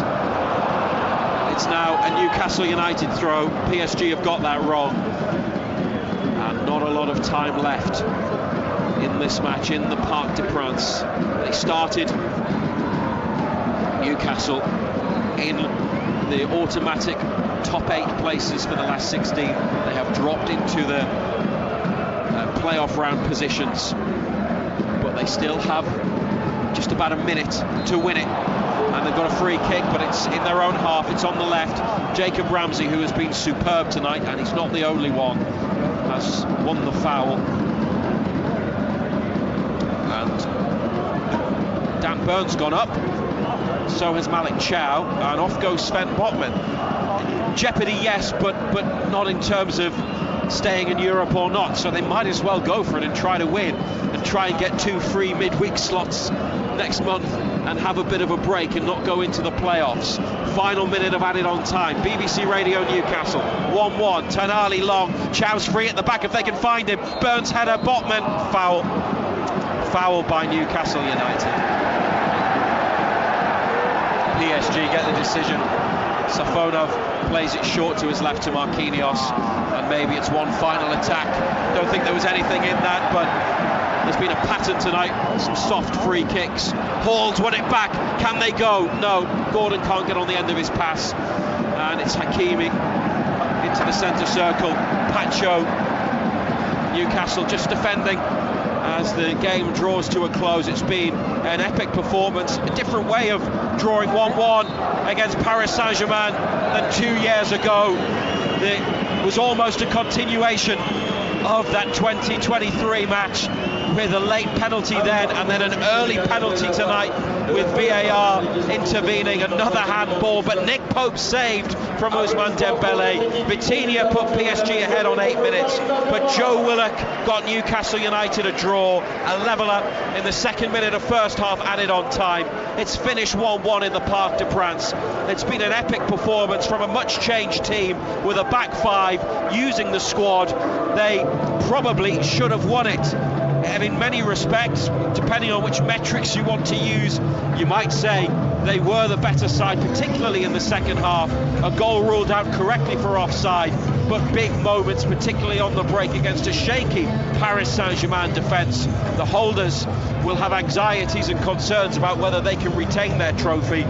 They, John Anderson, probably because of other scores, are not going to go into the top 8, but this has been a very strong and impressive night for Newcastle United on the biggest stage against the Champions League holders. Yeah, there was a lot of eyebrows raised, wasn't there, when they seen the side, but tactically you would say that Eddie Howe got it spot on tonight, you know, invite PSG on, using the pace of Elanga and Willock for 70 minutes, and then bringing on fresh legs and fresh pace in Barnes and Gordon, and it cost PSG all sorts of problems. It was just that final ball that let us down, and we've said that quite a few times this season. You know, the performance itself was outstanding. You know, everything from a tactical point of view, they got everything spot on. Had the chances to win it, unfortunately couldn't take them, but you can't take absolutely nothing away from the performance. It was absolutely magnificent. Newcastle's players go to a couple of thousand of away fans there who have seen their team play Paris Saint-Germain 3 times in the Champions League and are unbeaten, and they're unbeaten here in the Parc des Princes. There's lots of love, quite rightly, for the players. It's been a big night for some individuals, like Joe Willock with the goal and a really good individual display. Jacob Ramsey was magnificent. You could name others as well. Go through the team. Nick Pope in the first half when he was called upon. Baltimore did well holding it up. Elanga was a nuisance and had another good game. That's certainly my impression of it. And then Gordon in particular was a menace for PSG when he came on. Quite right that the players who've had criticism, and so has the manager Ando this season, get a lot of praise tonight. They haven't won, they probably should have won, but they were terrific. Yeah, they were brilliant. I mean, the team and the manager, you know, he got everything spot on, got his tactics spot on. As I say, eyebrows were raised. When you see the side, you wondered what was going to happen. But players that came in were absolutely magnificent. Ramsey was brilliant. Ramsey was all over the place tonight. You know, he's come in for criticism. People wanting to know what he does, what he brings to you. I think he showed tonight. Elanga flashes yet again with his pace. Willock with his pace. Yeah. He got everything spot on, and then he made the substitutions, which he gets criticised for, and we've mentioned it as well. You know, he makes the same substitutions at the same time every game. He got them spot on again tonight, you know, because the two boys that he brought on and ran the socks off, you know, they had nothing left. He brought on the fresh legs, and they caused PSG all sorts of problems. Newcastle's players are making their way over to the touchline. There'll be a Player of the Match award given out shortly. I think it should be a player in black and white who gets it rather than one in navy and red for PSG. They are trudging off over to the near side. They went to the end, the Auteuil end of the Parc des Princes to acknowledge the ultras, as they would always be well advised to do. I'm sure they will have some pretty strong and strident views about the performance. Just going to see who's going to get the Player of the Match award. Johan Wissa got it last time. Could be Vitinha, who is a special player. I would probably pick Jacob Ramsey or Joe Willock. It's going to go to Big Dan Burn, who has history against PSG, but Dan Burn is the UEFA Champions League Man of the Match in the Parc des Princes. So that's nice for him. He did get an assist for the Joe Willock goal, I suppose, but it could have been one of many Newcastle players. Great to have Dan Burn back, Ando, isn't it? It is, and the manager's got a dilemma now at the weekend, Razor, because of the way the three centre-backs played tonight. They were all exceptional. Does he stick with that formation on Saturday night, or does he go back to a straight back four? And if so, who's the one that makes way? We'll discuss the match with you on BBC Radio Newcastle until 10:30. It will be Simon Pride with John Anderson in the studio. You can text us on 81333. Remember to start your message with the letters BBC. Or if you want to WhatsApp us, 08000 321 333. That's 08000 321 333. And remember, BBC needed at the front of your message as well. You can also send us a voice note on WhatsApp or on X. We are at BBC Newcastle. Simon Pride will confirm the standings and all the other scores, but Paris Saint-Germain have dropped out of the top 8 as well because of tonight's 1-1 draw. Newcastle, unless this table hasn't updated, 12th, and I think that's going to be Monaco or Garabag in the next round. Pridey will confirm the Principality or the Caucasus, Azerbaijan. That's what they will face next month, away first and home second, but all the ties will be confirmed by UEFA on Friday, and all the scores coming in a moment. This has been a really positive night for Newcastle United, despite dropping down the Champions League table. They finished with 4 wins, 2 draws and 2 defeats, and they finished above some big clubs, some Champions League regulars as well. That's what they want to become this season.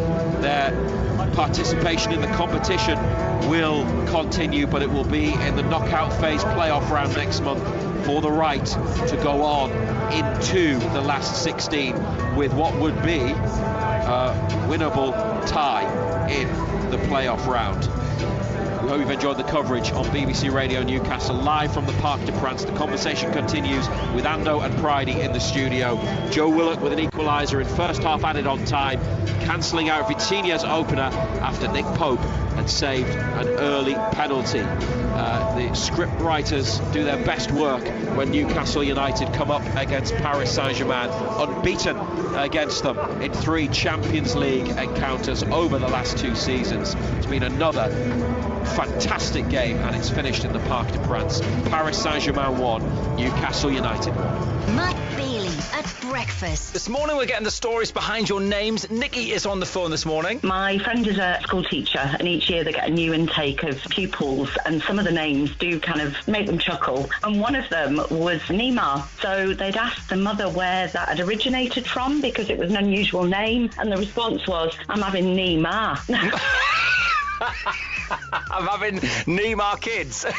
Yes, I'm having Neymar kids. I'm having Neymar. Matt Bailey at breakfast.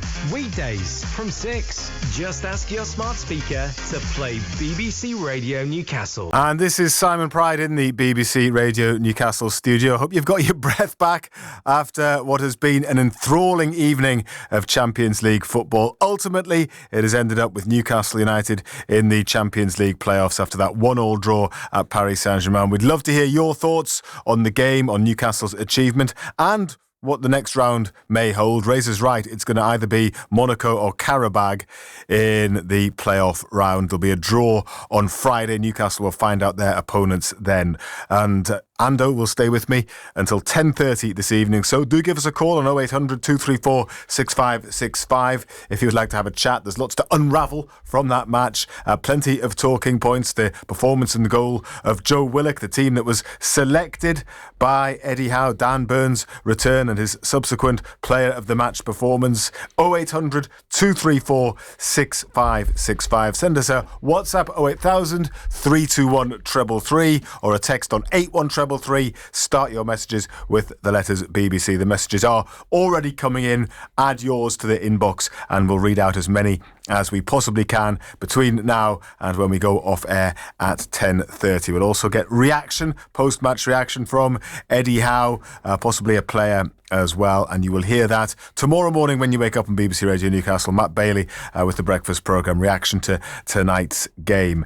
So let me take you through the other scores. The final whistles have pretty much all gone now in the Champions League matches. They all, of course, kicked off simultaneously at 8 o'clock, and so here are the scores in full. Ajax 1, Olympiacos 2. Ajax only had slim hopes of making it through, but they were dashed when they went behind in the second half. They equalised, but the Greek side got a winner. Arsenal, who have a 100% record in the competition this season, have beaten Kairat 3-2 in the end. They went a goal up. Kairat equalised. Arsenal scored again twice in the first half, and then an injury time goal for Kairat meant that it ended 3-2. Sporting Lisbon have won 3-2 in Bilbao against Athletic, with an injury time winner from Alisson Santos for them.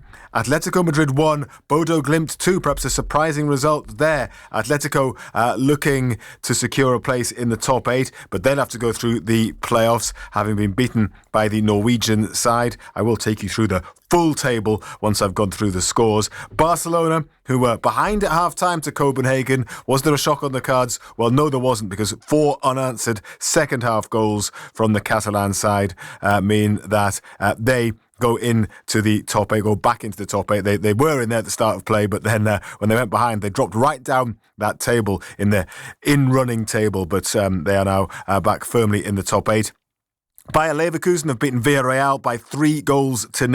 Benfica 4, Real Madrid 2 as well, with a couple of red cards for Real Madrid as well. Quite an eventful game in Lisbon by the looks of things. Madrid still safely through though in the last 8. Dortmund 0, Inter Milan 2. They left it late, Inter Milan, to secure their place in the top 8. DeMarco and Diouf in the last 10 minutes of that match for them in Dortmund. Club Brugge beat Marseille by 3-0. Spurs won 2-0 in Frankfurt against Eintracht, so they have also qualified for the last 16. Colin Wani and Dominic Solanke for them. Liverpool have thrashed Karabag by 6-0. Alexis McAllister with a couple, Florian Wirtz as well, Mo Salah, Hugo Ekitike and Chiesa as well for Liverpool.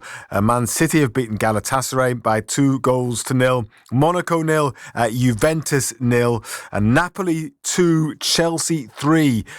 Topsy-turvy game, that one, and a massive result for Chelsea to get them through. They took the lead through Enzo Fernandez, and Napoli turned it round before half-time and led by 2-1. But then João Pedro, 2 goals in the second half on 61 and 82, mean that Chelsea have won that game in Naples by 3-2. Harry Kane on the score sheet again for Bayern Munich, who won 2-1 in the Netherlands against PSV. Bayern Munich were already safely through to the last 16. And Paphos, the Cypriot club, have beaten Slavia Prague by 4-1. And Union Saint-Gilloise have beaten Atalanta by 1-0. So those all the scores then, all of which means in terms of the table, the following. Arsenal, as we know, have won all of their games, the only team with a 100% record. So they have 24 points, Bayern Munich on 21. Liverpool, with that good win tonight, finished third on 18, and Spurs on 17. So those two clubs putting some difficult times in the Premier League this season behind them and finishing in the top 4 of the Champions League table. And then 4 teams on 16 points, also going through straight to the last 16. Barcelona, Chelsea, Sporting Lisbon and Manchester City. So that means Real Madrid, I said they were safely through. They're not. They finished 9th after that defeat in Portugal. So they have to go through the playoffs. They finished 9th. Inter Milan in 10th position in the end. They had got into the top 8 as well, had Inter, but dropped out of it again because of other results. Paris Saint-Germain finishing in 11th position and Newcastle United in 12th. Both of them locked together on 14 points. Behind them come Juventus and Atletico Madrid, then Atalanta and Bayer Leverkusen, Borussia Dortmund, Olympiacos, Club Brugge, Galatasaray, Monaco, Karabag, Bodo Glimt with that win against Atletico tonight, just scraping in there, as well as Benfica. So those are the teams that have got through. Paphos, despite their victory tonight, they went out on goal difference. They scored 4th. They'd got another one. They could have gone through. But they go out. Marseille go out as well. Union Saint-Gilloise, who won tonight, they go out as well. But yeah, it has been a dramatic night at both ends of the Champions League table. Ultimately, Ando, what it means is Newcastle finish 12th. And so, yeah, there'll be a draw. And it might be the Azerbaijani side Karabag, or it might be Monaco. Yeah, I know which one I prefer, and I know which one Eddie Howe would prefer as well. I think you would want to go to Monaco given the chance, but we'll have to wait and see what the draw brings. I mean, as far as the display goes, Pridey, it was, they were excellent. We spoke beforehand about the side, about the changes that were made, which way he would go. The lads that came in were excellent. They needed game time. I thought Ramsey was excellent. I thought Alanga and Willock. I thought Eddie Howe got his game plan so spot on. To let PSG come at you and then just to use the pace of those two, and it caused them so many problems. And then on 70 minutes he brings on Gordon and Barnes, who did exactly the same thing for the last 20 minutes. So if we had been a little bit more clinical, we could have got all 3 points. But, I think the majority of people would have taken a point beforehand. But it was a game that you just felt the longer it went on was there for the winning. Do you remember Michael, who was on Total Sport before the match? Pridey, I said trust in Willock. He was brilliant, says Michael from Morpeth. He did say that, to be fair. Yeah, look, they all were. I think to a man they were outstanding. He's given they've all given the manager something to think about for the weekend. I think He said that he needed to utilise the squad. I think they've all showed tonight that the manager can trust them, that they'll go and do a job for him. You know, they were all outstanding. Ramsey came in, worked his socks off, ran his socks off. We've all mentioned Willock, Alanga, Dan Bourne. Good to see Dan Bourne back. Did what Dan Bourne does. Miley at right back yet again. Looked like a seasoned pro, didn't he? You know, they were all outstanding. Let's have a chat to somebody who follows both of these clubs. We spoke to him in Total Sport a little bit earlier. It is Thibaut, who's a Paris Saint-Germain fan, lives in the northeast now, a Newcastle fan as well. Sadly, Thibaut, I guess that draw hasn't done either teams a great deal of good, because it means neither of them finish in the top 8. What's your reflection on the match? Yeah, and I think personally for me it's a great score, but yeah, it's not great for both teams to having to play that playoff game. But I think for Newcastle, you've got to look, being qualified is a good thing. I think both teams will either play Monaco, Karabakh. You'd think both teams would qualify against both, so not so bad overall. But credit to Newcastle. I think they were excellent tonight in what Eddie wanted. Really, just done really well, which I didn't expect after the first 10 minutes, but very impressed by some of the players that have been criticised in the past few weeks that have done really well tonight. Did you feel that Paris Saint-Germain were a bit under par for whatever reason tonight? Yeah, 100%. I think they were just not good. I think it come back to what I said just before the match, just keeping the ball for so long but not really taking chances and not creating real chances. I think Newcastle could have nicked it at the end. Barnes, I think, should have scored. So a frustrating night for PSG, I'm sure, but there's lots to work. And again, I doubt PSG will be up there in the last 4 this season. And, well, you were probably saying that this time last season as well, because, of course, they needed the playoffs to get through last time as well. So you never know. They may kind of do what they did last year and get up to speed in the second part of the competition and come good towards the end. You never know, Thibaut. Yeah, you never know. Same goes for Newcastle. It really depends who you play and how you play in those knockout stages. But it's just PSG hasn't been the best for quite a few weeks and months now. So it's difficult to see them clicking again. Yeah, I thought PSG started really well. I thought for 20 minutes they were excellent. Every time they broke forward, they caused us problems. Obviously, they got the penalty and missed it, went in front. And I think that the fact that the equaliser came right on the stroke of half time really knocked the confidence and belief out of PSG as well. Yeah, I think so. And then Eddie's done really well, because second half you could see that Newcastle was sitting a bit deeper and just playing on the counter, and then they worked that perfectly. You never know, Thibaut. They might meet again later in the tournament. In the final, indeed. Thanks for speaking to us and sharing your thoughts. Thank you. Thibaut, Paris Saint-Germain fan, lives in the northeast, follows Newcastle as well, so he said it suited him in a way, the 1-1 draw, but of course it also meant that neither side got in to that top 8. Let me do some of the messages that you have sent. This one is from Baz in the kitchen. Good play, Newcastle. Unfortunately, other results not favourable, but like the way the new format worked, says Baz. And I mean, they pretty much knew, Ando, that they'd need to win to get in the top 8. At one point, yes, they were in the top 8, the way the other results were, but it was a very delicate balance, and you always felt that, for example, Barcelona would come back. You always knew, well, you always felt that we needed to go there and win. Look, to be fair, we did everything but win. I thought we were absolutely outstanding. We had the chances, we just didn't take them. But you always needed something to go your way. We could have done with those 2 free midweeks, that's for sure, instead of having to go and play 2 more games. But it is what it is. We're still in the competition.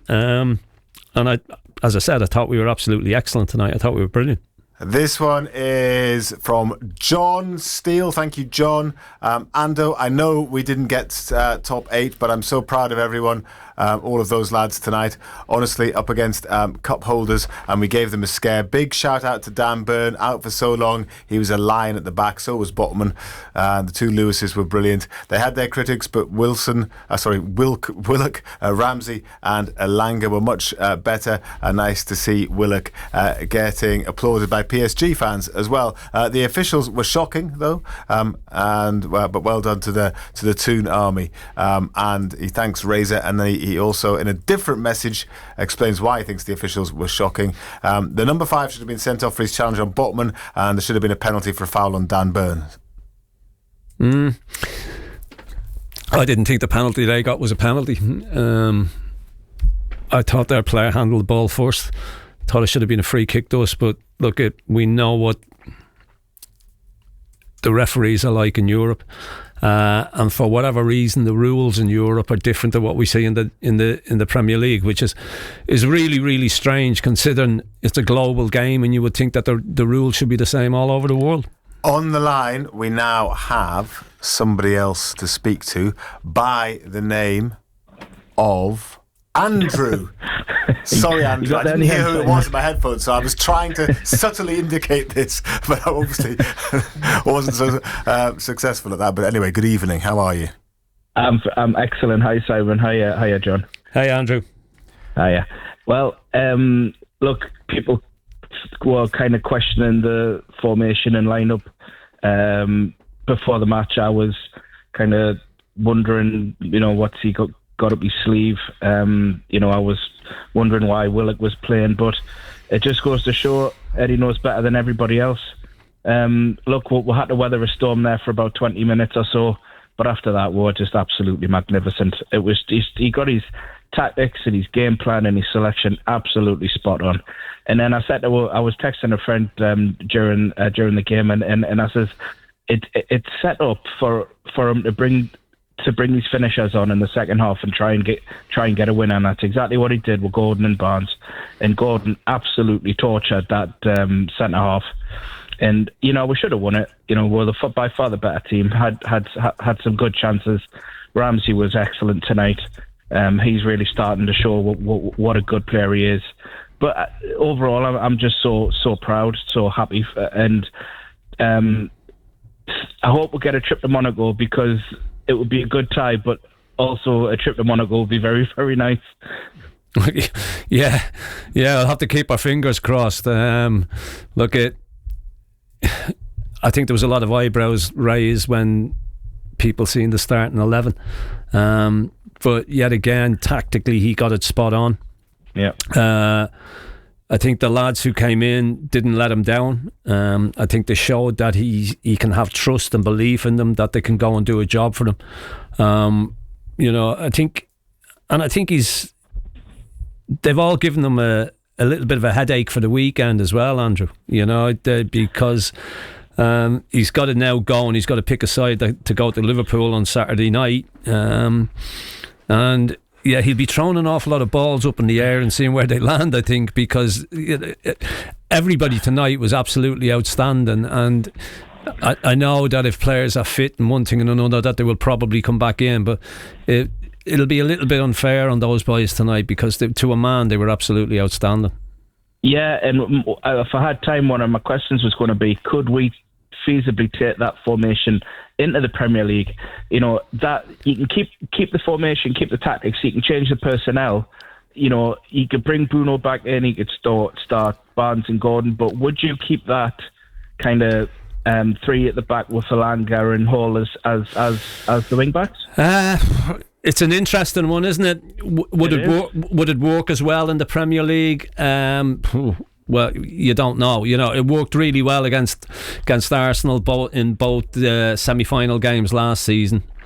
Would he be tempted to do that on a regular basis? He's got 3 outstanding centre-backs. There's no doubt about that. He'd probably find it very difficult to leave any of them out. He's got Hall, who's outstanding. I thought Miley was yet again tonight. Really good. He was superb. Ramsey, delighted for him, I have to say, because he's come in for a little bit of criticism, and I think there's a real player there. I think he's got good energy, and he tries to do the right things, and Willock, who's been out such a long time, he worked his socks off. He ran all over the place, used his pace, and it's a great header. It's a great header, and Alanga the same on the other side. So, he's got decisions to make. You would say that probably Gordon and Barnes are number ones.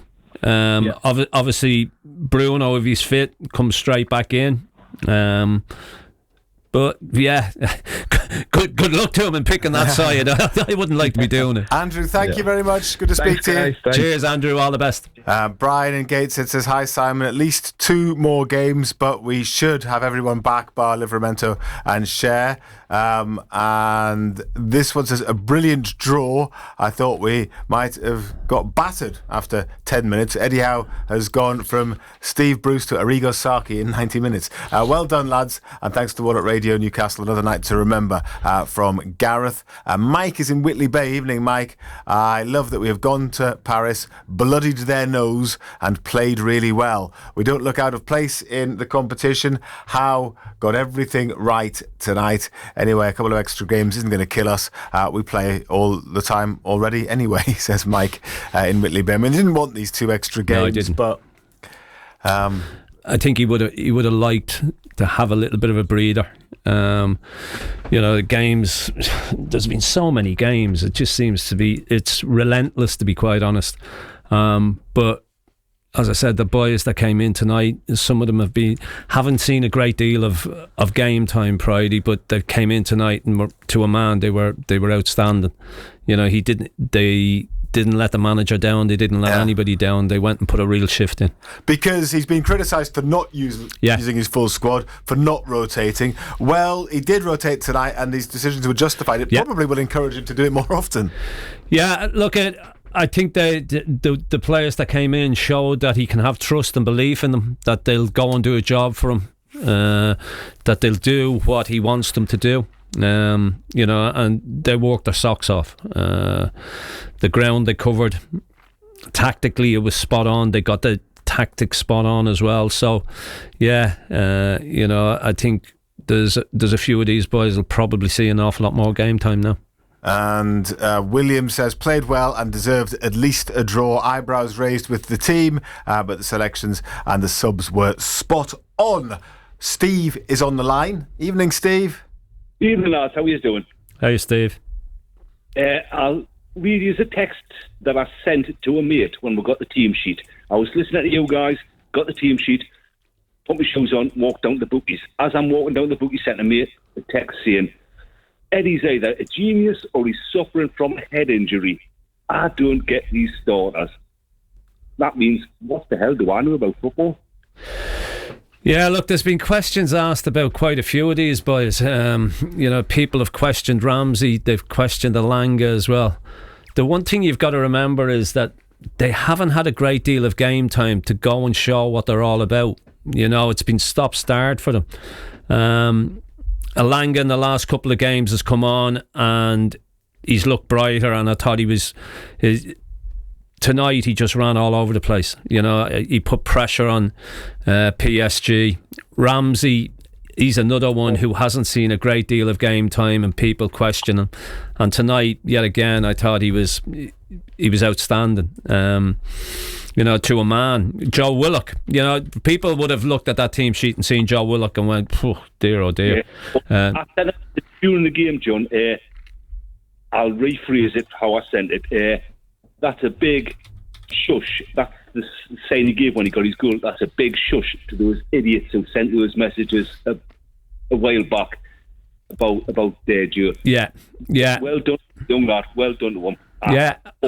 Yeah, he worked his socks off tonight and he got his rewards. It's a great header.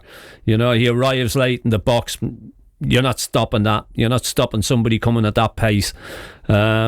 And he was unlucky with the second one that was disallowed as well. He just goes that fraction too early. But he will have loved that tonight because Can I ask you, yeah, John? Yeah.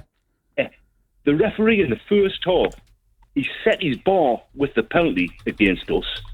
Then a few minutes later, Elanga got that booking. We got that free kick, but Elanga got the booking straight. How does the lad who gets given the free kick also get a booking? And then a few minutes after that, there was a penalty shout for us. It was almost exactly the same as their penalty shout. We don't get a bar. Well, we don't get the ref going to the screen. But the penalty that was given against us, it hit their players' arm first, then on the mail. Yeah, I said that. I said at the Razor. I said, I don't believe this is a penalty because it's hit the PSG player's arm first and then ricocheted onto Miley. I couldn't believe he gave it when he went to the screen. You just don't know what you're going to get in Europe. The rules in these European competitions seem to be totally different to what we see week in, week out in the Premier League. That makes me think if it went off that PSG's player's arm and straight into goal, would that have been a Maradona incident? It wasn't that good a header. Steve, thank you very much indeed. Good to speak to you. Bill says, great performance. Why can't we play like that in the Premier League? Especially Gordon and Nick Baltimore, presumably. Barnes could have taken that chance, but it's small margins, says Bill. Yeah, it was a shinner, as you said in the commentary. Shinner, yeah. He'd have expected to score that. To be fair, he was off balance. He was leaning back. Yeah. It had shades almost, I know, very different circumstances. It almost had shades of Feyenoord, if that goes in and it sends Newcastle through. But it wasn't to be, but that was the chance, wasn't it? That was the big chance. I mean, last minute of the game, Gordon does great. It takes a big ricochet to him, back post, but he's just slightly off balance, just can't keep his footing. Comes off his shin, hits the side netting. Well done, Eddie Howe. Keep going, Eddie, from Steve, season ticket holder. And this one says, Newcastle still have a chance, but poor quality Champions League when mid-table Premier League teams like Spurs and Newcastle are still in it. Newcastle hopeless away, but Spurs look like world beaters away in the Champions League. So, yeah, he's saying it's not a very high quality. He's still got to go and win, though. All of the English teams doing pretty well. Newcastle only one's I'm not sure in the whoever he top 8. supports, he wishes his team was in it. Yeah, there's no name on it, so we don't know. We don't know who he or she is. Yeah. One more. Brian says, well-earned draw, but the officiating was awful. A different game to the Premier League. We should have had a handball penalty for an identical handball to ours. A manager's tactics and subs, though, was spot on. Ramsey was our best player, says Brian. And surely the Joe replacement and Gordon tortured their defence. Why does he not do that in the Premier League? And can we play the same formation, please, in the Premier League as well, says Brian.